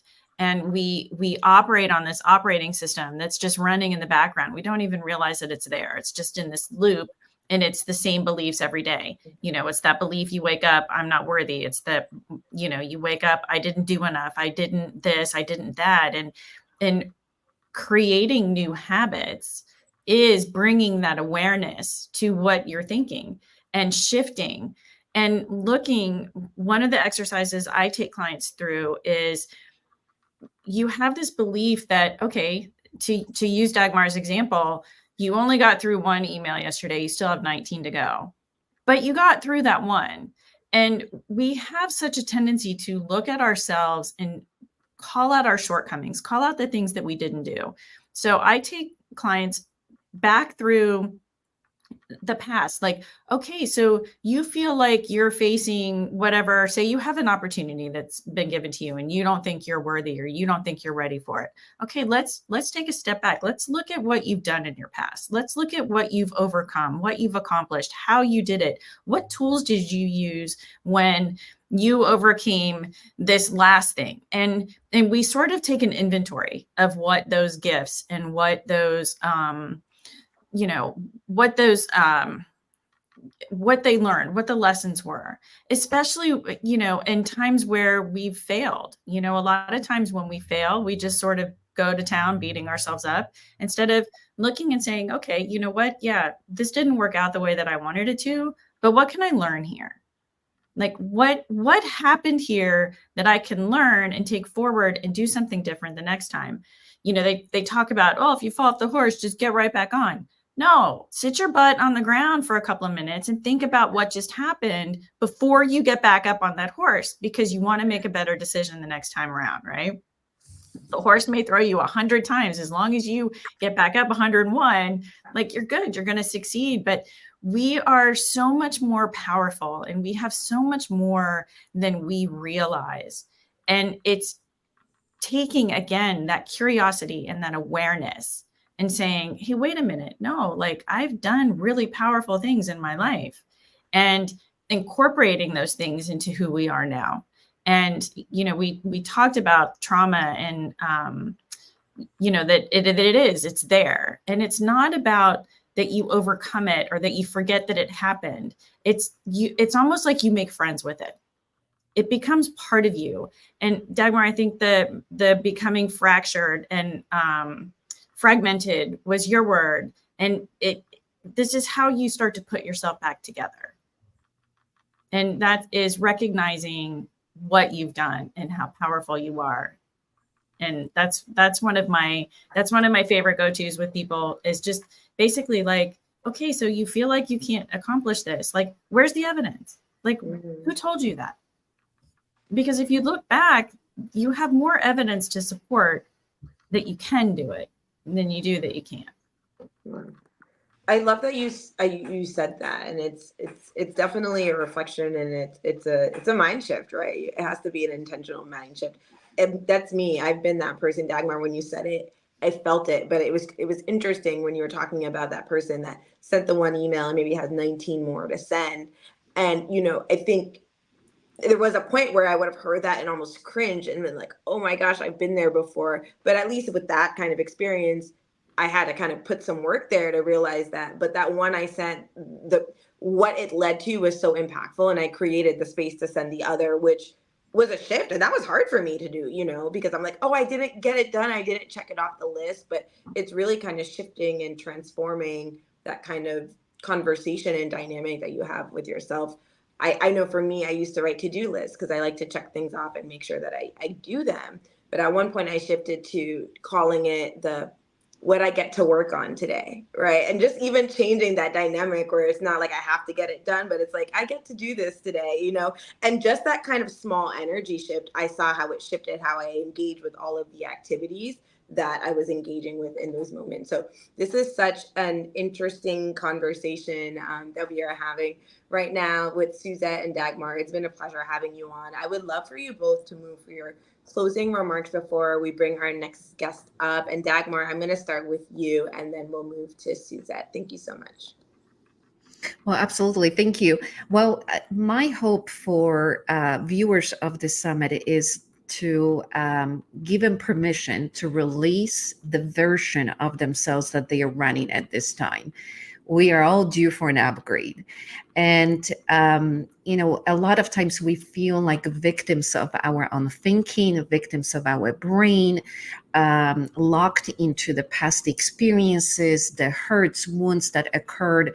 But the truth is, there's this incredible concept in quantum physics called quantum leap. It's when an electron says, screw the orbit that I am on, I'm hopping to a new one. And it's really a scientific concept that can be adopted into the reality, and to give ourselves opportunity to say, I've been operating on a set of concepts about what I am capable of, what I can do, that maybe worked for me up to this point. But do I want to continue that moving forward? Do I want to still take 2 + 2 and get 4? Or am I willing to change one of these digits so I get 10? And Einstein beautifully said, doing the same thing and expecting different results is a definition of insanity. So my invitation is, hey, let's get the insane out of us and let's open ourselves to something new. And that means that sometimes the old us has to die. We have to let go the pains, the hurts, the disappointments. Yes, it did happen to you. But dragging it into present is just perpetuating the problem. So tap into your inner wisdom, into your inner intuition. Ask yourself, what's my vision for the future? And then allow that future vision pull you to that goal. In fact, for October 10th, the Athena Circle is hosting an event called The Power of Future Self to Manifest Your Present. Because when you are stuck in this set of concepts, then there's only so much you can create. But if you hop into the vision where you have already created your dreams, now you can reverse engineer your success. So why not? Let's keep hopping from one potentiality to another. I love that, Suzette. I love what she was saying, and it brings me, there's a beautiful poem by Emery Hall, and the poem is, I've been 1,000 different women.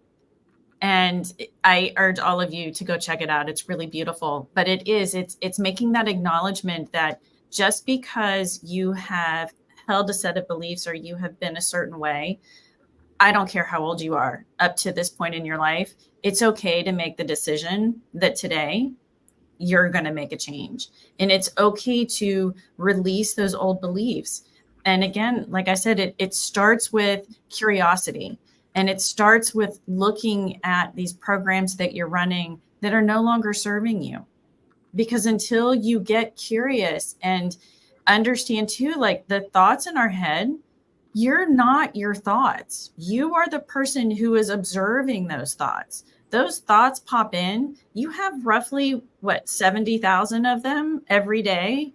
You get to pick and choose which ones are important to you and which ones you just choose, you know what, I don't want to believe this today. And it's just like, I love one of the things Michael Singer says in his book, The Untethered Soul. The way we talk to ourselves sometimes, imagine if your inner voice was somebody sitting on the couch next to you, talking to you that way. Would you sit there and listen, or would you get up and leave? Most of us would get up and leave. So challenge the thoughts that you're having, challenge the beliefs that you have about yourself, and be open to creating something new. Because every single day you have a new opportunity to do something different than what you did yesterday. Wow. That's so well said, Suzette. I'm just going to let that sit for a moment. Thank you so much, Suzette. Thank you so much, Dagmar, for joining us today. We are continuing with the Neuroscience Symposium, and that was a really beautiful reflection, a conversation of how we can apply principles into our everyday life and what our journey is like, and acknowledging where we're at. I'm going to bring Donna Campbell up with me. I know, Donna, that you've been tuning in and really, really excited to dive into our next panel. But before we do, Donna, I would love to hear your thoughts on the Neuroscience Symposium and the conversations that we've been having for the last 2 days. I absolutely have been enjoying everything, because this is the scope of the work a lot of us do in transformation, in personal development, and really creating the greatness that we have. And a lot of us recognize that it's kind of an inside job. And when you shift and change on the inside, everything else aligns on that outside. And so it's been incredibly insightful over the last few days. Wow, I love that. And I love that you said it's kind of an inside job. It starts from the inside out. We're going to bring to stage to join us Renee Dutton, Christina Rendon, and Parisa Mayadi, who I know you all were tuning in for that last conversation that we were just having with Suzette and Dagmar. I'm going to start with Parisa, with you. I would love for you to share and introduce more of the impactful work that you do with our audience, and kind of what your reflections were like in that last conversation, because I was watching your responses and kind of your head nods, and so I'd love to hear what you were thinking about, and then we're going to go ahead and introduce Christina and then Renee. Absolutely. Well, thank you. First and foremost, it's an honor and pleasure to share space with all of you ladies and the world as well. So I am the founder and owner of Divine Chapters. So the roles that I fulfill are intuitive mindset coach, somatic healer, trauma-informed somatic healer, an author, speaker, and of course, leadership expert. I really help women mainly through healing breakthroughs, helping them develop their intuition by teaching them how to trust their inner voice, and through faith. I am faith-based, which is very, very important to me. And so in helping them achieve their goals through mind, body, and soul connection, which is so, so important, because really, truly, everything is connected, from what we ingest food-wise to what we speak, what we project out, what we also take in. So all of that, and of course, just through everything, healthy relationships, regulating nervous system, and really crafting successful strategies for just life. There is no small problem. There is no, like from small to big problem, like challenges rather, right? We go through it all. So it's always an honor. My reflection from the past, from the past conversation was just that there were so many great points that Dagmar was making, and I can't, like, for the life of me, because I was just like taking it in. I was just like, oh, and also really what was going on, just to be very candid, was it was hitting me, because I'm a trauma survivor as well. I've been through more things than we have time for at this time to talk about, right? But when she was saying, I was like, oh my gosh, it was hitting me. I almost wanted to call her and say, hey, let's talk. So, but just overall, it's so important to feel safe. I think she did mention that, creating a safe environment, creating a, when you are working with the client, making sure that there's the trust and the safe space there. So that's the main thing for me. Thank you so much, Parisa, for sharing. Renee, would love for you to share more about your work, your book, and how you've just kind of been soaking up today's conversations. I love what you said there, Parisa. It's like a lot of today, it's like you just got to take a moment to just kind of listen and kind of let it, you figure out what your reaction is to that. But Renee, it's so great for you to join us today. Thank you. What an honor to be here with just so many incredible people.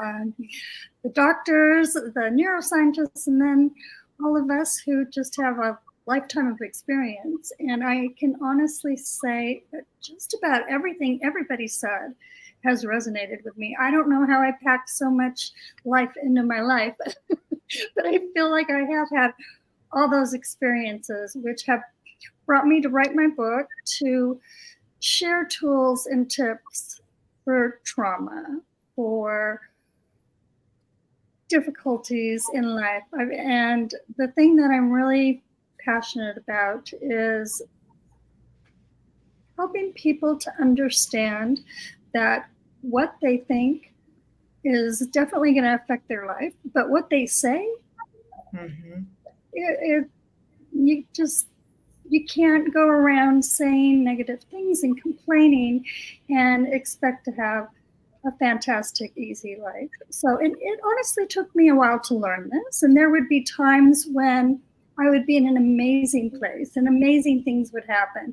And then you just kind of get comfortable and, got sciatica. So it was real. I had sciatica. So I'm talking about the sciatica. No, it's better, in my opinion.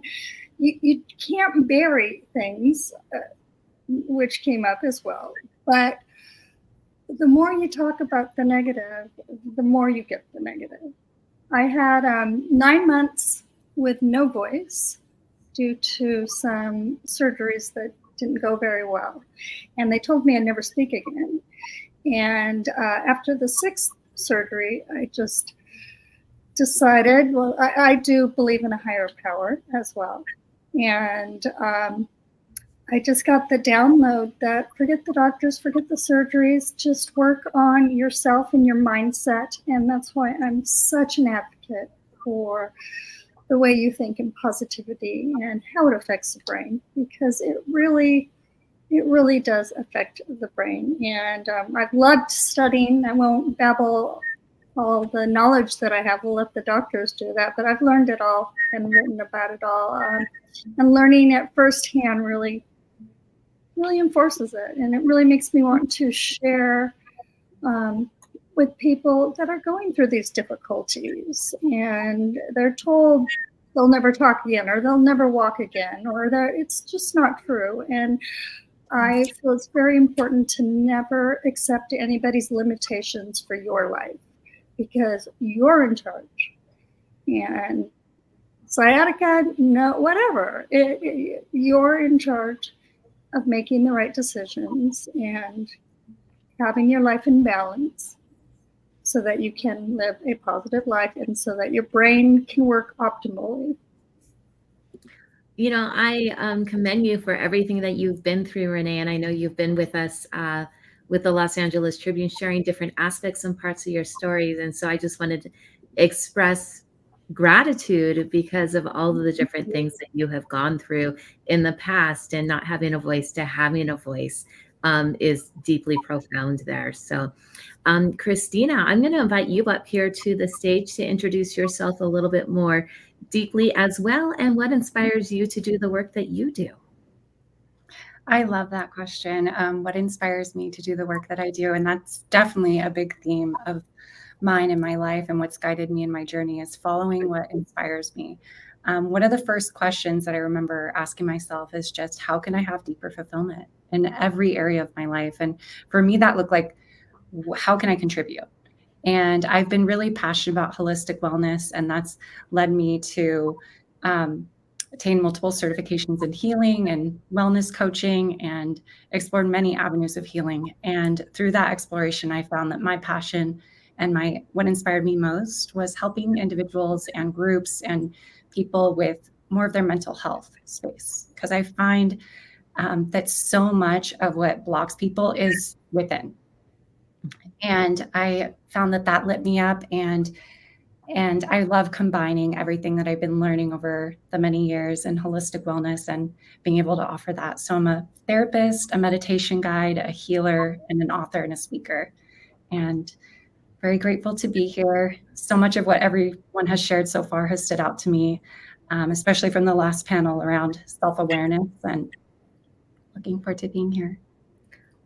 I love that. I love that. Now, getting to know you guys over the last bit, I do have this question, and it's something that I started exploring. And because you are all thought leaders, I really want your perception on some of what I'm going to share here. We all talk about limiting beliefs, stopping ourselves, the things we have to overcome, negative limitations, brainwave patterns, all of those things. But yet, we come from a place of pure consciousness, a place of pureness, a place of wholeness, a place of completeness, a place of divine love. So here's my question is exploring this idea of belief stealing, meaning that we come here from this amazing place, but yet we pick up all of these other beliefs and situations for us to operate from. And I want to get each of your take on, do you believe in belief stealing? We take on other people's expectations, personas to create those, or do you think it's something different? So Parisa, let's start with you. So belief stealing, can you tell me what that means again? Because it's not resonating for me. Right.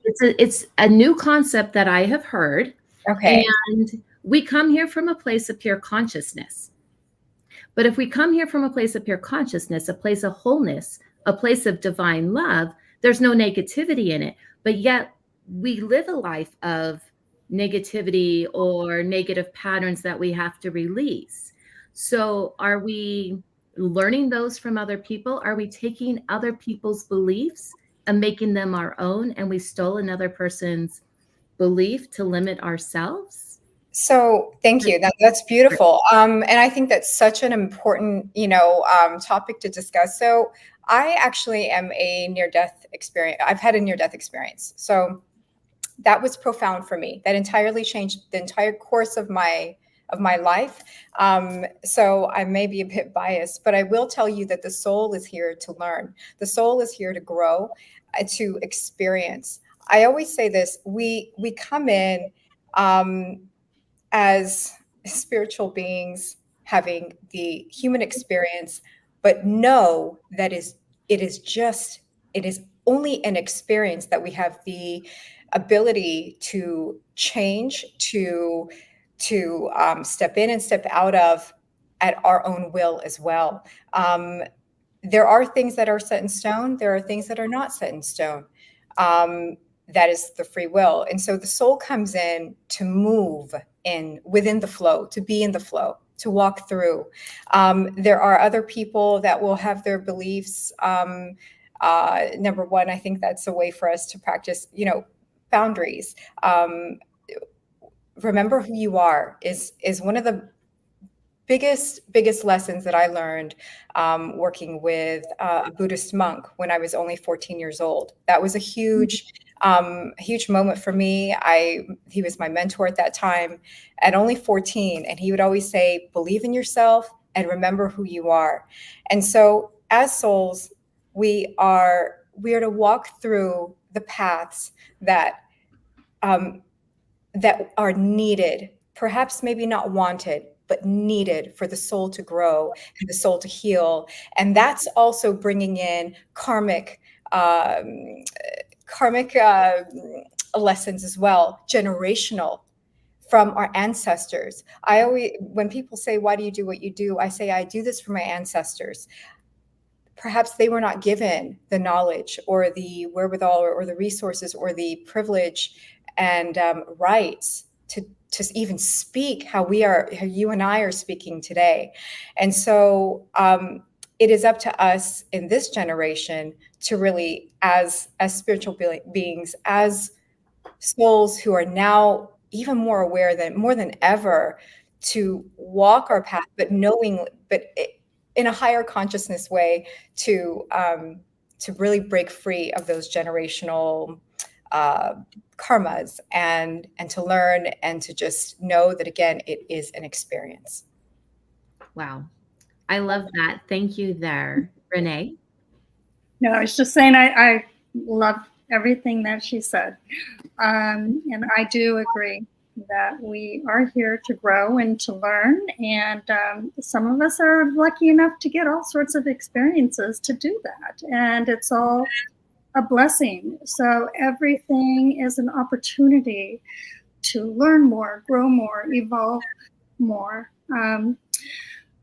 So back to your question, Donna, I do think we often adopt other people's beliefs, and especially their beliefs about us. And then we think, I'm shy, I'm this, I'm that. And then when you walk away from that and you make a conscious effort to act the way that you want to be and to be who you really are, not who your family and friends thought you were. And I think a lot of it, I'm sure everybody knows that, our brains are developed most of the way by the time we're 6.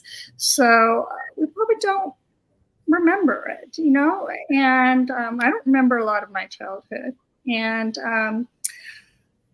I do think we are taking in things that we learned really early and other people's opinions that are currently hanging out with us. But I do know that you can change that. You can change everything. You are not stuck with your personality. As Joe Dispenza says, get over the habit of being you. I love that. And Christina, what about for you? So I love this question and what the other two ladies have shared so far. And for me, I will say that studying psychology, the more that I studied and the more that I looked at the statistics and the evidence of how much we are a product of certain patterns that we are susceptible to. So whether we, grow up in certain environments or we are from certain cultures, that can truly impact us and cause us to experience certain patterns or be more predisposition to it.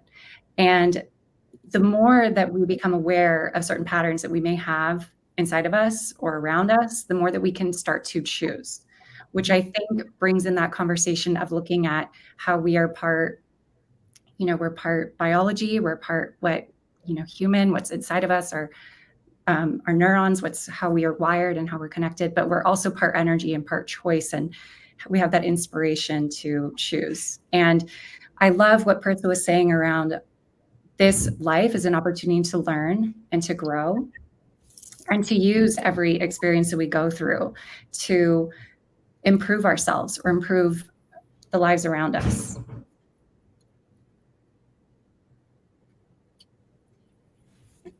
I love that we're having this conversation.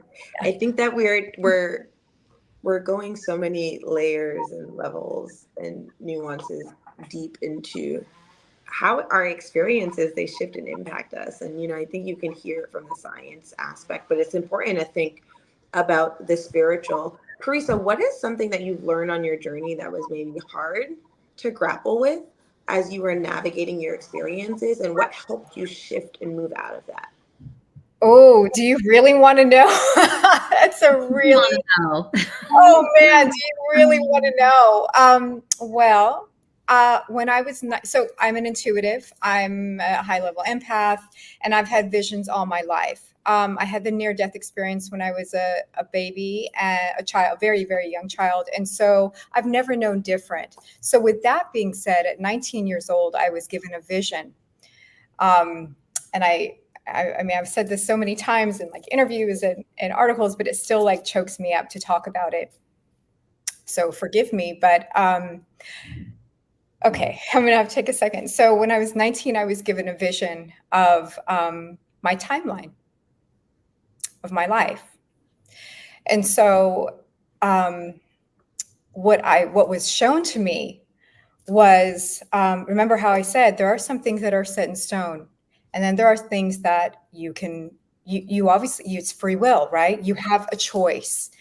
You always have a choice, but there are things that are meant to happen for each and every single one of us as souls from the other side when we do make that agreement, the soul contract.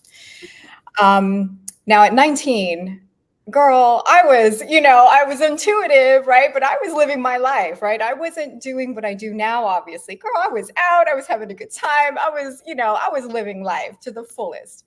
And so when this came to me, there was no question. This was again, a very profound vision. And I knew when God gives me those visions, they're not to be played with and they're not to be dismissed. And so what I saw was entire timeline of my entire life, showing me what I was going to go through, showing me the different energies that were going to come into play. And I'm meaning relationships, health wise, what was going to happen to me. Now, I didn't have like, whoa, on September 10th, this is blah, blah, blah going to happen. Now, sometimes we can get to that later, but I was given an overview. So I just knew what to expect, right? And so with that, I mean, I saw a very, very bad health condition that was going to come into play. I also saw my healing.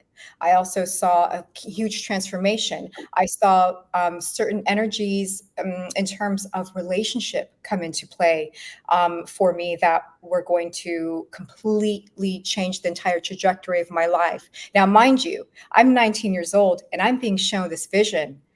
What? And this was back in 2000. So, right. So this was 24 years ago. And obviously, I mean, I'm writing a book on it. Right. So believe me, I remember that wasn't a vision that you just, that was just a bad dream. No. And so what I saw was many, many, many, many different things that were going to come into play. And you asked what was difficult, right? Yeah. Well, I'll tell you this. It's difficult to know what is coming and not being able to change that. But it is not difficult when you are in charge of how you react.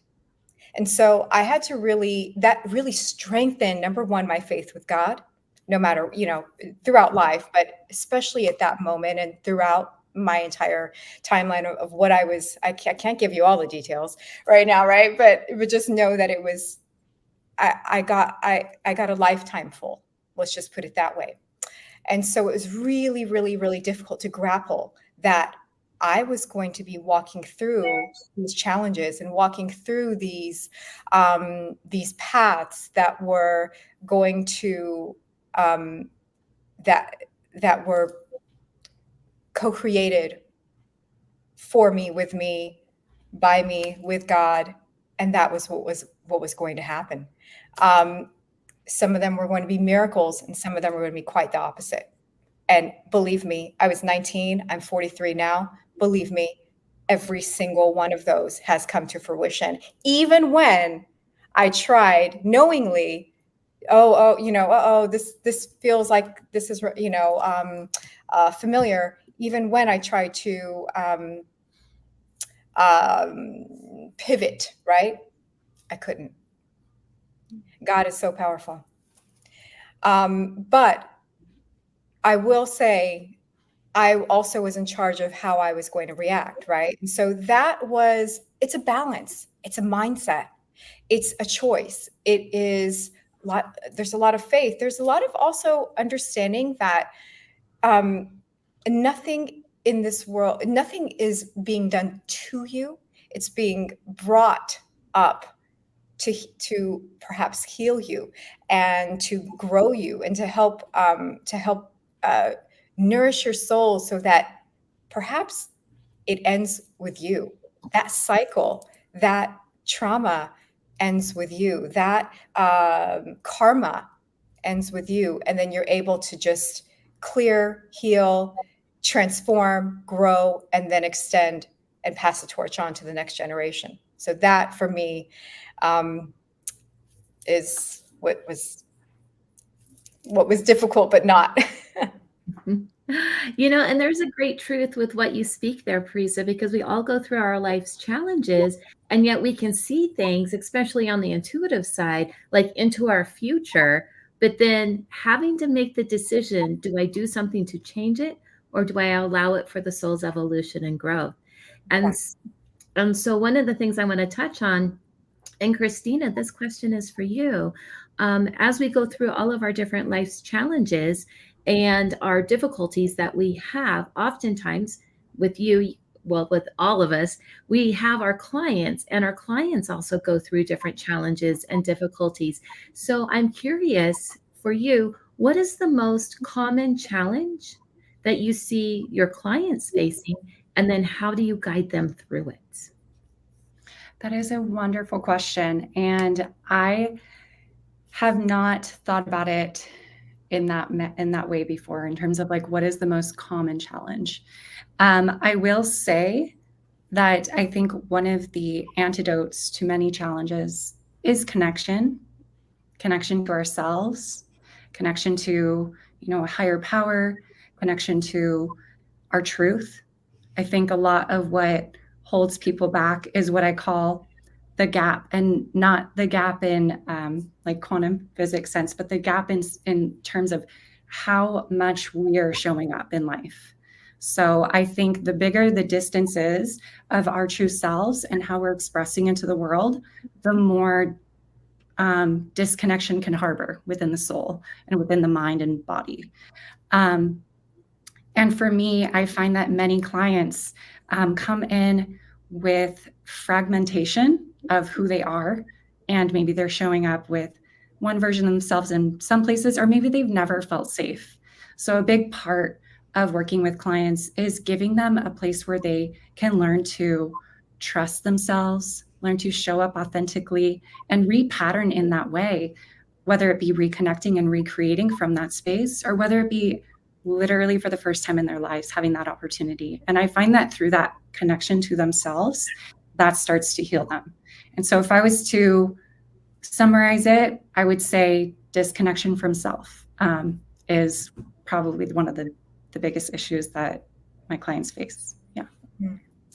I think you're onto something there, because oftentimes when I ask people similar questions, we have that connection to ourselves, to other people, and we don't know what drives that connection. And I think happiness is a huge key to it, because we're always asking that question, what makes me happy? What makes, what drives the world? And when you really sit down and look at it, it's having those connections with things as well. So thank you for your answer. Renee, I do want to know and hear from you here, knowing and hearing the different challenges people have had, what our clients tend to face. For you, developing self-awareness, it really impacts ourselves. So what advice can you give for people to stay motivated and inspired to create that connection and to overcome challenges? So the thing that I practice and think is life-changing is to not have an opinion when something happens to you, because it may seem like a terrible thing, or it may seem like a great thing. But if you can learn just to stay kind of neutral and to watch it and keep a positive mindset, and not have a real strong opinion, you're going to have a better life. And your nervous system is going to calm down. I was in fight or flight the majority of my life, and it's hard to think. It's hard to make the best decisions when your body is going a million miles an hour. So not having an opinion really helps you find that calm place, that I don't have to react to this because I'm sure there's something good, and it seems bad, but there's a lesson here. So that's one of my biggest things. If we can just say it is, not it's good or it's bad, it just is. And yeah, that's my biggest thing. There was another part of the question. How do you guide your clients through, or excuse me, inspiring and motivating your clients to stay with connection and overcome challenges? So I tell them that what you focus on is life-changing. You are going to live your life through what you choose to see. And if you are focusing on the bad things, the negative things, I mean, they're real, but I don't give them a lot of airtime, whether it's personal, and I don't watch the news. If I have to get the news, I'll get it online in about 30 seconds, just the headlines. I'm with Mo Rock. I think we need more positive news, and I don't think, exposing yourself to negative news is a good thing. So I think your focus, if something terrible happens to you, just stop and think, what am I grateful for? What do I love? Whether it's the roses in your garden or your children, and then focus on that. And your body becomes calm. You have the ability to deal with life better. And your brain starts changing. I've literally felt my brain change when I've had on some of these headsets and these binaural beats and practicing the thoughts. It feels like a massage. It's great. Like neuroplasticity, my brain is actually changing. It's pretty cool. Absolutely, yes. And the brain does change. And I see Lori McNeil has joined us in our conversation. So Lori, share with us what inspires you and a little bit more about you. Yeah, thank you so much for having me be a part of this show and a part of this important panel. So many things, the little things inspire me, to be honest. It's the little things. I'm an outdoors enthusiast, I guess, which tends to surprise people because usually people see me in, pink and fuchsia and 6-inch heels. And so they think that I don't get my hands dirty, so to speak. But I do. I love hiking. I love fishing. I love kayaking. I love all the outdoor stuff. So one of the things that inspires me is actually being outdoors and nature. And so that is something that has always just been a huge part of my life, all my life. And so I create my lifestyle around both kind of city and rural. So I'm bouncing between city and rural all the time. And I love it. And I love that balance. And I love, that's kind of how I get my peace, how I get my calm, but then also how I get my inspiration as well.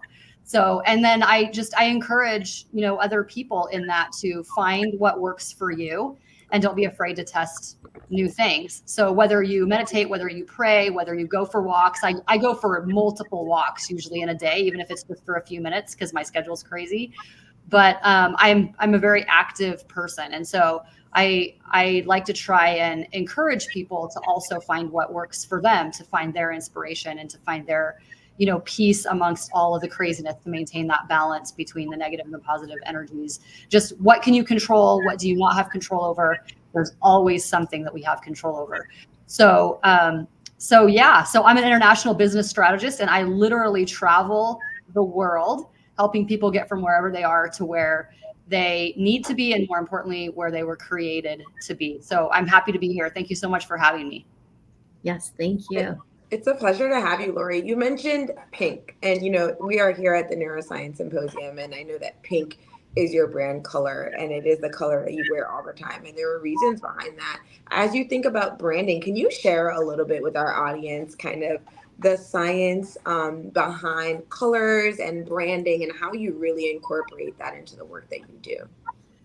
Absolutely. Great question and very important question. And one of the things that I help people understand is that your logo should be the last thing that you create, not the first. And when you're creating a brand, whether it's a business brand or a personal brand, you really have to understand that there's so much more to it than what you initially probably realize in most cases until you've gone through the process. And I have people ask me all the time, oh, pink must be your favorite color. Actually, no, it's not my favorite color.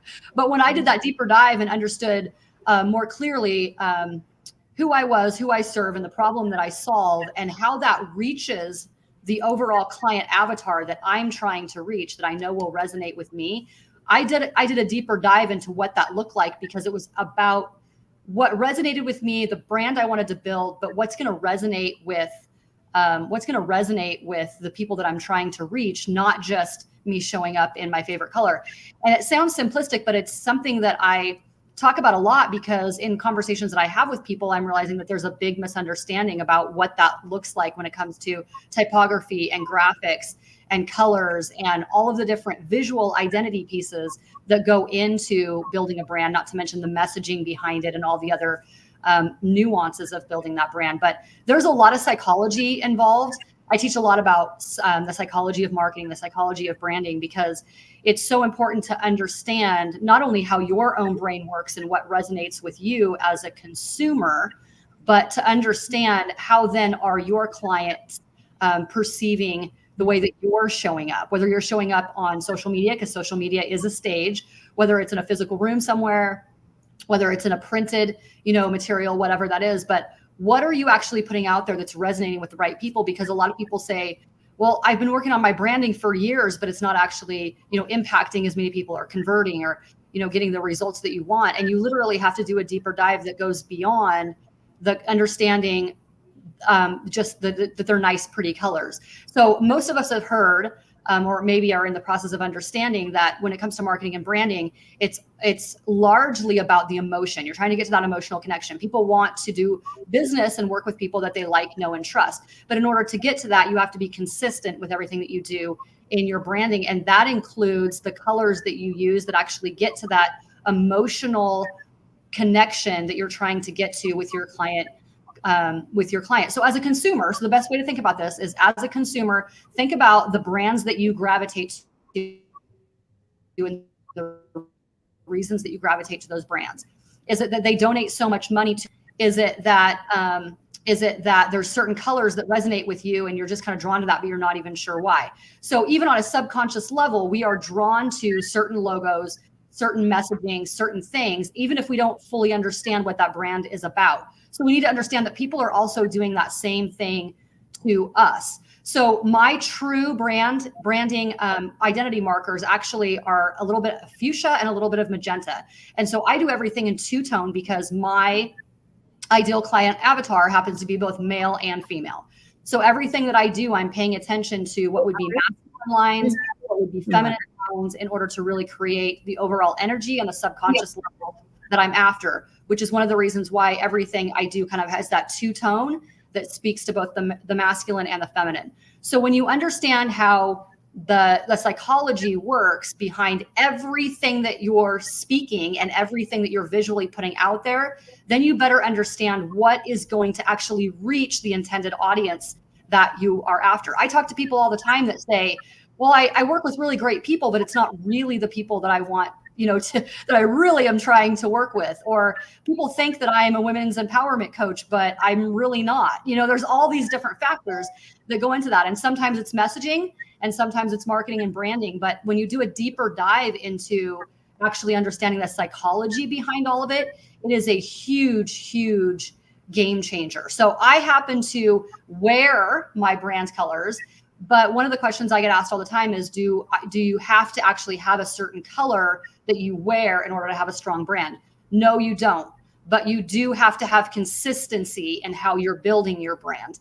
And that's where it makes a huge difference, because the consistency is what leads people to trust you. And so when we have to have that know and trust factor, everything within the branding essence of what you do has to maintain that overall consistency. And you have to understand the psychology behind the consistency that your client avatar is actually going to resonate with and learn from and want. For some people, I love that, Lori. And I love that you took the conversation in that direction, because earlier we were talking about life experiences, mindset, and spirituality. And you were talking about, like, to understand how your brand is resonating in the outside world, you have to take a deeper dive and look within. And I think, you know, we were thinking about it from like more of the lived life experience perspective, but I love that you helped us kind of make a connection there with how that looks like and how we show up in our businesses. Because the same way that we operate in our own lives, our businesses have a consciousness, and people pick up on those cues. So if we're navigating through something Dagmar was talking about earlier, and Suzette, when we're going through a life experience, the experiences that we've had, where if we haven't cleared that out of our system, we're actually bringing that, you know, into our space. So I kind of love the place that conversation went, because it kind of shows the interconnectivity there.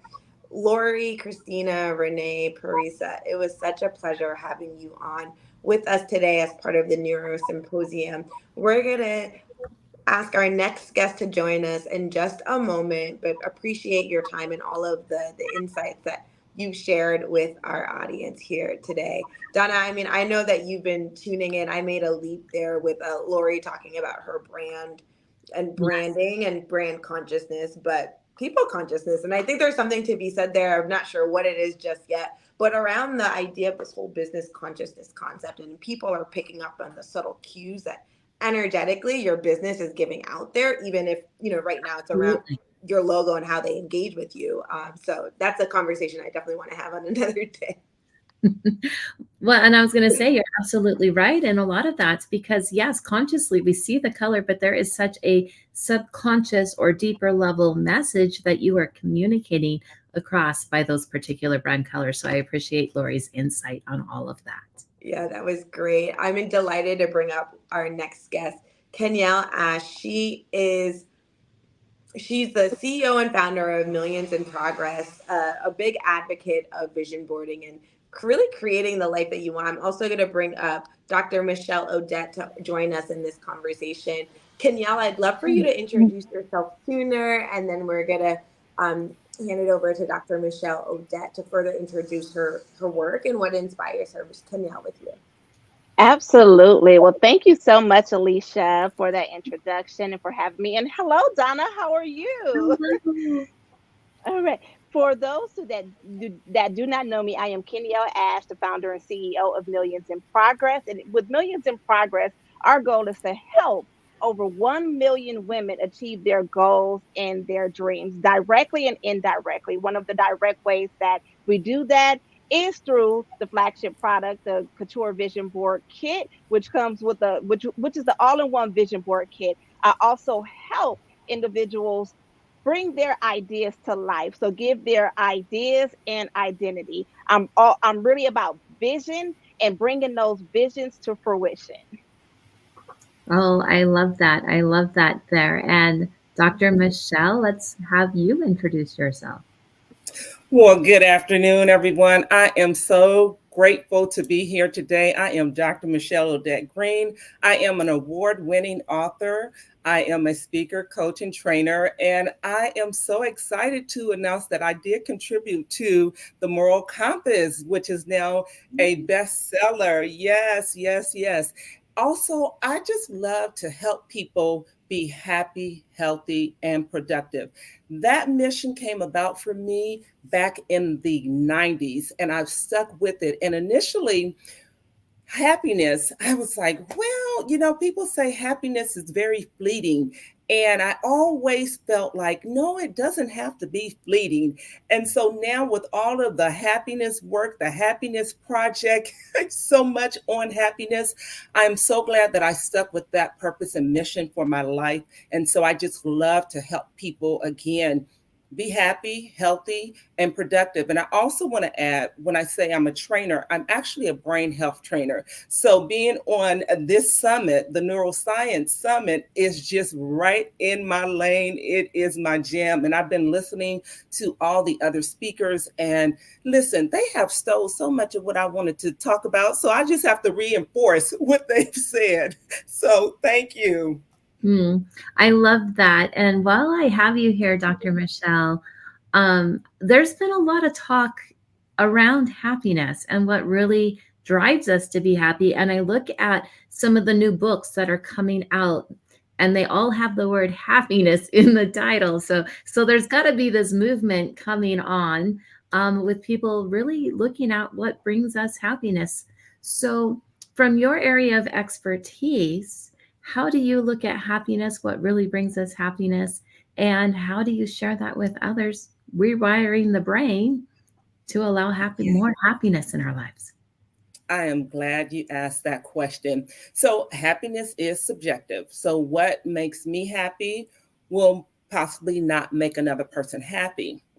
But here's the thing about that, is that so many people, they say they will be happy when they get the great job, when they get the house, when they get the car. And so they're waiting to be happy. And I say you don't have to wait to be happy. You want to be happy in the process of gaining the skills necessary to get that great job, etc. And so for me, happiness means that you're happy from the inside out, and it doesn't depend on outside circumstances.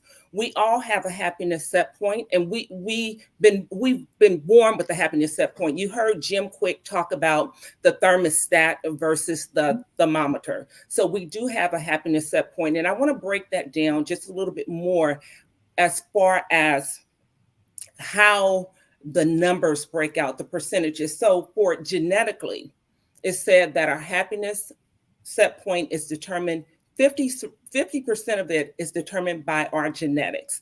10% is determined by outward circumstances, and 40% is determined by your habits, by your thoughts, by your behavior.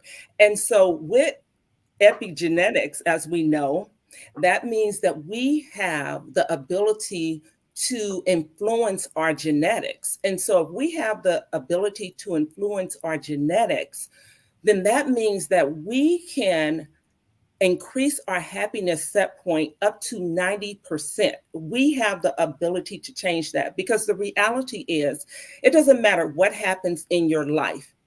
You can win the lottery, and if your happiness set point is low, within a year, most times people return back to that happiness set point. You can have a death in your family of a loved one, but again, within a year, you will go back to that happiness set point, if you will. And so if you find yourself where your happiness set point is low, there are things that you can do to increase that happiness set point. And that's through learning how to manage your neurochemicals in the brain. You've heard about the neurochemicals all day long, about oxytocin, serotonin, dopamine, endorphins. We heard about that. We heard about that yesterday. And also, I need to mention that Joseph McClendon III is actually my mentor. I am a founding member of the Neuroencoding Institute. And so a lot of the tools and the techniques, I use that and they work. And so I want to turn it back over to you, because I know that I've said a lot and there's still a lot to unpack there, but I want to make sure that I'm answering your questions. So I want to turn it back over to you, and then we can unpack what I said more if you desire. Well, I love that. I love that there. And I think you're onto something as well. I want to bring Kanel back into this conversation, because you do a lot with visions and vision boards and looking into the future and bringing that into the present moment. How important is it for people to actually visualize their own happiness for their brain encoding? It's very important. One thing that I love is that with learning the neural encoding, right? And the brain health, the health of our brain, how it intertwines with vision boards and visualizing. So years ago, when we would motivate ourselves or we do our vision boards, we didn't realize that it was science behind it, right? That it's so much science and it's not just woo-woo information. So when I learned that it was science backed, and that when it comes to changing our mind and when it comes to neuroplasticity, that it was actually science backed, it really changed a lot for me. So when it comes to neuroscience, I'm still learning more in regards to how we're able to rewire our brain. I know that we're able to rewire our brain, but what's the science behind it? So more into the science, we know about the subconscious mind, the power of our subconscious mind, and being in alignment.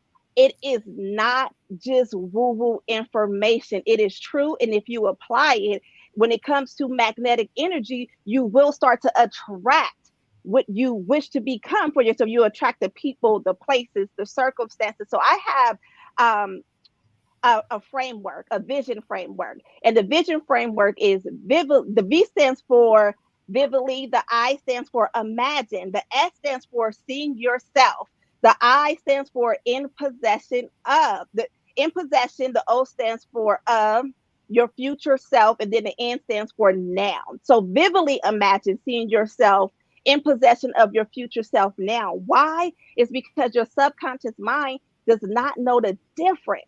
And we've all heard the term, well, maybe not all. If you haven't heard the term, and if this is new, everything in life happens twice, once in the mind and once again in the physical. So it's very important that we visualize the things that we want for ourselves and know that if it can happen for others, it can also happen for you. We have the power to change. And again, it's not just a motivational thing. It's not, we talk about regurgitated information, or those who are writing books in the field of self-help and professional development, that, oh, I've heard it before. But what do we say about repetition, right? Repetition also helps with implanting it in our subconscious mind. So it's a great thing that you're hearing it again, so that you could become consistent in that area and you could begin attracting those things to you. And again, it goes back to neuroscience. We're training our mind, we're rewiring our brain, we are building new brain muscles within our brain. We are building our brain muscle to be able to be, do, and have the things that we desire to have in life. You're absolutely right. Our brain is a muscle. It's reprogrammable. We're training our brain consistently. So from both of you, Dr. Michelle, let's start with you first. When we speak the words that we speak, how important is it really to speak in positive terms versus like a negative term and affirm what we want versus what we don't want? Does that help? And because I always find myself slipping up and it's like, well, wait a minute here, I got to rephrase that. So how important is that to really affirm where you want to be? It is so important. First, I want to say that your brain is always listening. Your brain is always listening, and it will search for the answers. So it's so important that you speak positivity over your life, because the words, not just the words, but the thoughts as well. The words you speak and the thoughts you think, they create neurochemicals within your body. When you think of fear-based things, you're producing cortisol in the body. When you think of happy things, you're producing serotonin, dopamine, oxytocin, endorphins. When you think of something sad, when you start crying, why would you cry? That's because you're producing the chemical associated with those words and with those thoughts. And so I know that we are up against time, but I want to make sure that I point out a couple of things, because some things that women, we get triggered more than men. And what we need is more oxytocin. And so oxytocin is that connection. That's that love hormone. And if you can't get it from somebody else, you can give it to yourself through a method called havening. And havening is just stroking your arms, stroking down your arms.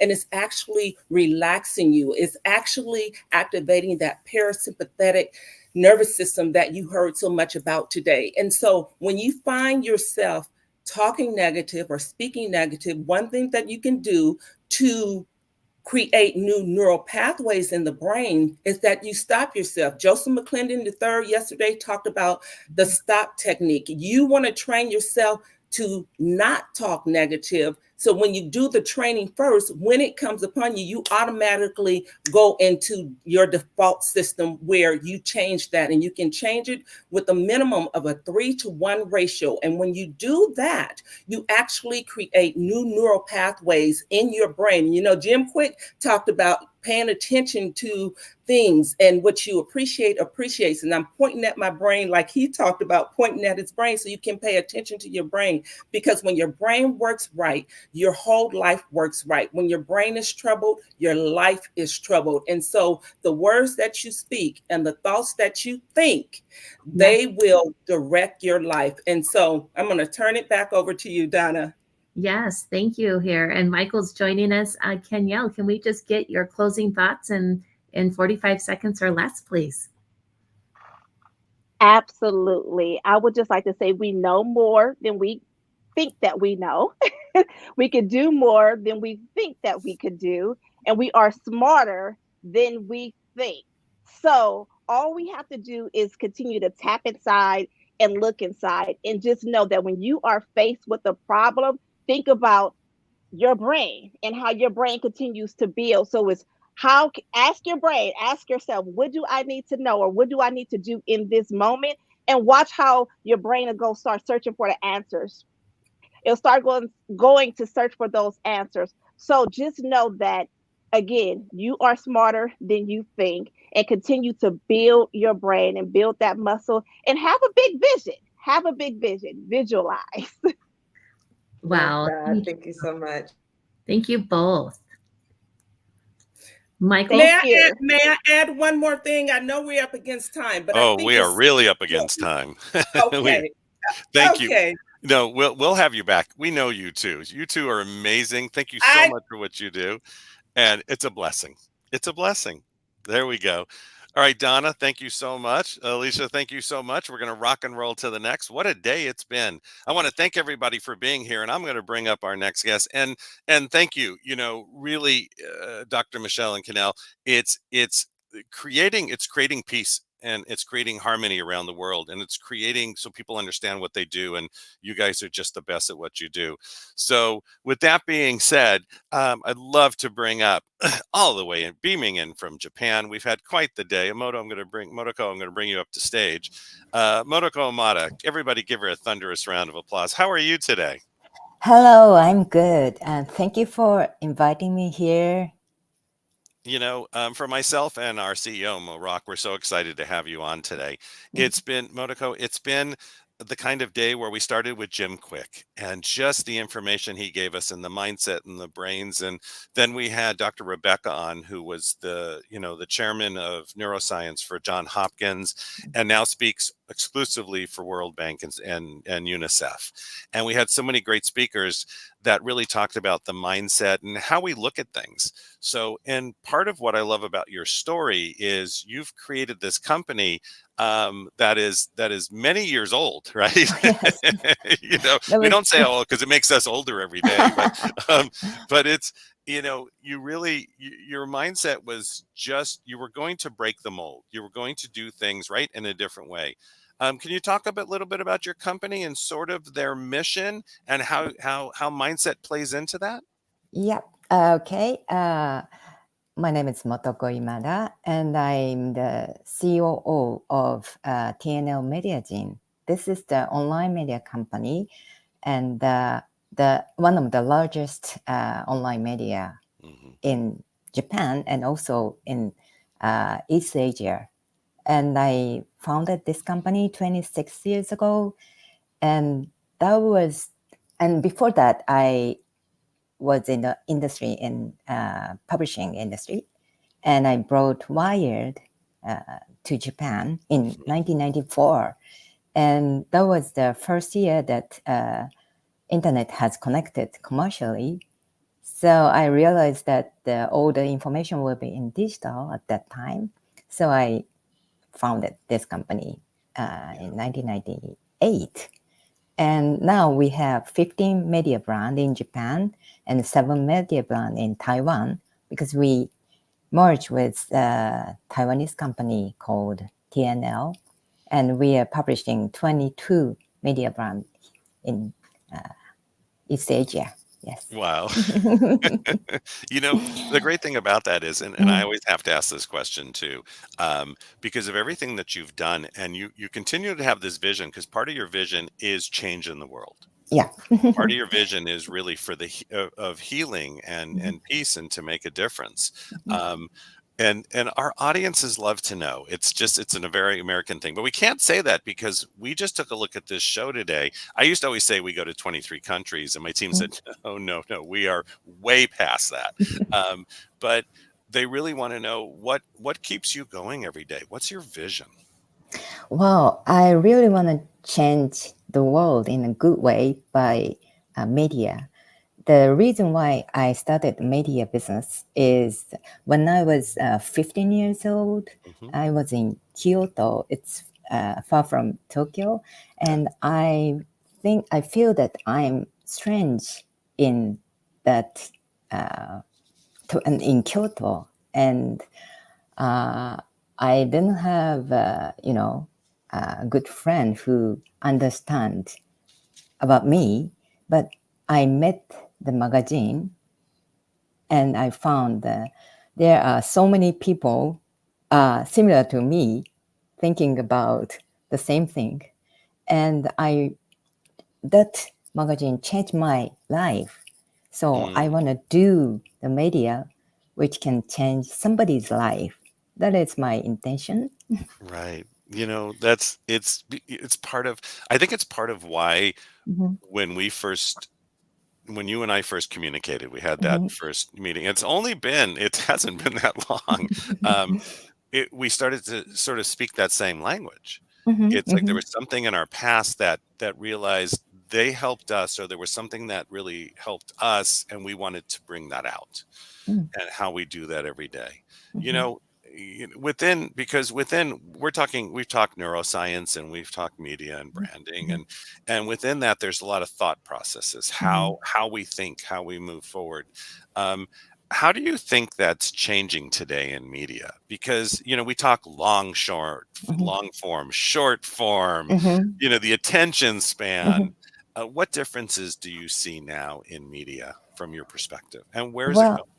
Oh, okay. The printing era, you cannot publishing anything without, checking and consideration. But now everybody can publish anything, right? So it's really difficult to find the true thing, especially in internet. Right. So it's very important as a publisher to publish authentic things, to find out what is the right things to publish or not, right? To, get the trust as a brand. That is very important, I think. So, yeah. I do too. I think there's a move. I think there's a, and there's a community feel. I think that's a really big, we take a look at Facebook, take a look at the things that it's all about community. And so everything that we do is really based on our worldwide community, and I think you're doing the same. And I think that's that relationship, that it's a bigger picture. It's really making a difference, and sometimes there's even within what we do, it's how do we even get up every day, right? That we have the vision, we have the mission, but what are those things that we do every day? And we have a lot of people in media who watch our shows, obviously, and the one thing, I always say is just find one thing you do every day for somebody else. Yeah. Because your day gets busy, correct? You have a very busy day, probably every day. Nowadays, yes. Nowadays, yeah, I know. Yeah. I know. Isn't that funny how it transitions? Especially because I had told you one of my business partners had been Tony Robbins' vice president for 18 years, and we were a little bit on that. It never slow down, And then this world vision of the Tribune and everyone, I thought, this is it. This is where, where we need to be. And it changed really quickly. Yes. But so if you look at media and again, the thought process, a lot of people quit. People just quit all the time. And so part of that question is, of course, I had asked what keeps you going. At the same time, what do you do to take care of yourself? It's our audience always asks that. So I'm asking ahead of time. Okay, I really love media business. So I'm doing this not for the money, not for, something that I got something, but just I really want to make something change by media. That's all. Yeah. So that makes me, continue doing this. And also sometimes, of course, I lose my motivate in my life, for a long, long life. But I need to maintain my, feeling. Yeah. If it's something happens, something harsh happens in the work, but I try to be myself, even if anything happens.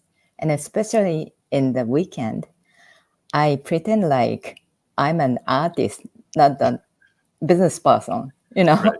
Yeah. The way of thinking is totally different as an artist or as a business person for me. So I do read books and watch movie, dance, sing. That kind of thing make me, myself. Right. But that's the important part, because I think, you and I happen to love what we do. So we're very blessed by that. We happen to love what we do. But what you're saying, and I want everybody to hear this, is we always talk about this work-life balance. If you find the thing you love that you do, that's not so much a concern, but who is it that you are? And so you're doing the things also that you love on the weekends. You're singing, you're dancing, and so you're incorporating your physical, your body, right? Your kinesthetic, as we call it. And you're incorporating your mind, and you're doing the things that you love to do, which keeps us, I think, sharper at what we do. Yeah. Right. That's true. Yes, true. Right. So, and I think that's because, just like I know, there are times on weekends that things come up, or we have our virtuals on the weekend. So in a way, to me, there's no more week or weekend, but it's okay. So it's Tuesday and it's a light day. I'm going to make sure I take the walk today. I'm going to make sure I spend maybe some family time. I'm going to make sure that I read. Now, when it comes to reading books, this always comes up. Are there any books that have inspired you over the last 20 years? Oh, yes. The book called Producing the Idea. That's a small book, but I always have to produce the idea to run my business, right? To do that, you just get all the information for you, and you think about that, and then you take a rest, forget about that, and then the idea comes down. And yeah, I always try to do that. That's great. So there's one simple book, and that's, by the way, we're getting a ton of comments, and we're flashing some of them on the screen. And I can tell you right now, a lot of those comments actually right now are coming in from, because we saw where people are from earlier, but it's there's a whole group in the Philippines listening to this right now. Yeah, and a whole group actually in Africa. And the great thing is you're actually talking to some in business and some in their villages. So this is where we do that. And so everybody, Motoko just gave you a very simple way to look at things, and to really, wherever you are, take a moment. Sometimes you have to stop for a moment, right, Motoko? We charge, right? And Americans are always known for this, right? We go. But sometimes you have to take a moment and take a breath. Dr. Rebekah talked about this. She teaches CEOs around the world and presidents how to breathe, how to even yawn to increase the oxygenation, and how important that is. Yeah, that's very important. Yes.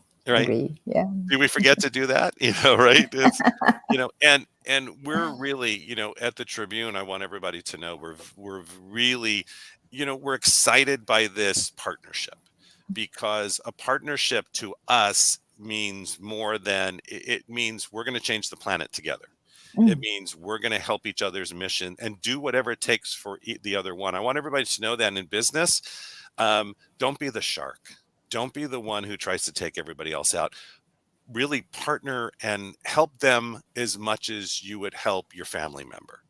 Be there for them. And in business, they'll always be there for you.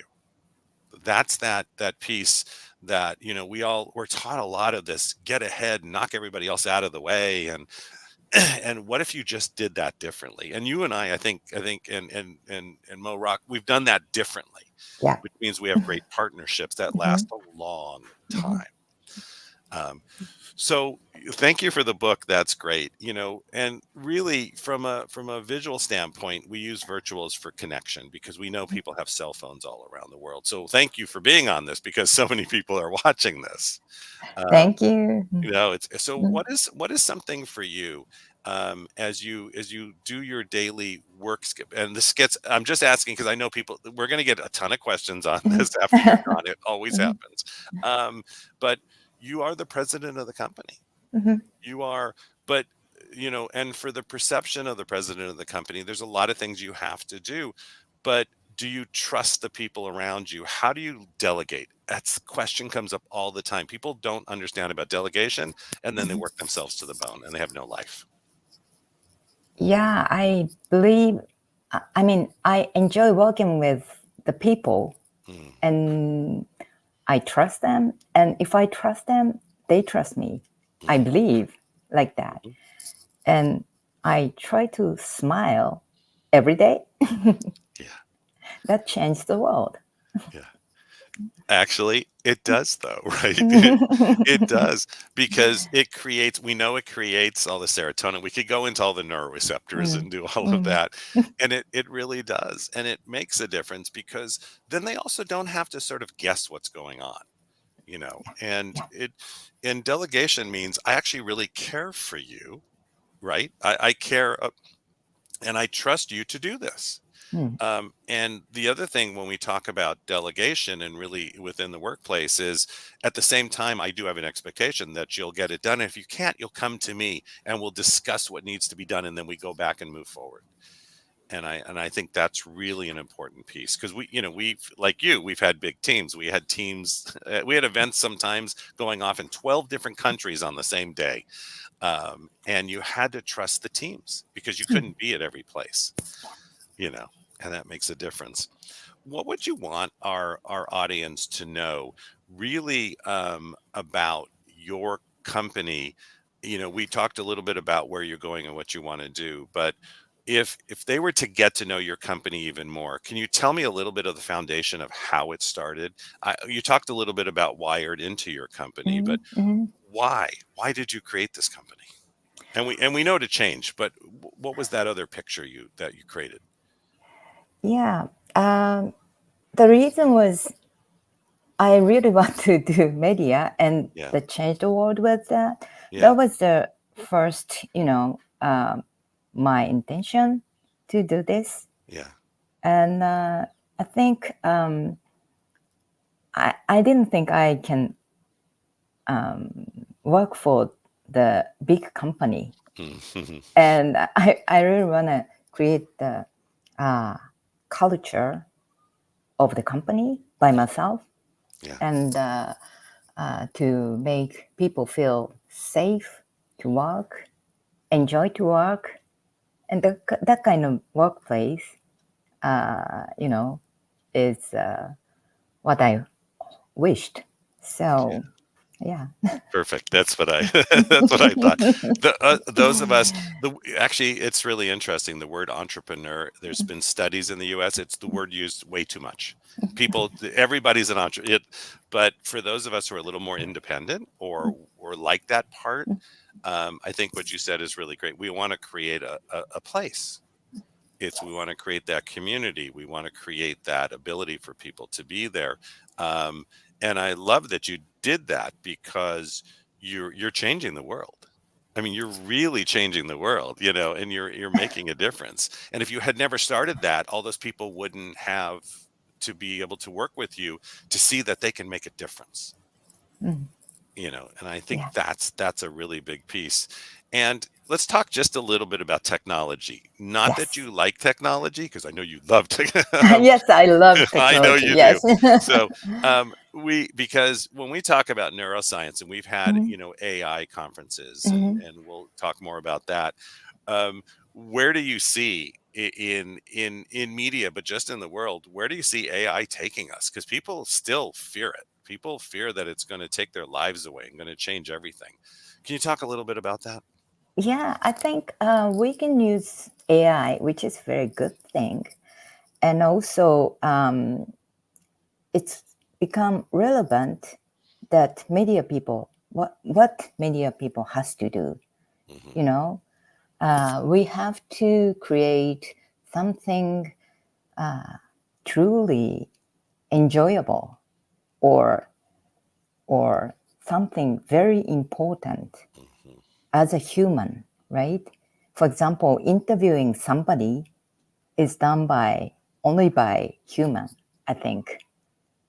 And the planning, which nobody has ever seen, should be created by human. So we can focus on that part, not just writing, things or just, editing things, but more focus on planning or, seeing people, listening to people. That is only done by human, which is very important, I think. Yes. Yeah, I do too. I think that's a great point, because there is this rush, right? Everybody wants to have an avatar. Everybody, well, I can do it in 10 different languages, and I understand all of that, but it's still what got you to that part in your business was the human side. What got you into the decision making, and there's also, we have to take a look at, if everybody's avatar, right? And everybody does 20 creations of what they're doing, there is eventually the point that just the bandwidth, we're going to run into those issues again.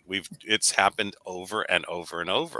Yeah. In the US, really, I mean, because we went like high-speed internet, unlimited really early, and then it got slower and it got slower, right? Because it wasn't able to handle what was going on.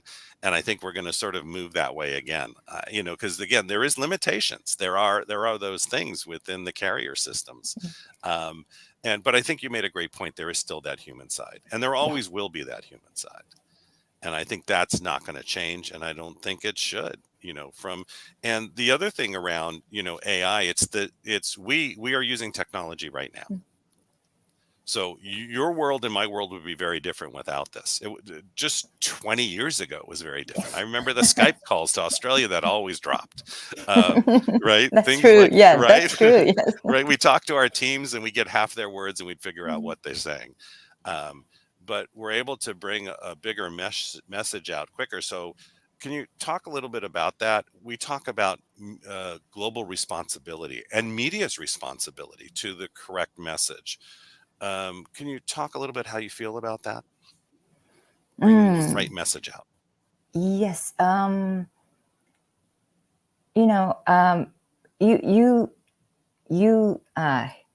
get many information every day, but you have to choose which is right and which is wrong. And media people has the responsibility to try to be true, try to be authentic.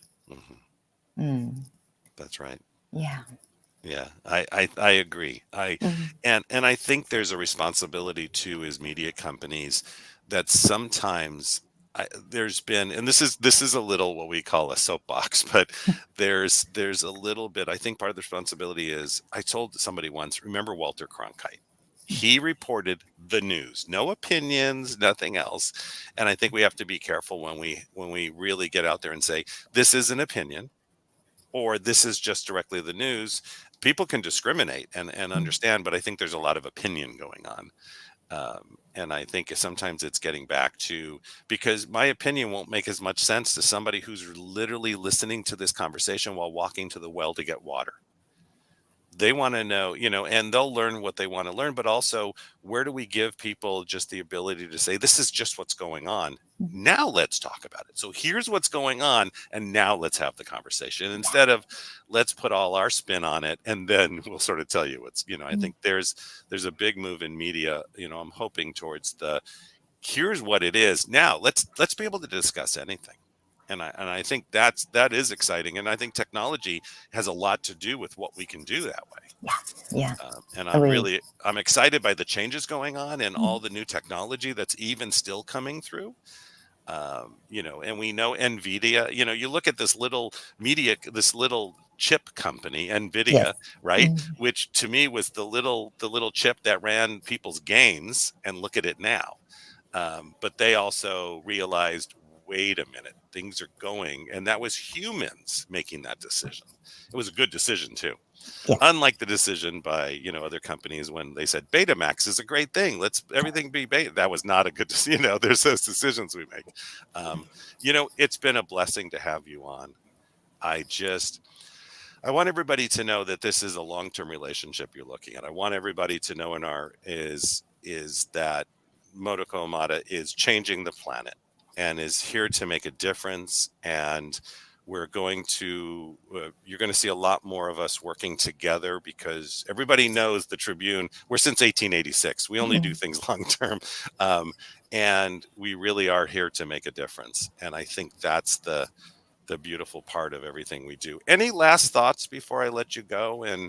And oh, by the way, for our audience, you're going to see some press releases coming out of things that we're going to be doing together, and you're going to see some trips we're taking, and we'll be filming that. It'll be fun. We're going to make it fun, interactive, but we promise we will answer your questions, and we promise that we will be there as a community for you at all times.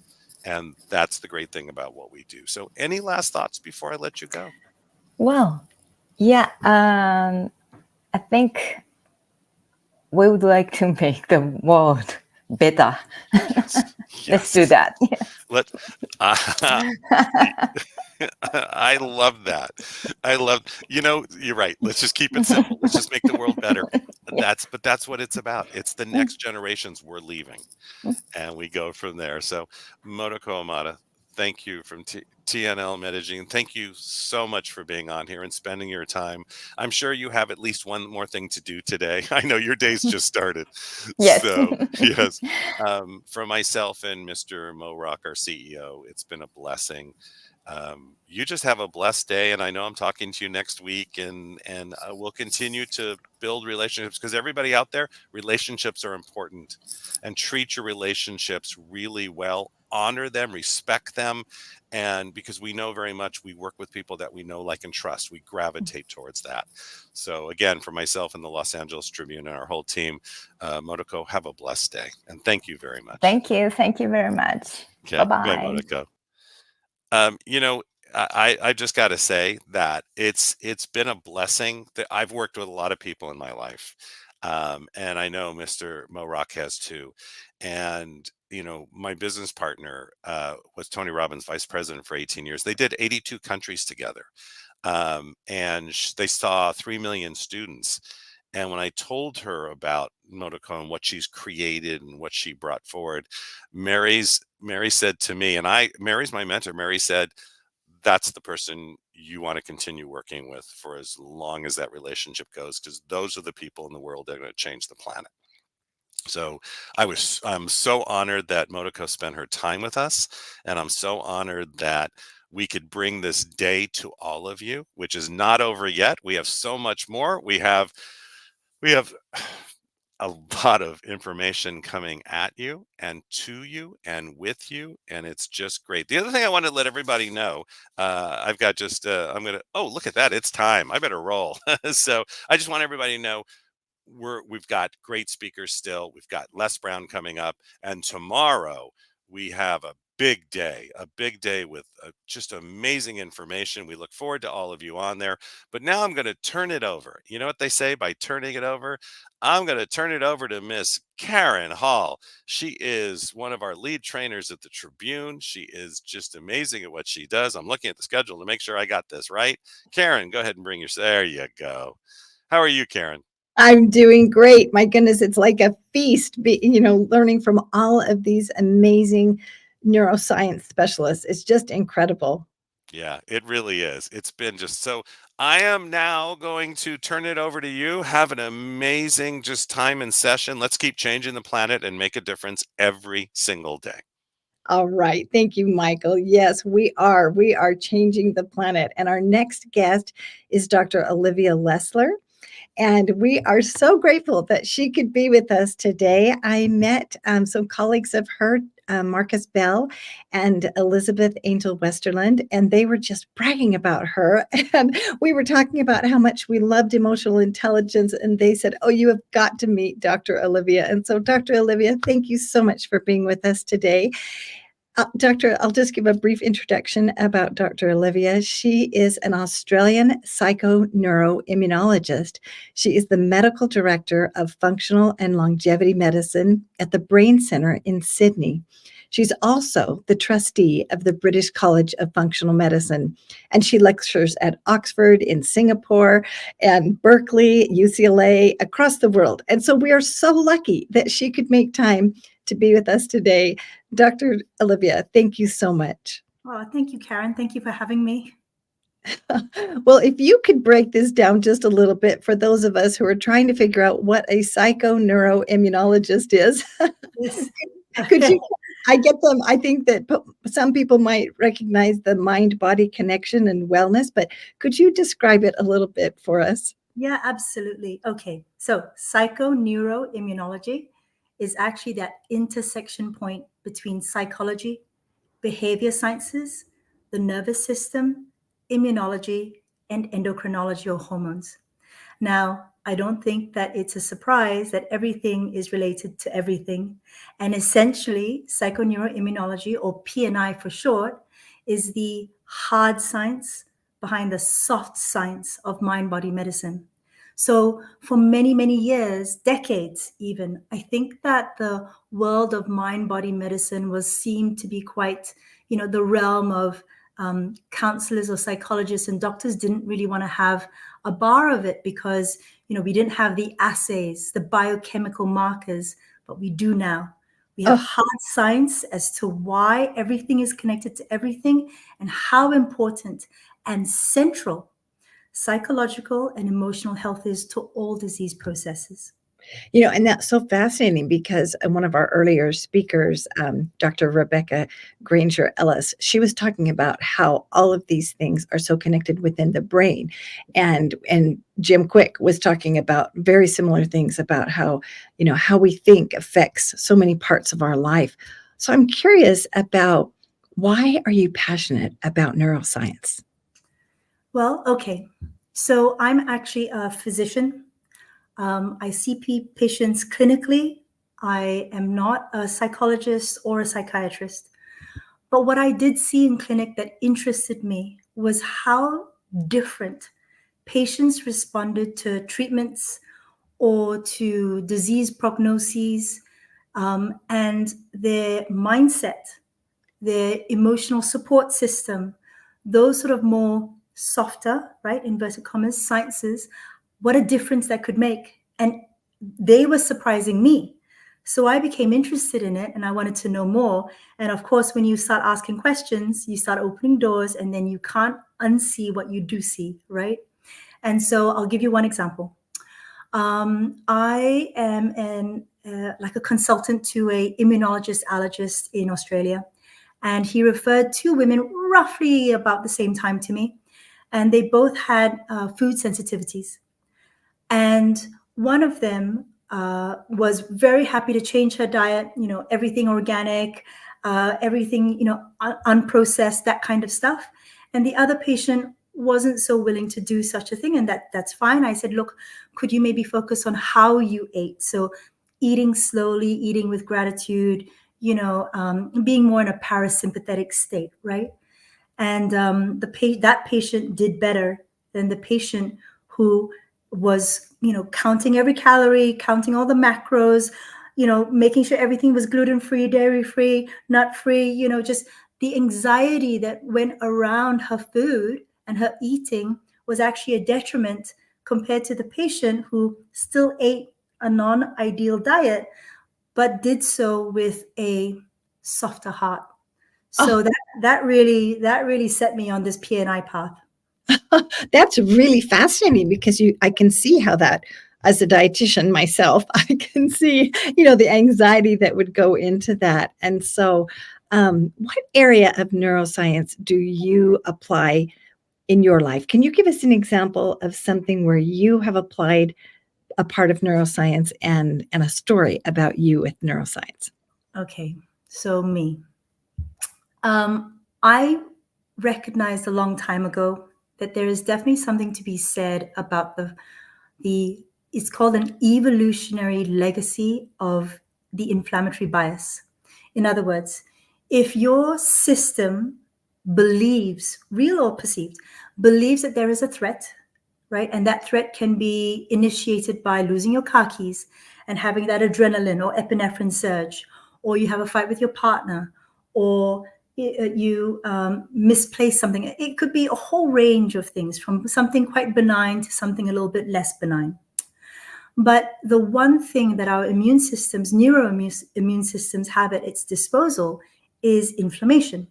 So it'll turn on inflammation in that, okay, just in case scenario that there is a saber-toothed tiger, let's just say, right? And my entire life I had been unwell, asthma, hay fever, and then it was polycystic ovaries, and, it was recurrent urinary tract infections, blah, blah, blah, blah, blah. And one thing was led to another, and I was the average person that was collecting diagnoses like Pokemon cards. Oh. And then one day, by accident, I found myself in a loving relationship. I had a schedule, I had rituals to certain things, and I was eating good food. And anyway, almost overnight, but it was about 3 or 4 months, I realized that I had none of my diagnoses anymore because I had let go.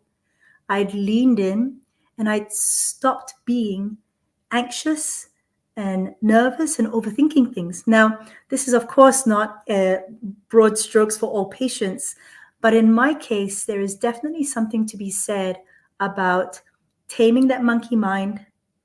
And when you do tame that monkey mind, part of it also is that your inflammatory markers or inflammation does go down, and the knock-on effects to your disease processes, to those inflammatory processes, actually makes a huge difference. And for me, it was life-changing. So that is what I talk to my patients about as well. Wow, that's really amazing. And so when you talk about this monkey mind and how we think of one thing and it loops to another thing, and we just kind of get going in our brain, and it causes us so much stress. I think so many people are dealing with the what ifs. What if this happens? What if that happens? We have so many worries in this day and age. And so if I was your client and I came to you and I said, how can I calm my nervous system? What are some of your tools that you use and I know everybody's different, but what are some of the tools that you use and that you think are the most effective for somebody like me that might be very, very stressed about things? Maybe I even have trauma, I'm having trauma responses. 100%.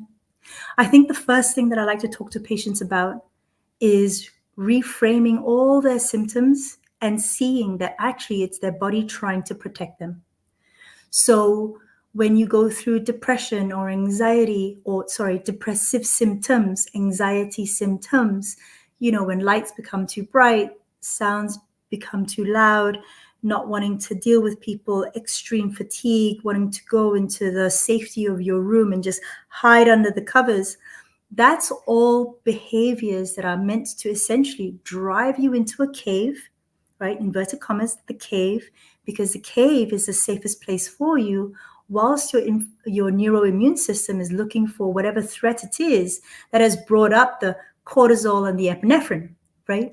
Right. So if you reframe it and you realize, oh, wow, my body is actually trying to protect me. Okay, What is my body trying to tell me, and how might I best self-soothe myself?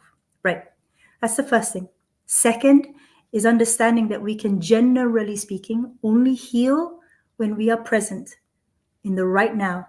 Because either you're running from a saber-toothed tiger or you're hiding from a saber-toothed tiger.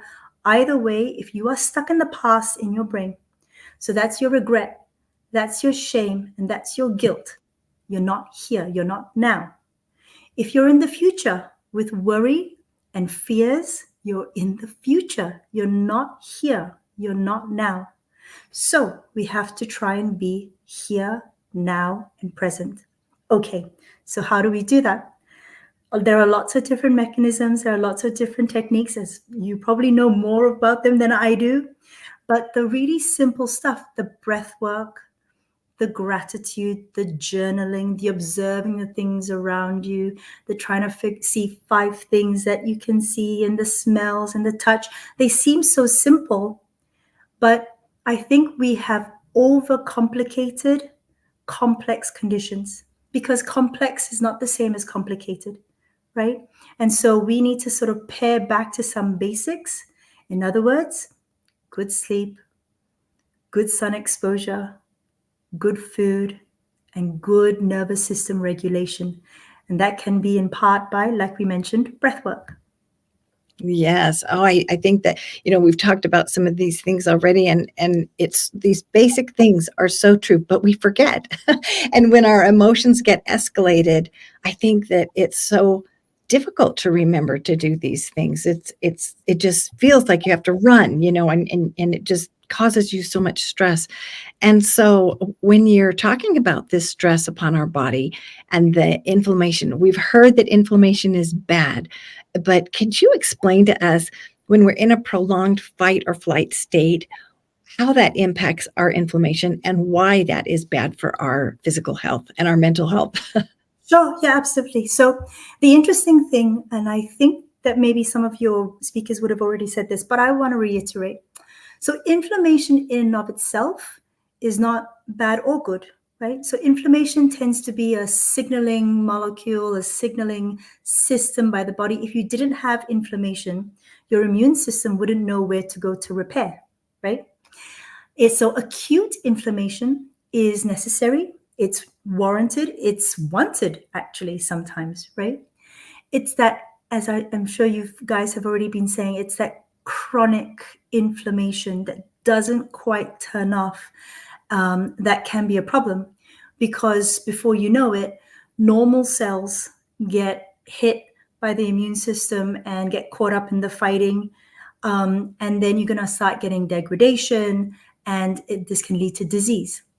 Because at the end of the day, your immune system, remembering that we're trying to reframe everything, if your immune system is trying to help you by looking for the cause of this epinephrine and cortisol, presumably maybe a virus, a parasite, or a bacteria, and it's turned on inflammation to garner those troops, to garner those white blood cells, then it's willing to lose some battles, i.e., it's willing to have some issues with your regular functioning, because it's hoping to win the war.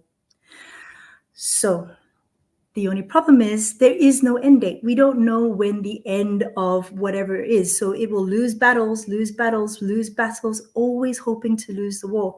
So the inflammatory process, when it becomes this never-ending battle, lots of lost battles, eventually means that your body does break down. It stops functioning the way it should, and it starts reprogramming your response times. It starts reprogramming your pain sensitivity. So we're just going to go straight back to the brain again. If you get, I have a great analogy. Okay. I want to hear it. Yes. If you are a house, okay, you are a temple, and your house gets broken into. There is a window that's been broken into and you get burgled. Okay, you're going to feel very afraid, and you're going to put up, redo that window, but you're going to put bars up now. And the first place you put bars up is that window that got broken into. Now, the minute you hear that there are burglaries happening in the neighborhood again, i.e. more epinephrine, more cortisol, more epinephrine, more cortisol, you're going to start putting up bars all over the place, right? And when you have all these bars all over the place, your home, your house doesn't function like that cozy, safe space anymore, right? It feels like a prison. So the idea here is that not only do we want to remove triggers that are going to cause us responses that may lead to inflammation, whether it's certain foods or certain thought process or certain situations or certain people in our life, for example, that are crossing boundaries and no longer serve us. We also want to flood ourselves with safety signals. And safety signals is all in your control. They can be super simple, like making sure that you walk with a particular posture, right? Because protective posturing is this. We want to open up. This is a positive posture. Helps us breathe, helps us feel more confident, chin up. We want to be in wide open spaces. We want to show our scared inner child, scared ancient brain, let's just call it, that we are safe and we're not afraid of being in wide open spaces. We're not afraid of being seen by an apex predator from a nearby hill because we are apex. We want to have our hands nice and open in a parasympathetic way, right? Vitruvian man. And we want to be able to use our head to prove to our system that we can look around and we can survey for threats if we needed to. So we're using our head, we're using our eyes, and we're slowly going to survey the horizon. Look at us go. We can if we wanted to. We don't need to, but we can, right? And all these little tiny things, being out in the sun, breathing in that fresh air, they're all safety signals. So not just us focusing on the signals that may be causing us, triggers, like the foods and the anxieties around all those sorts of things. It's also about the safety signals. Oh, I think this is fascinating. Just our posture. When I read about the science of like the Superman pose, and how that increases testosterone and empowers us. And this is the same thing that you're talking about, that we can do this. We can lift our head up. We can, throw our shoulders back and take an empowering pose to enable us to feel safer. That's tremendous. And then if we were going to think a thought, what would be a thought like that you would offer me to think of to help me in combination with that pose? So I actually say to patients that I would prefer if they didn't think it, but they said it. Okay. Because the auditory system is a very unique one of the 8 senses. It is the first of the 8 senses to come online. In other words, you have full hearing in utero by about 6 months or so. You're born with the hearing of a 25-year-old. Okay. Oh. And it is, of course, the last sense to go when we die, which is why in hospital, we say to family members, keep talking, keep talking. They may not respond, but they can hear you right until the end. So it's a very important sense. Now, hearing is important in that it cannot hear your thoughts. It has to hear words. So you say these things out loud. I am safe. I am okay. I am happy. I am healthy. I am whole, or whatever your mantras are. And as well, I recommend, if you're talking about quite a series of events that lead to, having old traumas triggered and that kind of stuff, that you actually explain to your hidden brain, your ancient brain, right, that can't see these things, exactly what's happened and how. Okay, I know that you're freaked out because I have an injured leg. But what happened was that I was getting into the car and I misjudged the door, and then I swung my leg and I hit the side of the door.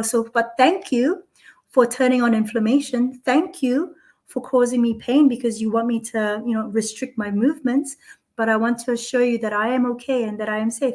And it sounds very rude, but I actually use this method for myself to decrease how much mosquito bites itch, for example, or decrease decrease how much things hurt. And we actually see this with children, right? So they'll run, they'll hit their leg on the side of the table, and when you come over and you talk to the child, it's like naughty table, right? Exactly. My grandkids do that all the time, and I've noticed that I did that as a child, and I've continued to do that with my brain. And so I had no idea that was so powerful, that auditory sense. So we just have a few more minutes, but if there's one last thing I wanted to ask you was, I know that you're also a comedian, and so how do you use comedy to help with regulating your nervous system? Okay, so I was a comedian. That was 20 years ago. Marcus and Elizabeth. Okay, it was 20 years ago. So look, I think that a lot of patients walk into a doctor's office and they're assuming that you are the dictator of their medical journey and they are a hapless, string along. And instead, I feel that more of us physicians have to be talking to patients, understanding that agency is incredibly important. And yes, and asking them up to the helm of the boat to help you steer, and eventually as a guide, which is what doctors should be, to step away from that. Now, as per sailors, you know that we spend a lot of time joking with each other, and that's super important to remind the patient of their humanity and to remind us of our humanity too, because we are not dictators and doctors do not hold all the cards to health and well-being, right? And in fact, patients know more about their bodies than we do. Oh, thank you so much for sharing that, because you're the kind of doctor that would listen to the patient, and you have so much expertise. We could go on, and I know our audience would just love to ask you more questions. And so thank you so much. We'd love to have you back on again another time, Dr. Olivia. Do you have one last parting nugget that you would like to leave with the audience before we go? Patients have more control than they realize.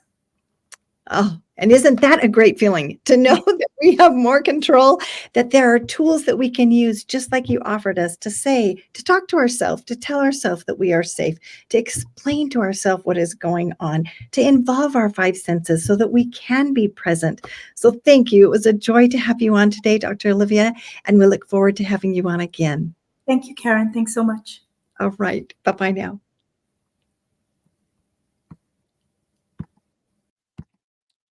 All right. Thank you so much. Wow. I don't know about you, but I could have just picked her brain and asked her questions and just gone on and on. So that was really, really fun.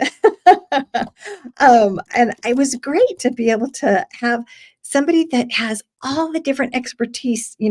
She has the neuro, she has the psychology, she has the immunology, and the functional medicine. Marisa, I bet you were just like, I want to ask her more questions, because I know this agency. Yes. I am so grateful to have heard her say that. I'm like, I could listen to her all day. Just hearing that was fundamental to her perspective. Yes.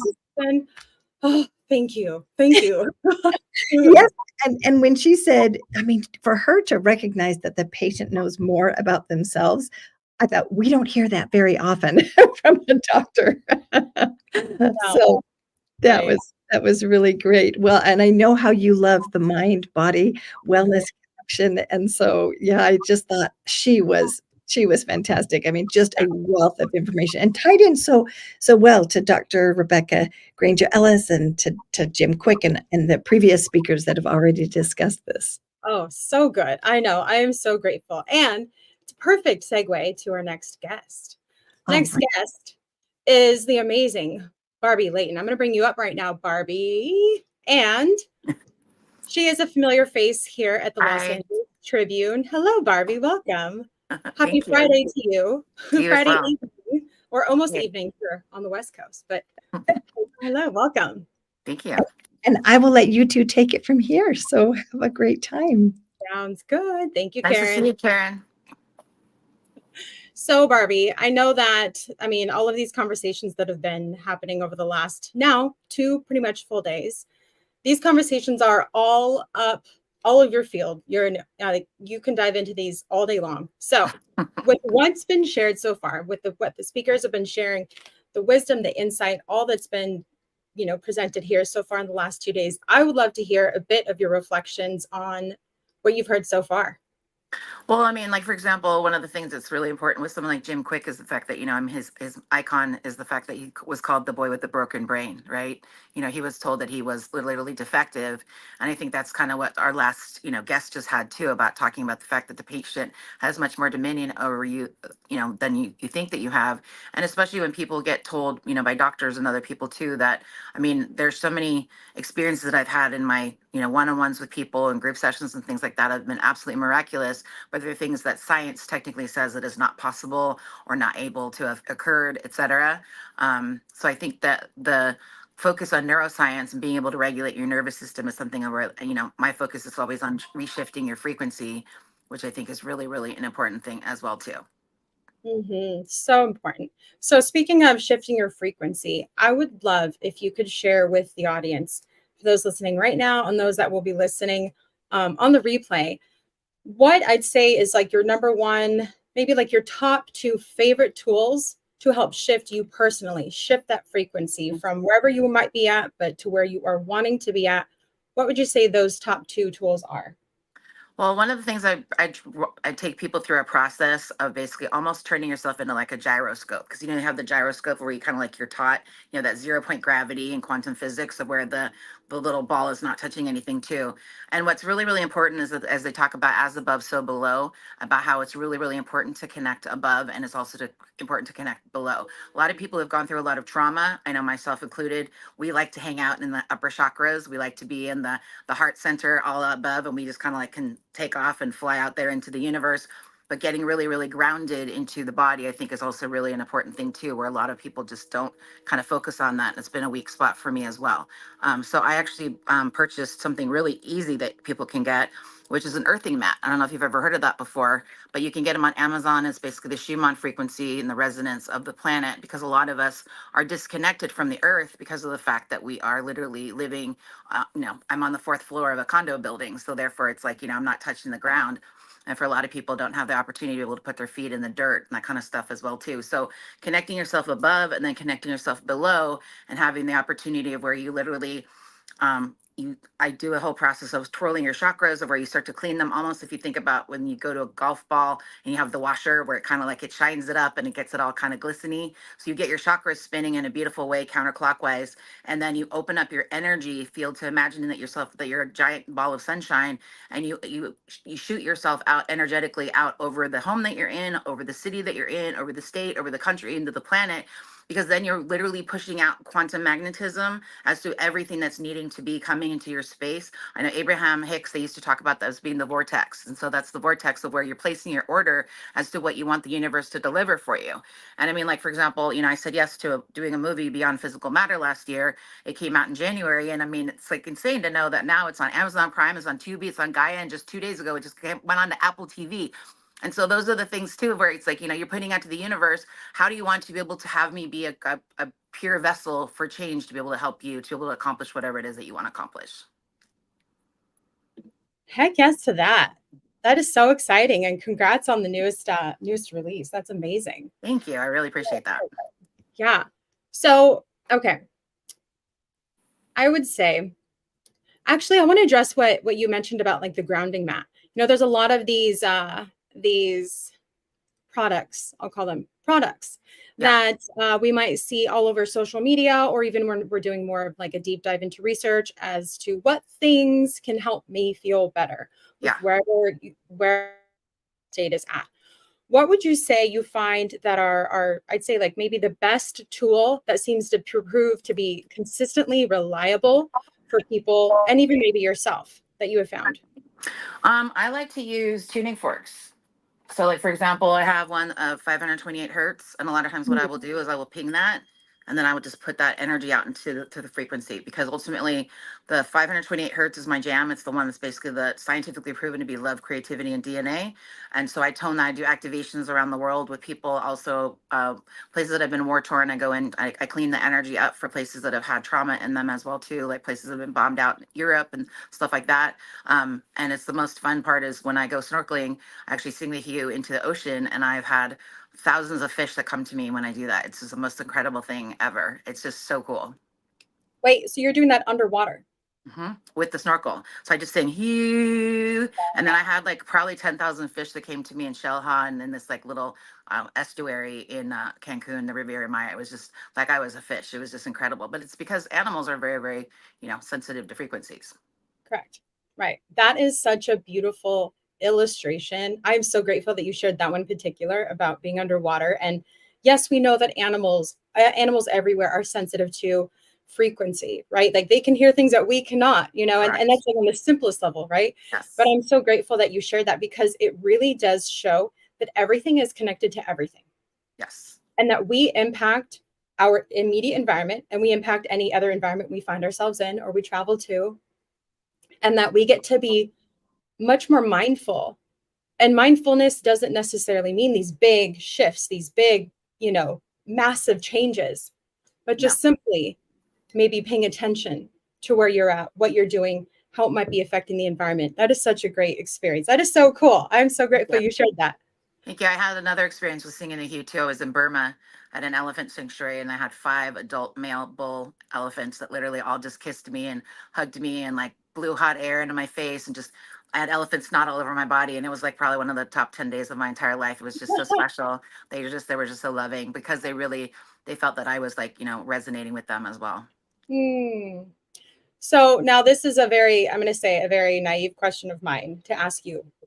With that same tool, does that work online at all? Or does it have to be in person? Oh yeah, absolutely. You can use it online. I know that for me, I always have, looking for it right now, but I always have shungite.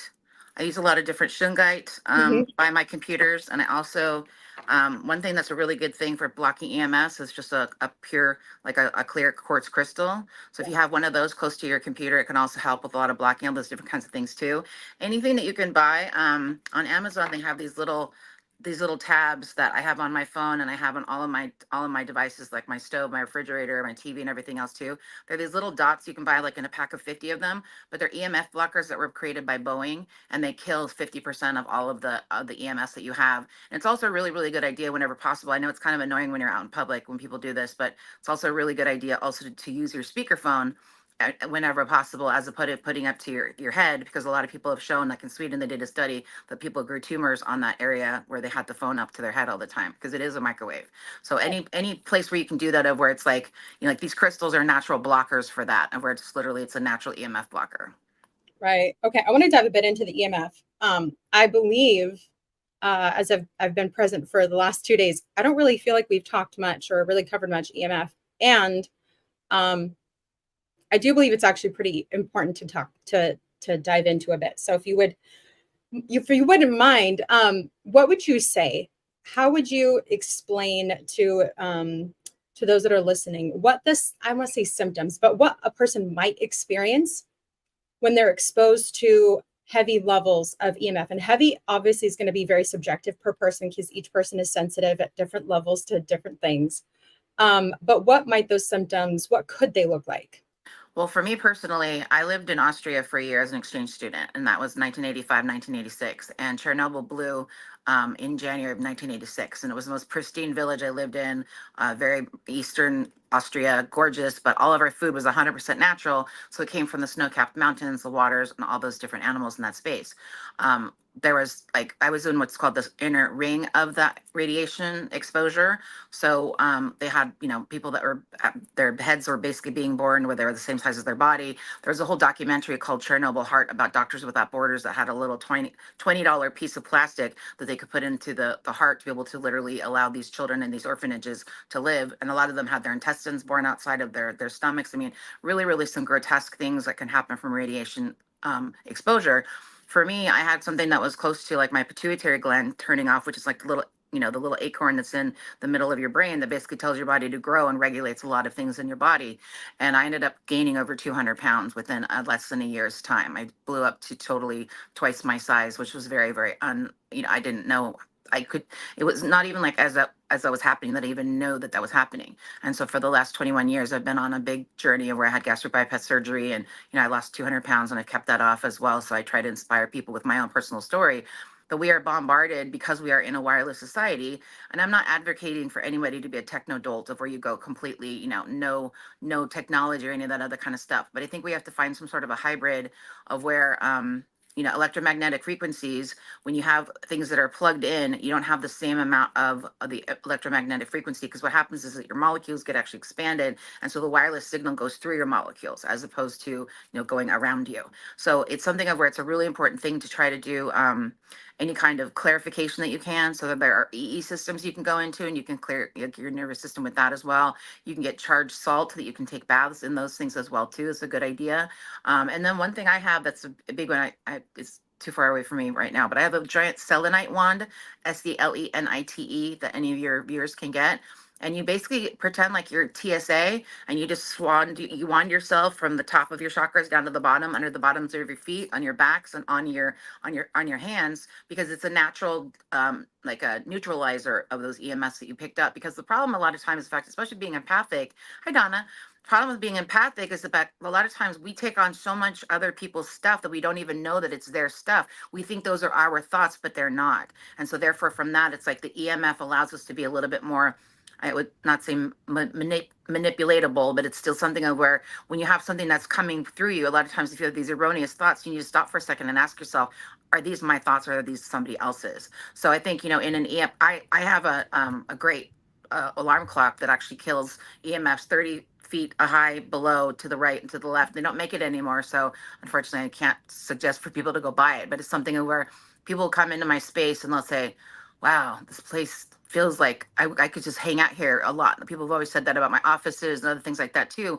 But I listen to 5,000 people sing in the hue, the 528 hertz, 20 minutes every single day. And I just ask whatever source energy wants to be able to have happen in that particular day to happen. And so you're actually clearing the energy in that space, a physical space, with sound toning. So that's something where it can be really, really easy. And the way I sing it, I just say,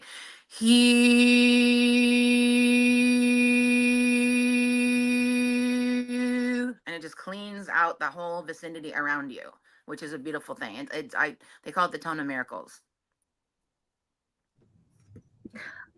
I absolutely love that. Yeah. And Barbie, I've enjoyed listening to this conversation. I've been backstage about the EMF frequencies, the frequencies of crystals, 528, all of those things. But I do have to ask, and now I know you and I have had conversations about this in the past, but you are a scientifically proven quantum healer. Can you share with the audience what that really means and the process that you went through to verify that you are scientifically proven?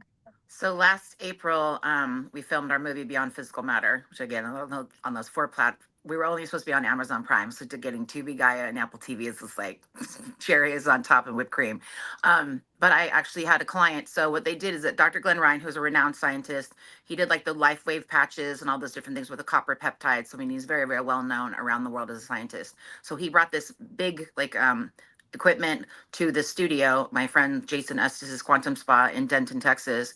And what he did is he took like cheek swabs of DNA out of his cheek. And so he measured what the cheek swabs were at the resonance before the session with me. I went and did the session. I opened up a quantum portal. It's this whole thing. I disaggregate people's energy fields. I bring in whatever angels, guides, or whatever they need to work with too. And I mean, it's just like this whole customized process. It's not scripted in any way. It's literally whatever needs to come through the session. And I mean, I have been so blessed to be witnessing to some people's journeys of just the miracles that have happened. And so after the session, my client was just, a lot of times they're in this bliss state because they're just so blissed out by this frequency that comes through them that, again, it's not me doing it. It's completely the quantum field coming to them, and which I love being the facilitator of. And then afterwards, he basically went back to Dr. Glenn Ryan and he had his cheek swabs measured again.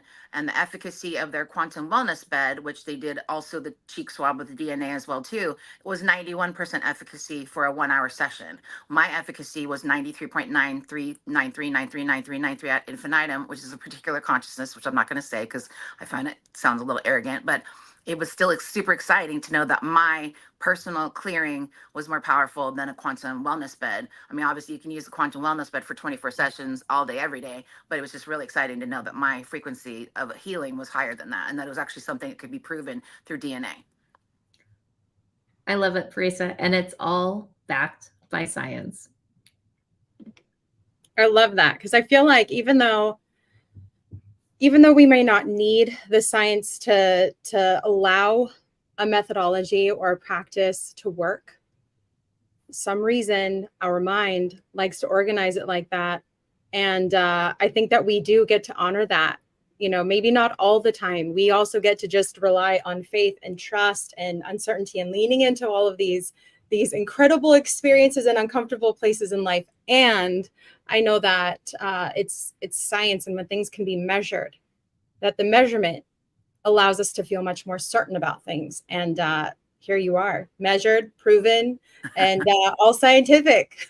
Well, what I want to also say too, one of the things that I love is I've always been an empirical data dork. I always like, someone goes, oh, I went to yoga and I feel lighter and I feel what it's like. Well, I don't have any way of proving that that's the case. Like, tomorrow your back hurts again after you go to the chiropractor because it just goes back into that groove. But I have this thing called the biofield imaging, which which my friend brought me back from the Monroe Institute, which is an amazing group. And I can take a picture of my client before and after the session that I do with them, night and day. I can say, like a surgeon, I can say, okay, these 9 spots need to be cleared. Then I know exactly where to focus with the light. I tested myself for 2 years using it without knowing what it was before until I actually saw the session afterwards. Now I'm just like, I already know where it is. So I'll just, work on your leg, I'll work on your neck, I'll work on whatever, and then the next thing boom, then they take the picture 30 minutes after my session and they're like, oh my God. So it's like empirical data where they can see that the colors have completely shifted. The little black marks that were there are totally gone. It's just like, and I do this on the phone generally without being on video. And I've done that all over the world.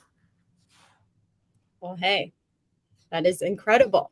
Thank we are you. just about to close up this segment. However, I would like to give you the floor to share with the viewers, to those that are soaking up all of this incredible information and knowledge, and hopefully allowing it to settle as wisdom at some point soon. And I'd like to give you the mic for about a minute for your closing thoughts.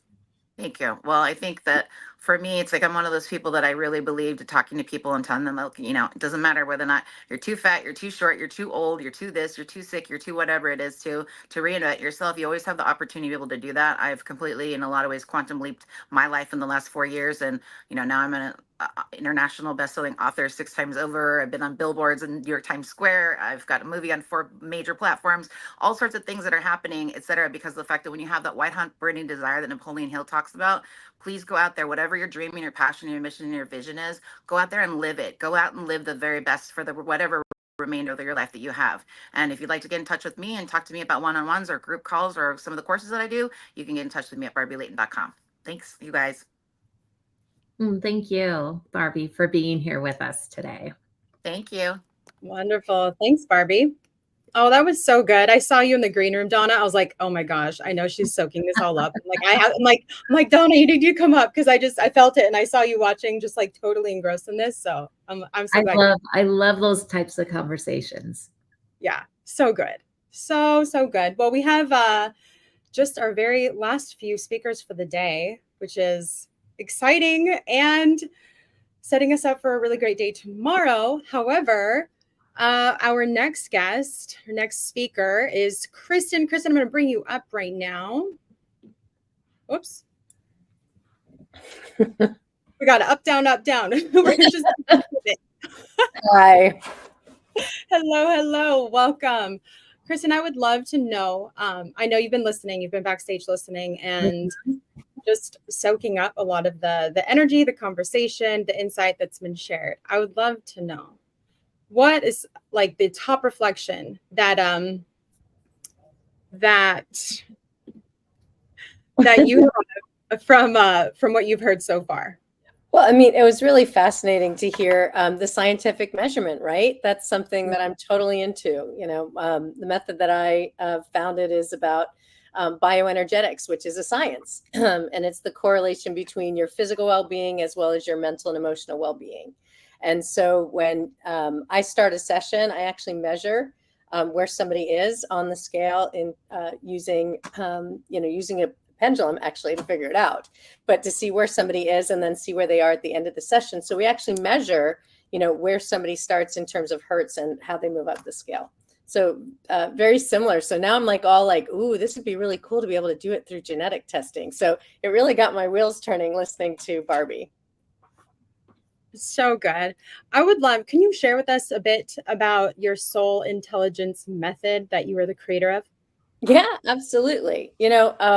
Basically it's founded in what I call bioenergetics, right? Which is something that's been around since the 1950s. And it's literally about how you measure the correlation between physical well-being and mental and emotional well-being. So if you think about it, you go to the doctor and typically what you do is you talk to them about everything that's going wrong in your life. It's not just why you're there, right? It's all about what's going on at home, what's going on in your relationships, what's going on at work, all those kinds of things. And typically, if you're doing well physically, mentally and emotionally, you're doing well. If you're not doing well physically, typically mentally and emotionally, you're not doing well either. And so how do you shift that, right? How do you figure out what that is? And so my method actually is where I use a book of charts and a pendulum to figure out exactly what's wrong, what's not working, and what needs to come up and out so that you can be in full alignment with your mission, your vision, your values, and purpose.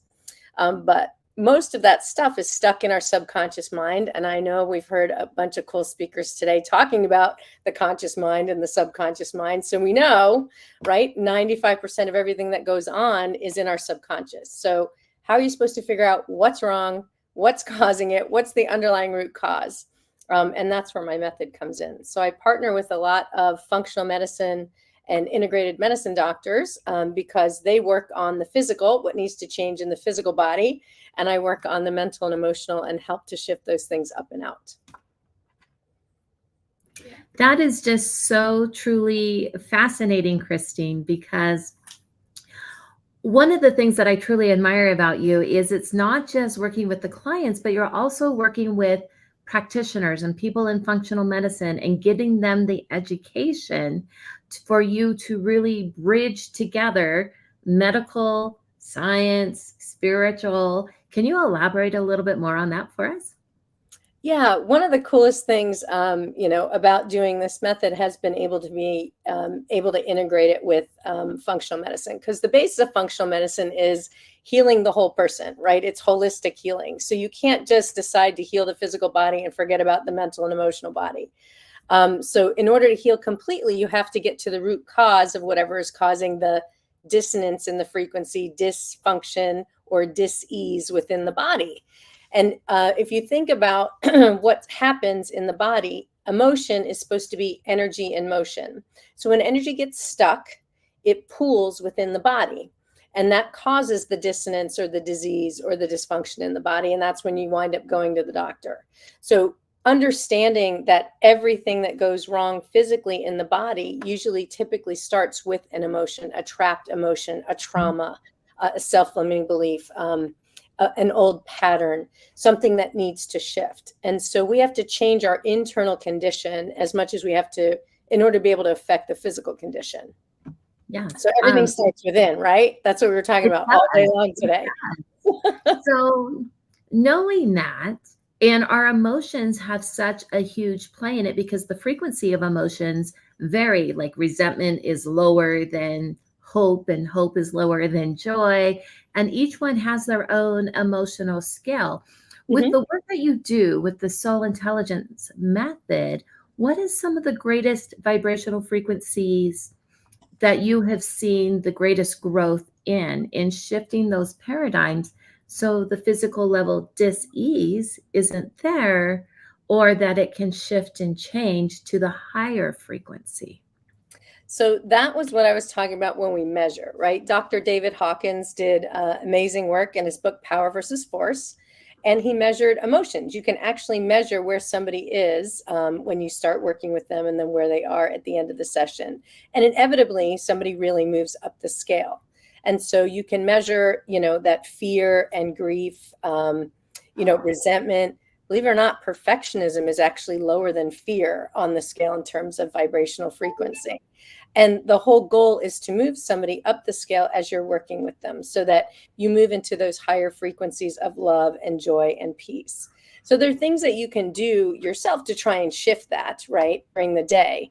You could play high vibrational music, which is one of the things that the previous guest, Barbie, was just talking about, making sure it's that 428 or 528, but moving those hertz up, because our bodies are frequency.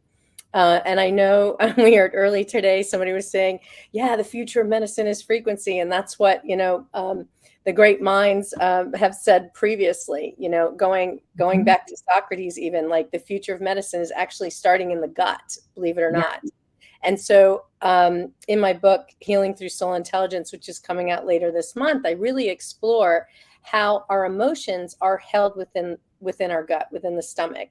And in functional medicine, typically our doctors start by healing the gut, because that's where most things start, right? That's where the stomach actually has two functions, right? To hold food and to break food down. And it's also where we hold emotions, and where we either work on them or move them out, or we don't. And if we talk about how that correlates to the different energy centers in our body, that's our third chakra. Okay, we have 7 major energy centers. I know you know, but 7 major energy centers in our body. And the third one is about how you feel about yourself, your self-worth, your self-esteem, how you show up in the world, how you relate with others.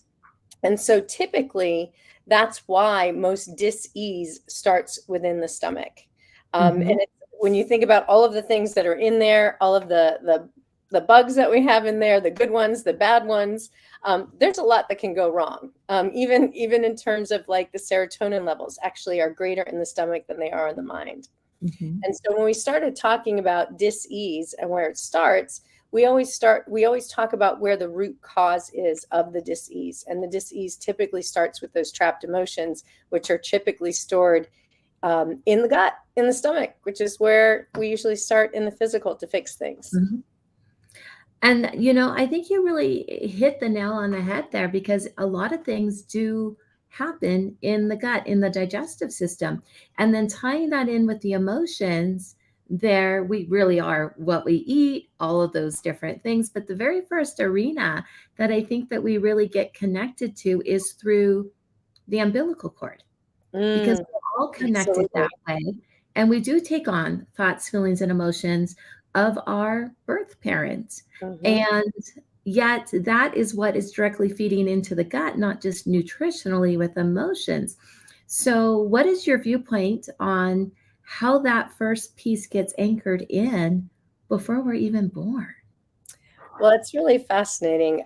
Well, I guess it's going to get into a discussion of, how many, your past life, your present life, your future life, and whether we're going to talk time or not. But if you think about, coming into this life and absorbing those things, everybody and everything is energy. I know we've talked about that today, but we all know that from 4th grade science class, right? So it's all energy, it's all vibration. And so you're naturally going to absorb that. It's also why most of us are affected by music, right? We feel the vibration. All of our organs vibrate. We are all part of the quantum field. And so we're absorbing that stuff from our mothers. So when I do a session, especially individually with somebody, I'm able to see when something occurred. And oftentimes it occurs at birth. Sometimes it occurs what we call in bardo, which means actually before the soul actually enters into the mother. And so there's different timelines that we can shift and clear. Yes, absolutely there. And Christine, it's been a pleasure having you here with us. I'm going to give you the last 30 seconds here for your closing remarks.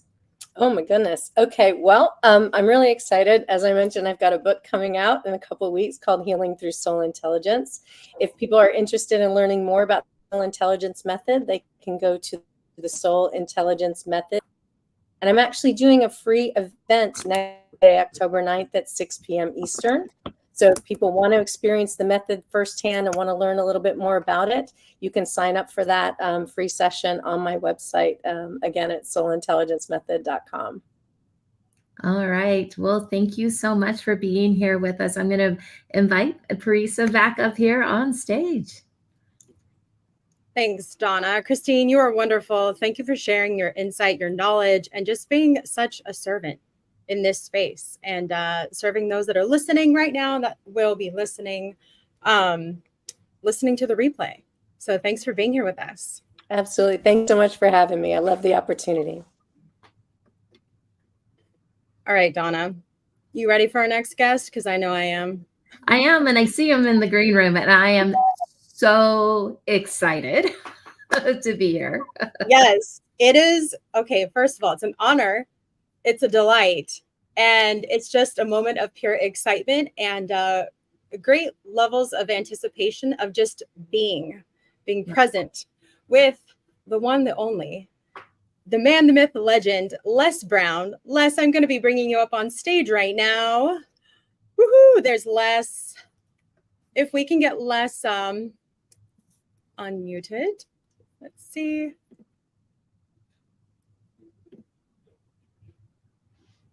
Okay. Les, can we get you to unmute? Because I'm not able to unmute you. I'm so sorry. Let me see. How There you about go. that? Oh, there we go. Okay. Yes. Fantastic. Thank you so much. Thank you. It is such an honor to be here with you today. Thank you for sharing your time with us, for being always of service to this community, to here at the Los Angeles Tribune, and with all of our loyal people that come here and listen and learn and glean from all of the wisdom that each of our speakers come and share with. So thank you for being here. Well, thank you so much for having me. But I wanted to comment on something that I was just listening to. And the reason that it has special meaning to me when you're talking about disease and the young lady said it starts in the gut. Well, I received from Cancer Centers of America last year the 49-year fourth-stage cancer conqueror award. 49 years. I'm 80 now. Okay, as I've been kicking cancer butt. But we also the mind that many people, we have a high level of obesity in this country, and also issues that people have as a result of what they're eating, but even more are affecting their health with what's eating them.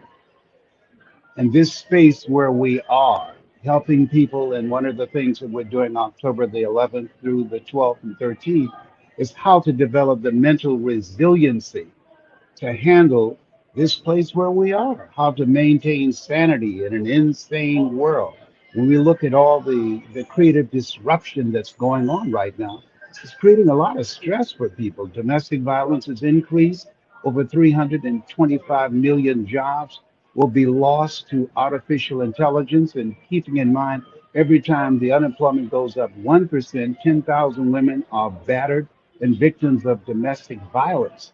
So this is the time that people need to have the tools that will help them to navigate this new space where we are, as Peter Drucker calls, this space of accelerated change, overwhelming complexity, and tremendous competition. That's all I just got to say. Oh my goodness, that you are right on the pulse. I really appreciate that you don't sugarcoat a single thing of what is truly on the pulse for society right now, with unemployment, with AI, and all of the consequences or the byproducts of that. You are right on the pulse of that, and I so appreciate that. I would like to ask you, what is, I'd say, the most prevalent symptom or outcome of these impacts that you've already seen? Because you are interacting with so many people all the time. What would you say is the number one symptom of stress, if we're going to just call it that you are seeing that people are experiencing? I'm so glad you asked that question, because a Nobel Peace Prize winner said it best. people lacking the skill set, and this is what we're going to teach and train people with the variety of mental health professionals we have with us, to master the art of self emotional regulation. That most people are living their lives from the outside in rather than from the inside out. Learning how to step back, to observe, and to think. There are people who are making decisions right now, and they're not thinking. And so when you look at the road rage, you look at people standing in line in the grocery store starting a fight saying, "You got in front of me," or people fighting over parking spaces, or our children having drills in school, not for a fire drill, but in the event a shooter comes into the school. It's a different kind of environment that we've never been in before. And so helping people to have the tools that will allow them to be able to navigate and then handle this new space where we are, that we have to unlearn, learn, and relearn a new way on how we're operating in this thing called life. Because life be lifing. A guy the other day, a heavyweight muscle building guy. He killed his girlfriend. He went out on a date with, and they asked him, "Why did you do it?" He said, "I just wanted to feel like, what was it like to kill somebody?" Come on. That this level of insanity that we're seeing, where people are on edge and easily triggered, is it's a different kind of place. And I had an experience. I was at the airport to pick up a friend, and many of us have had this experience. And there was a patrolman asking us to circle. And after going around 7 times, I noticed there was a young lady that he was talking to. He didn't ask her to circle. So I pulled behind her. He said, "Hey, you got to circle, you can't stop." I said, "Look, when she leaves, I leave. I'm not as cute as she is, but when she leaves, I leave." He said, "I want to call backup." I said, "I don't care who you call." And fortunately, God looks out for me. He had an angel, and she came over to me, and she said she was going across the crosswalk. She said, "Mr. Brown, I know you. Your voice changed my life. No one knows this guy." She said, "Trouble is easy to get into, but hard to get out of. Circle the block, young man." And I said, "Yes, ma'am." And so what she did was she stopped me and allowed me to think. What you're doing, the work that you've committed yourself to doing, the people that you hear, how people live their lives is a result of the story they believe about themselves. So every time you speak in this assignment that you've taken on to make the world a better place than how you found it, you distract, dispute, and inspire. You distract people from their current story and their self explanatory style. And as they continue to listen to you and your guests, you dismantle their current belief system and inspire them to become, as Mother Teresa would say, a pencil in the hand of God and start writing a new chapter in their lives. Wow. Thank you for the most relevant, real experience that you have, that you've shared with us about you getting the opportunity to really pause and think, and truly like the level of receptivity that you had towards that woman, and that she shares with you, because any person can come up to you and we're not necessarily going to be receptive to strangers. We might not be in the mood to be receptive to people that we don't know, especially we're in a place to be fixed in our set and in our mind, and we're frustrated with things. So thank you for sharing that very, very like relatable example. Donna, I'd like to pass to you if you have any questions. Oh, yes, of course. I'm just truly honored to be here with you and with the Los Angeles Tribune. And I genuinely love listening to you. Now, what I'm really curious about here is because a lot of your work really focuses heavily on mindset and motivation. So how do you really see the connection between neuroscience and the power of belief in shaping your life outcome? I'm so glad you asked that question because there's a lot of questions now dealing with neuroscience and neurolinguistic programming and neuroencoding. Let me tell you the place that I come from. If you want to make it today, you got to be hungry. You got to be hungry. because you're going to encounter defeats and rejections and no's, and there are people failing because they're trying to open new doors of opportunities with old keys.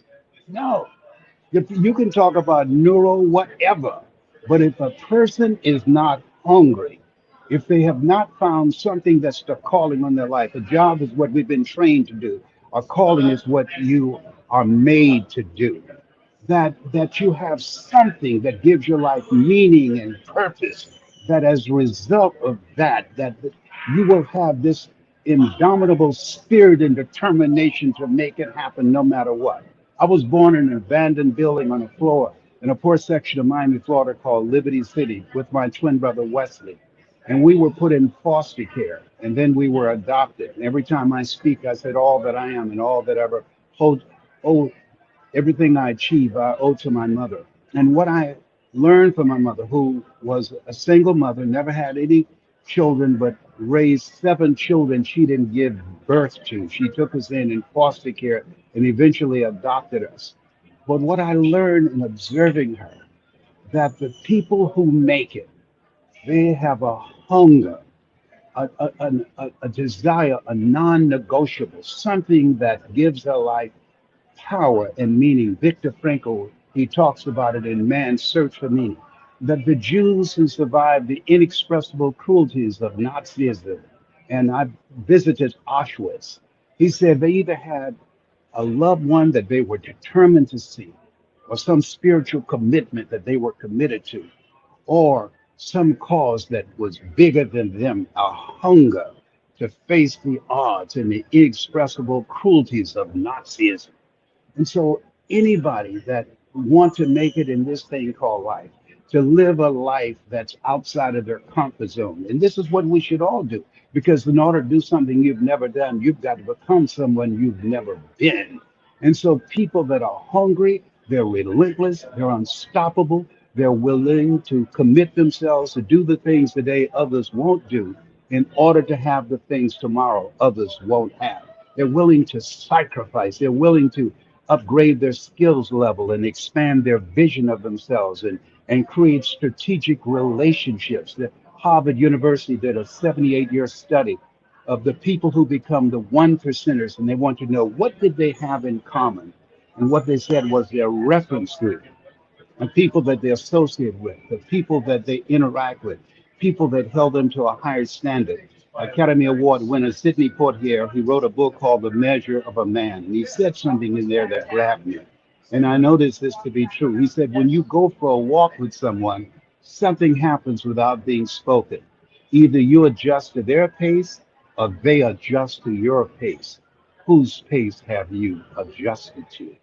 And so people that are going to make it, they have to have mental resiliency. They have to work on themselves because, as you know, you don't get in life what you want, you get in life what you are.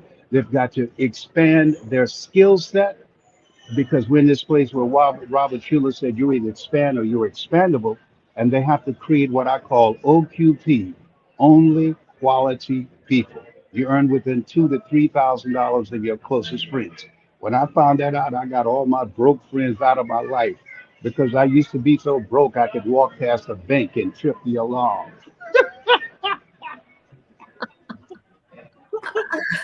Oh my Oh, behave. Yes. Oh my goodness. Don't come for me. I didn't call an Uber. Yes. Well, then on that note, we do have a question from one of our audience members. And he asked, if you had to redefine success by removing all of the external validations, wealth, recognition, achievements, what would the true essence of success look like for you? And how would you guide others to find it? I'm so glad that you asked that question.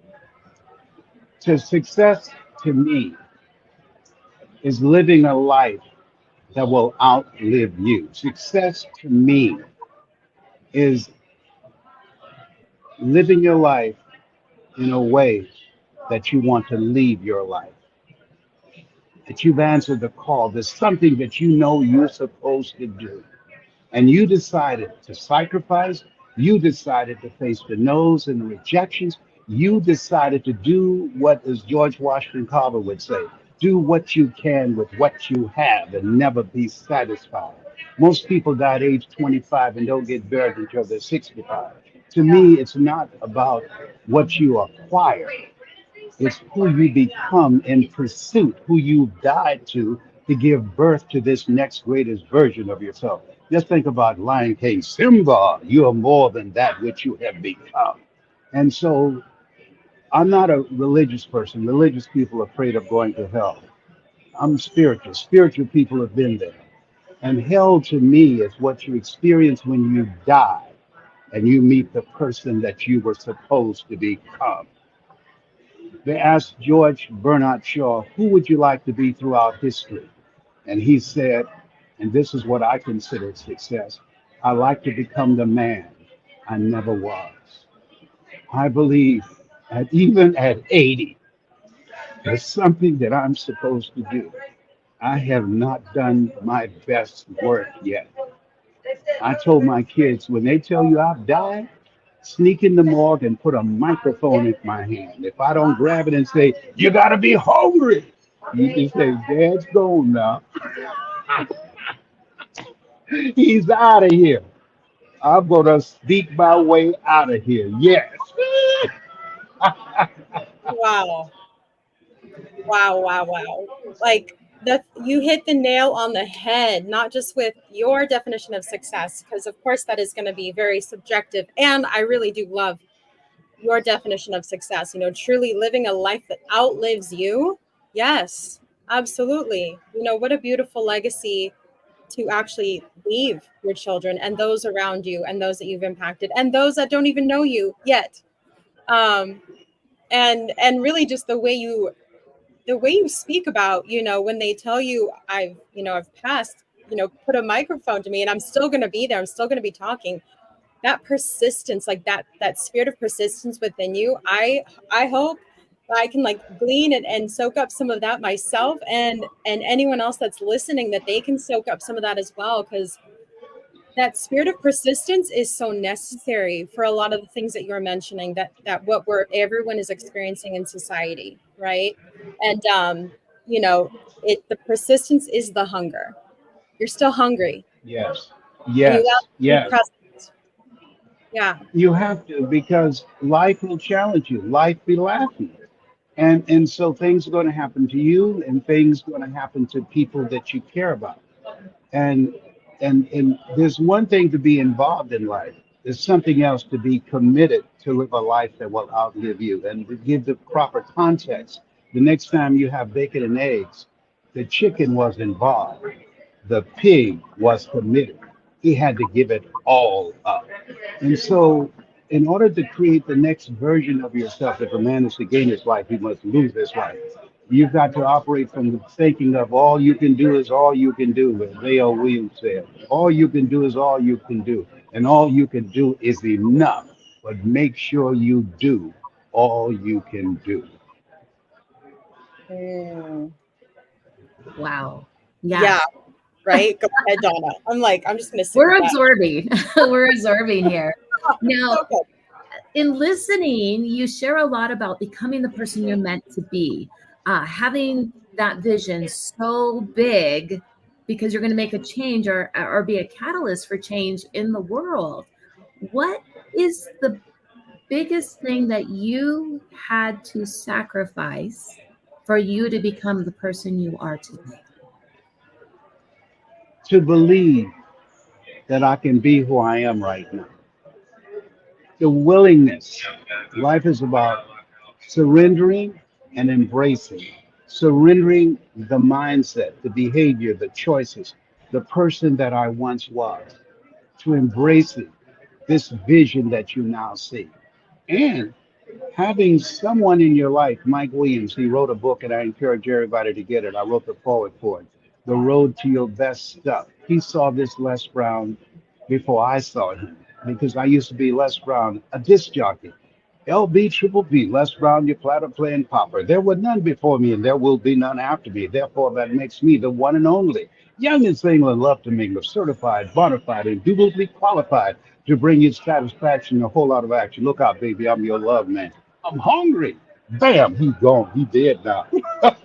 And it's important for you to have someone in your life who believes in you until your belief kicks in. And he said, Brownie. I said, yeah, you're more than a disc jockey, man. I said, what are you talking about, Mike? I'm good at this. He said, yeah. He said, but there's a bigger calling on your life, man, that goes beyond just entertaining people. No, I want you to think in terms of legacy. You got children. I want you to think in terms of holding yourself to a higher standard. I want you to think in terms of what Henry David Thoreau said. Do not go where the path may lead. Go where there's no path and leave a trail. Anybody can be a fast talking disc jockey. No, man. Come on, Ron. You can change people's lives. You've gone through stuff. You were labeled educable, mentally retarded, put back from the fifth grade to the fourth grade and failed again in the eighth grade. You have no college training, but you had a teacher who said to you, someone's opinion of you does not have to become your reality, and it changed your life. He said, there's no success without successors. You've got to help other people see what he saw in you. Say, thank you, Mike. Thank you for that. Thank you for that. And I listen. And now at this stage of my life, my goal is to train others. That's why October the 11th, 12th, and 13th at the Marriott here in LA. My goal is to leave a legacy for those who can hear my voice. I know everybody can't hear me. My voice is not for everybody, but those who can hear my voice, how to use their story and the experiences they've had, and how to begin to transform and impact people's lives in this era where there's so much divisiveness and cutthroat and toxic environment, people turning against each other. I believe that environments are created by people and they can be transformed by people. And the secret is to maintain our commitment and holding this vision of who we can be, the power of possibilities, how we can change the culture and create a legacy. That's why you're here. Your goal is to create a legacy, to live full and to die empty. Maintain our commitment. I think that those are the three, some of the three like strongest words I've heard all day today. Like maintain your commitment, because that does include the neuroscience practices and methods to maintain that commitment, to be steadfast with what that decision or be in that choice really is and what that looks like. Wow. We're going to be closing up here in a moment. Donna, did you have any final questions you'd like to ask Les before I close this up? No, actually, I don't. I'll just be honest. I'm so excited. We're going to be there with you in next weekend at the Les Yes. Brown Power Tour next I want to weekend. share this with you. I'm so glad. You asked about neuroscience. Let me share with you Yes. the most powerful tool on the planet, and we all know it. We are wired for stories. Steve Jobs said the storyteller is the most powerful person in the world. How people live their lives is a result of the story they believe about themselves. Each time you speak, whenever you do this program and you have guests, the people that are listening, they have a story that's going on, that's given to them by life, and the story that they created within themselves because of their circumstances, because of their environment, because of things that they observed. You know, Martin Seligman in his book called Learned Optimism, that people are living a life that they've been indoctrinated with. So in this space where we are, teaching people how to share a story that will create an experience. Oliver Wendell Holmes said that once a man or woman's mind has been expanded with an idea, concept, or experience, it can never be satisfied to going back to where it was. Many people are speaking and giving information about new technology. If information could change people, everybody would be skinny, rich, and happy. But when you tell a story that touch people's hearts, where the heart is, there your treasure is also, that expand their vision of themselves and ignite the courage in them. Nothing is done without courage. to make a decision, to hard decisions. If you do what is easy, your life will be hard. But if you do what is hard, your life will be easy. The hard decision to do the work that allows you to begin to create the next greatest version of yourself. We'll leave the world in better shape. We will give people hope because when there's hope in the future, that gives you power in the present. Does that make sense what I'm saying? Absolutely. Mhm. Absolutely. It absolutely makes sense. You know, Les, I love that you brought that forward in the way that you did, because yesterday when we started this summit, the very beginning of the day, it was something that I believe I mentioned, and I mentioned that we can have these methods, these tools, these practices that are all science backed. We can have them at our disposal. We can learn them. We can have all of the information in our mind. But until we hear from someone else, their story, their experience, and we get to realize how human they actually are as well, that's when we get purpose and relevance to the information that we can learn. So we need both. Neuroscience Yes. requires both. We need each other. We need the information, but we cannot survive on only one or the other. We need both. So I'm so grateful you brought Yeah, that we forward. do need both. But here's something I want you to look at. Mhm. When you speak, people are asking three questions. Who are you? What do you have? And why should I care? Because they want to identify, they want to relate, and they want to connect. So when you bring information to people about something that they can use as a tool to transform their lives, they're looking at you. I don't know you like that. Who are you? Because they want that's the first question that we must answer. They want to know, who are you? Because there's so much fake stuff out here now. People don't buy from you, they buy into you. How did you get here? How did you overcome the stuff that you went through? And can that have value for me?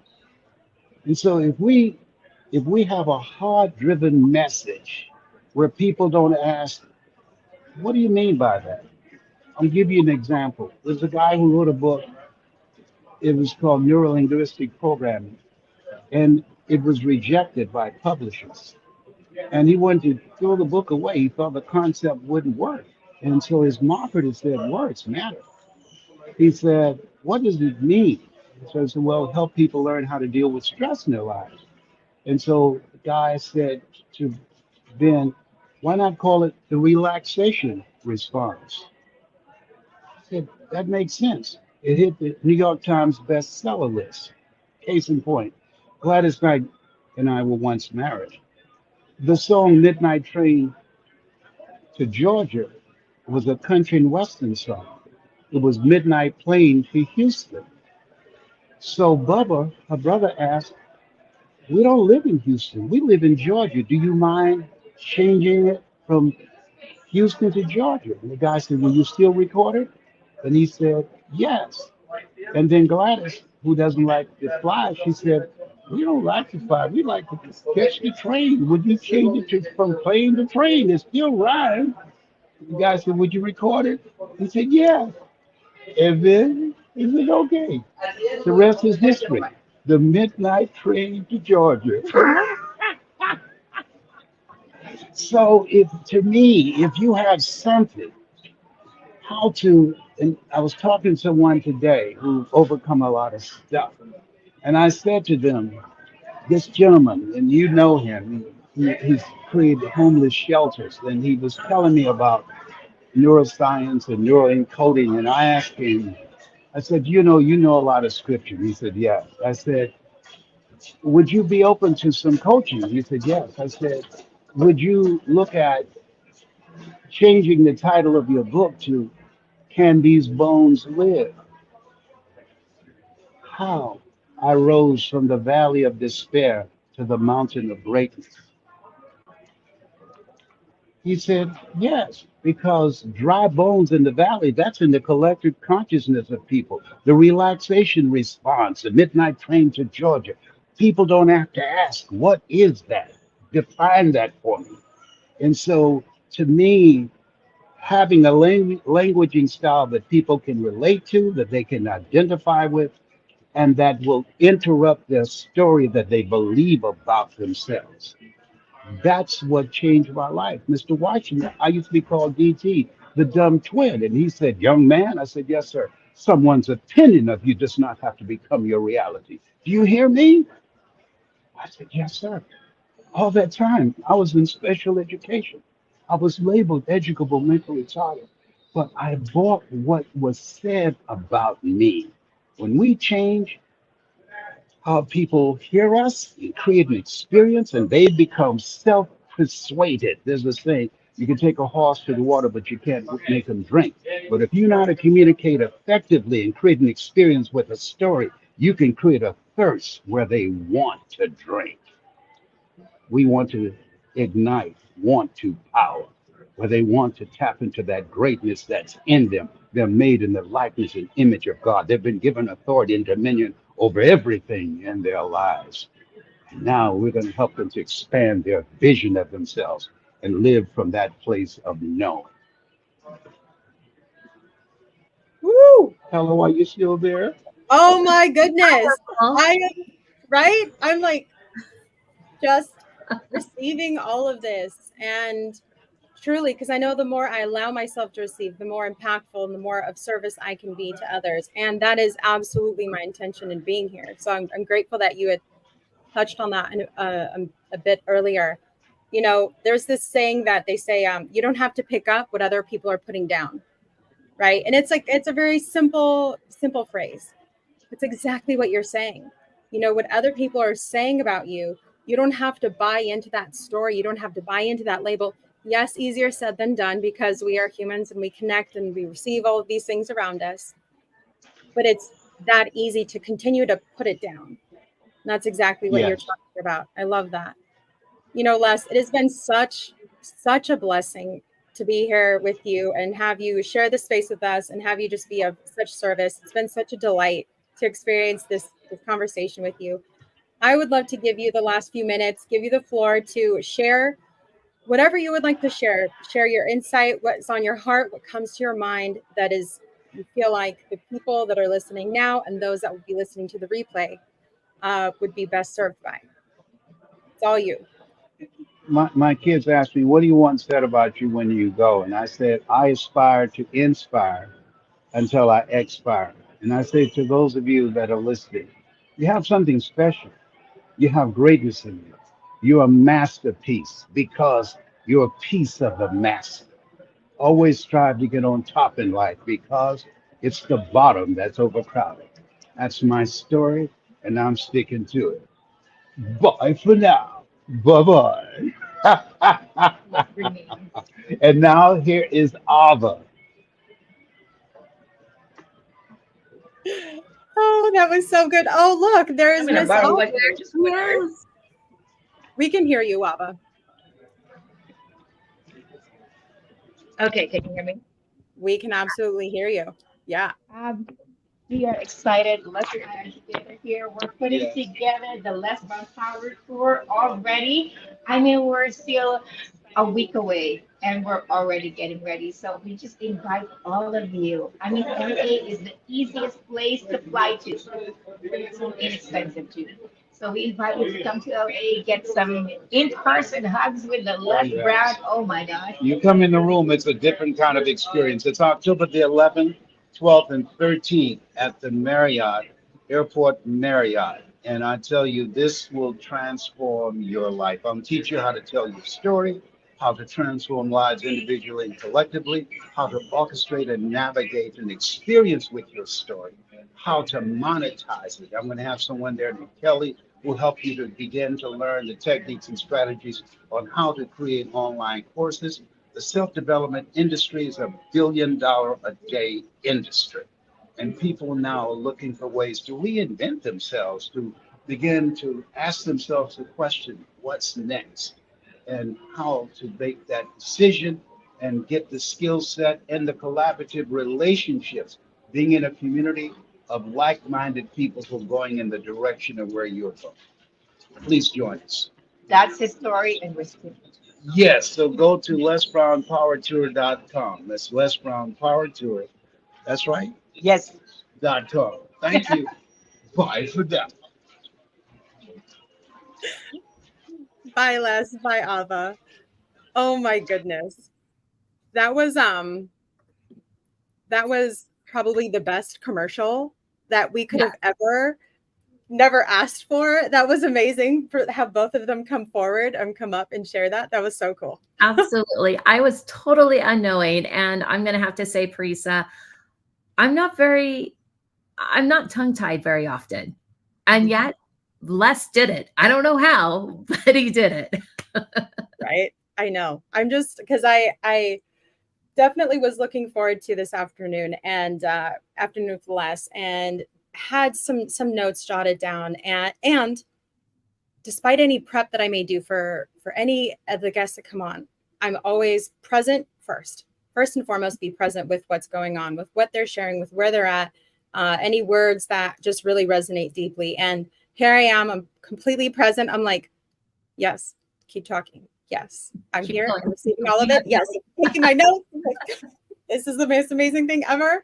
And I'm so honored to have been be able to be here and enjoy that experience with Les and just have the opportunity, honestly, like, just really sit with gratitude and I'm going to soak that whole thing up all the rest of today and tonight. That was amazing. I know. And for those of you in the area that have tickets, definitely come grab your ticket. October 11th, 12th, and 13th at the LAX Marriott, and you'll get to see Les in person. And Parisa, we have a whole nother day tomorrow. We do. And guess what? Guess who we're starting with? We're starting with Fab Morvan. Now, if y'all are hearing me say that name and you're like, I'm not sure who that is. Okay, then if I say Milli Vanilli, you might be more familiar with that name. Now, Fab Morvan is one of the two that made up Milli Vanilli. And I will say I've had a truly great honor and privilege to be able to sit with Fab and have some really rich conversations with him. And I cannot wait for people to experience Fab. There's so much to share. There's so much that I feel like each person that really does a thorough investigation of their own lives and the reflections that they can share and the learnings that they can offer. I think there's so much to be received from Fab and all of the speakers that follow him. It's just going to be so good. I'm so excited for that. Now, Donna, I believe you are frozen. I'm not sure. Okay. Well, Donna, there you are. Here I am. Les was so powerful. I just lost power. That's all I'm going to say, but we're back. Yes. So yes, I was just remarking on Fab starting us off tomorrow morning. We do start at 10 a.m. tomorrow morning, 10 a.m. Pacific time. So please allow yourself to convert accordingly for whatever time zone you may find yourself in. We do have a full day though. We have Fab tomorrow. We have a panel, your panel. Is that correct? Yes. There is a panel coming up, and because we have a movie to share with you. Ooh, I'm excited to hear about it. Ooh, this is exciting. Okay. So we've got, looks like we've got 2 panels for tomorrow. We've got a good handful of individual speakers for tomorrow as well. And I believe we're going to be closing out with Sir James Dentley as well tomorrow evening. Another powerful speaker. Yes. It's so great to experience all of these really tremendously powerful speakers that continue to show up to serve, because no one is showing up from a place of obligation. No one's showing up from a place of, okay, this is just so routine. Even for you and I, there's so many things that are different each day that happen on every single broadcast that there's a level of familiarity here, but still it's new every single time. And there's different adjustments every single time. So we're here to serve. We're here to offer whatever value can come forward. And I'll tell you, when we come together and then all the speakers show up and then everyone, all of you listening in the audience and you're commenting and sharing, every single person plays a part in this whole experience. So thank you for those that have been commenting away all day. If you've shared one comment, thank you for that. We see them all. They all come through. We see each and every one of them. And continue to share, continue to comment, and let us know your thoughts, your reflections, and if you found any value from anything that was on this stream today, which I believe that you would. Please share with those that could receive the value that you experienced. Absolutely, absolutely. And we will see you all tomorrow. Sounds good. 10 a.m. Pacific time. See y'all there.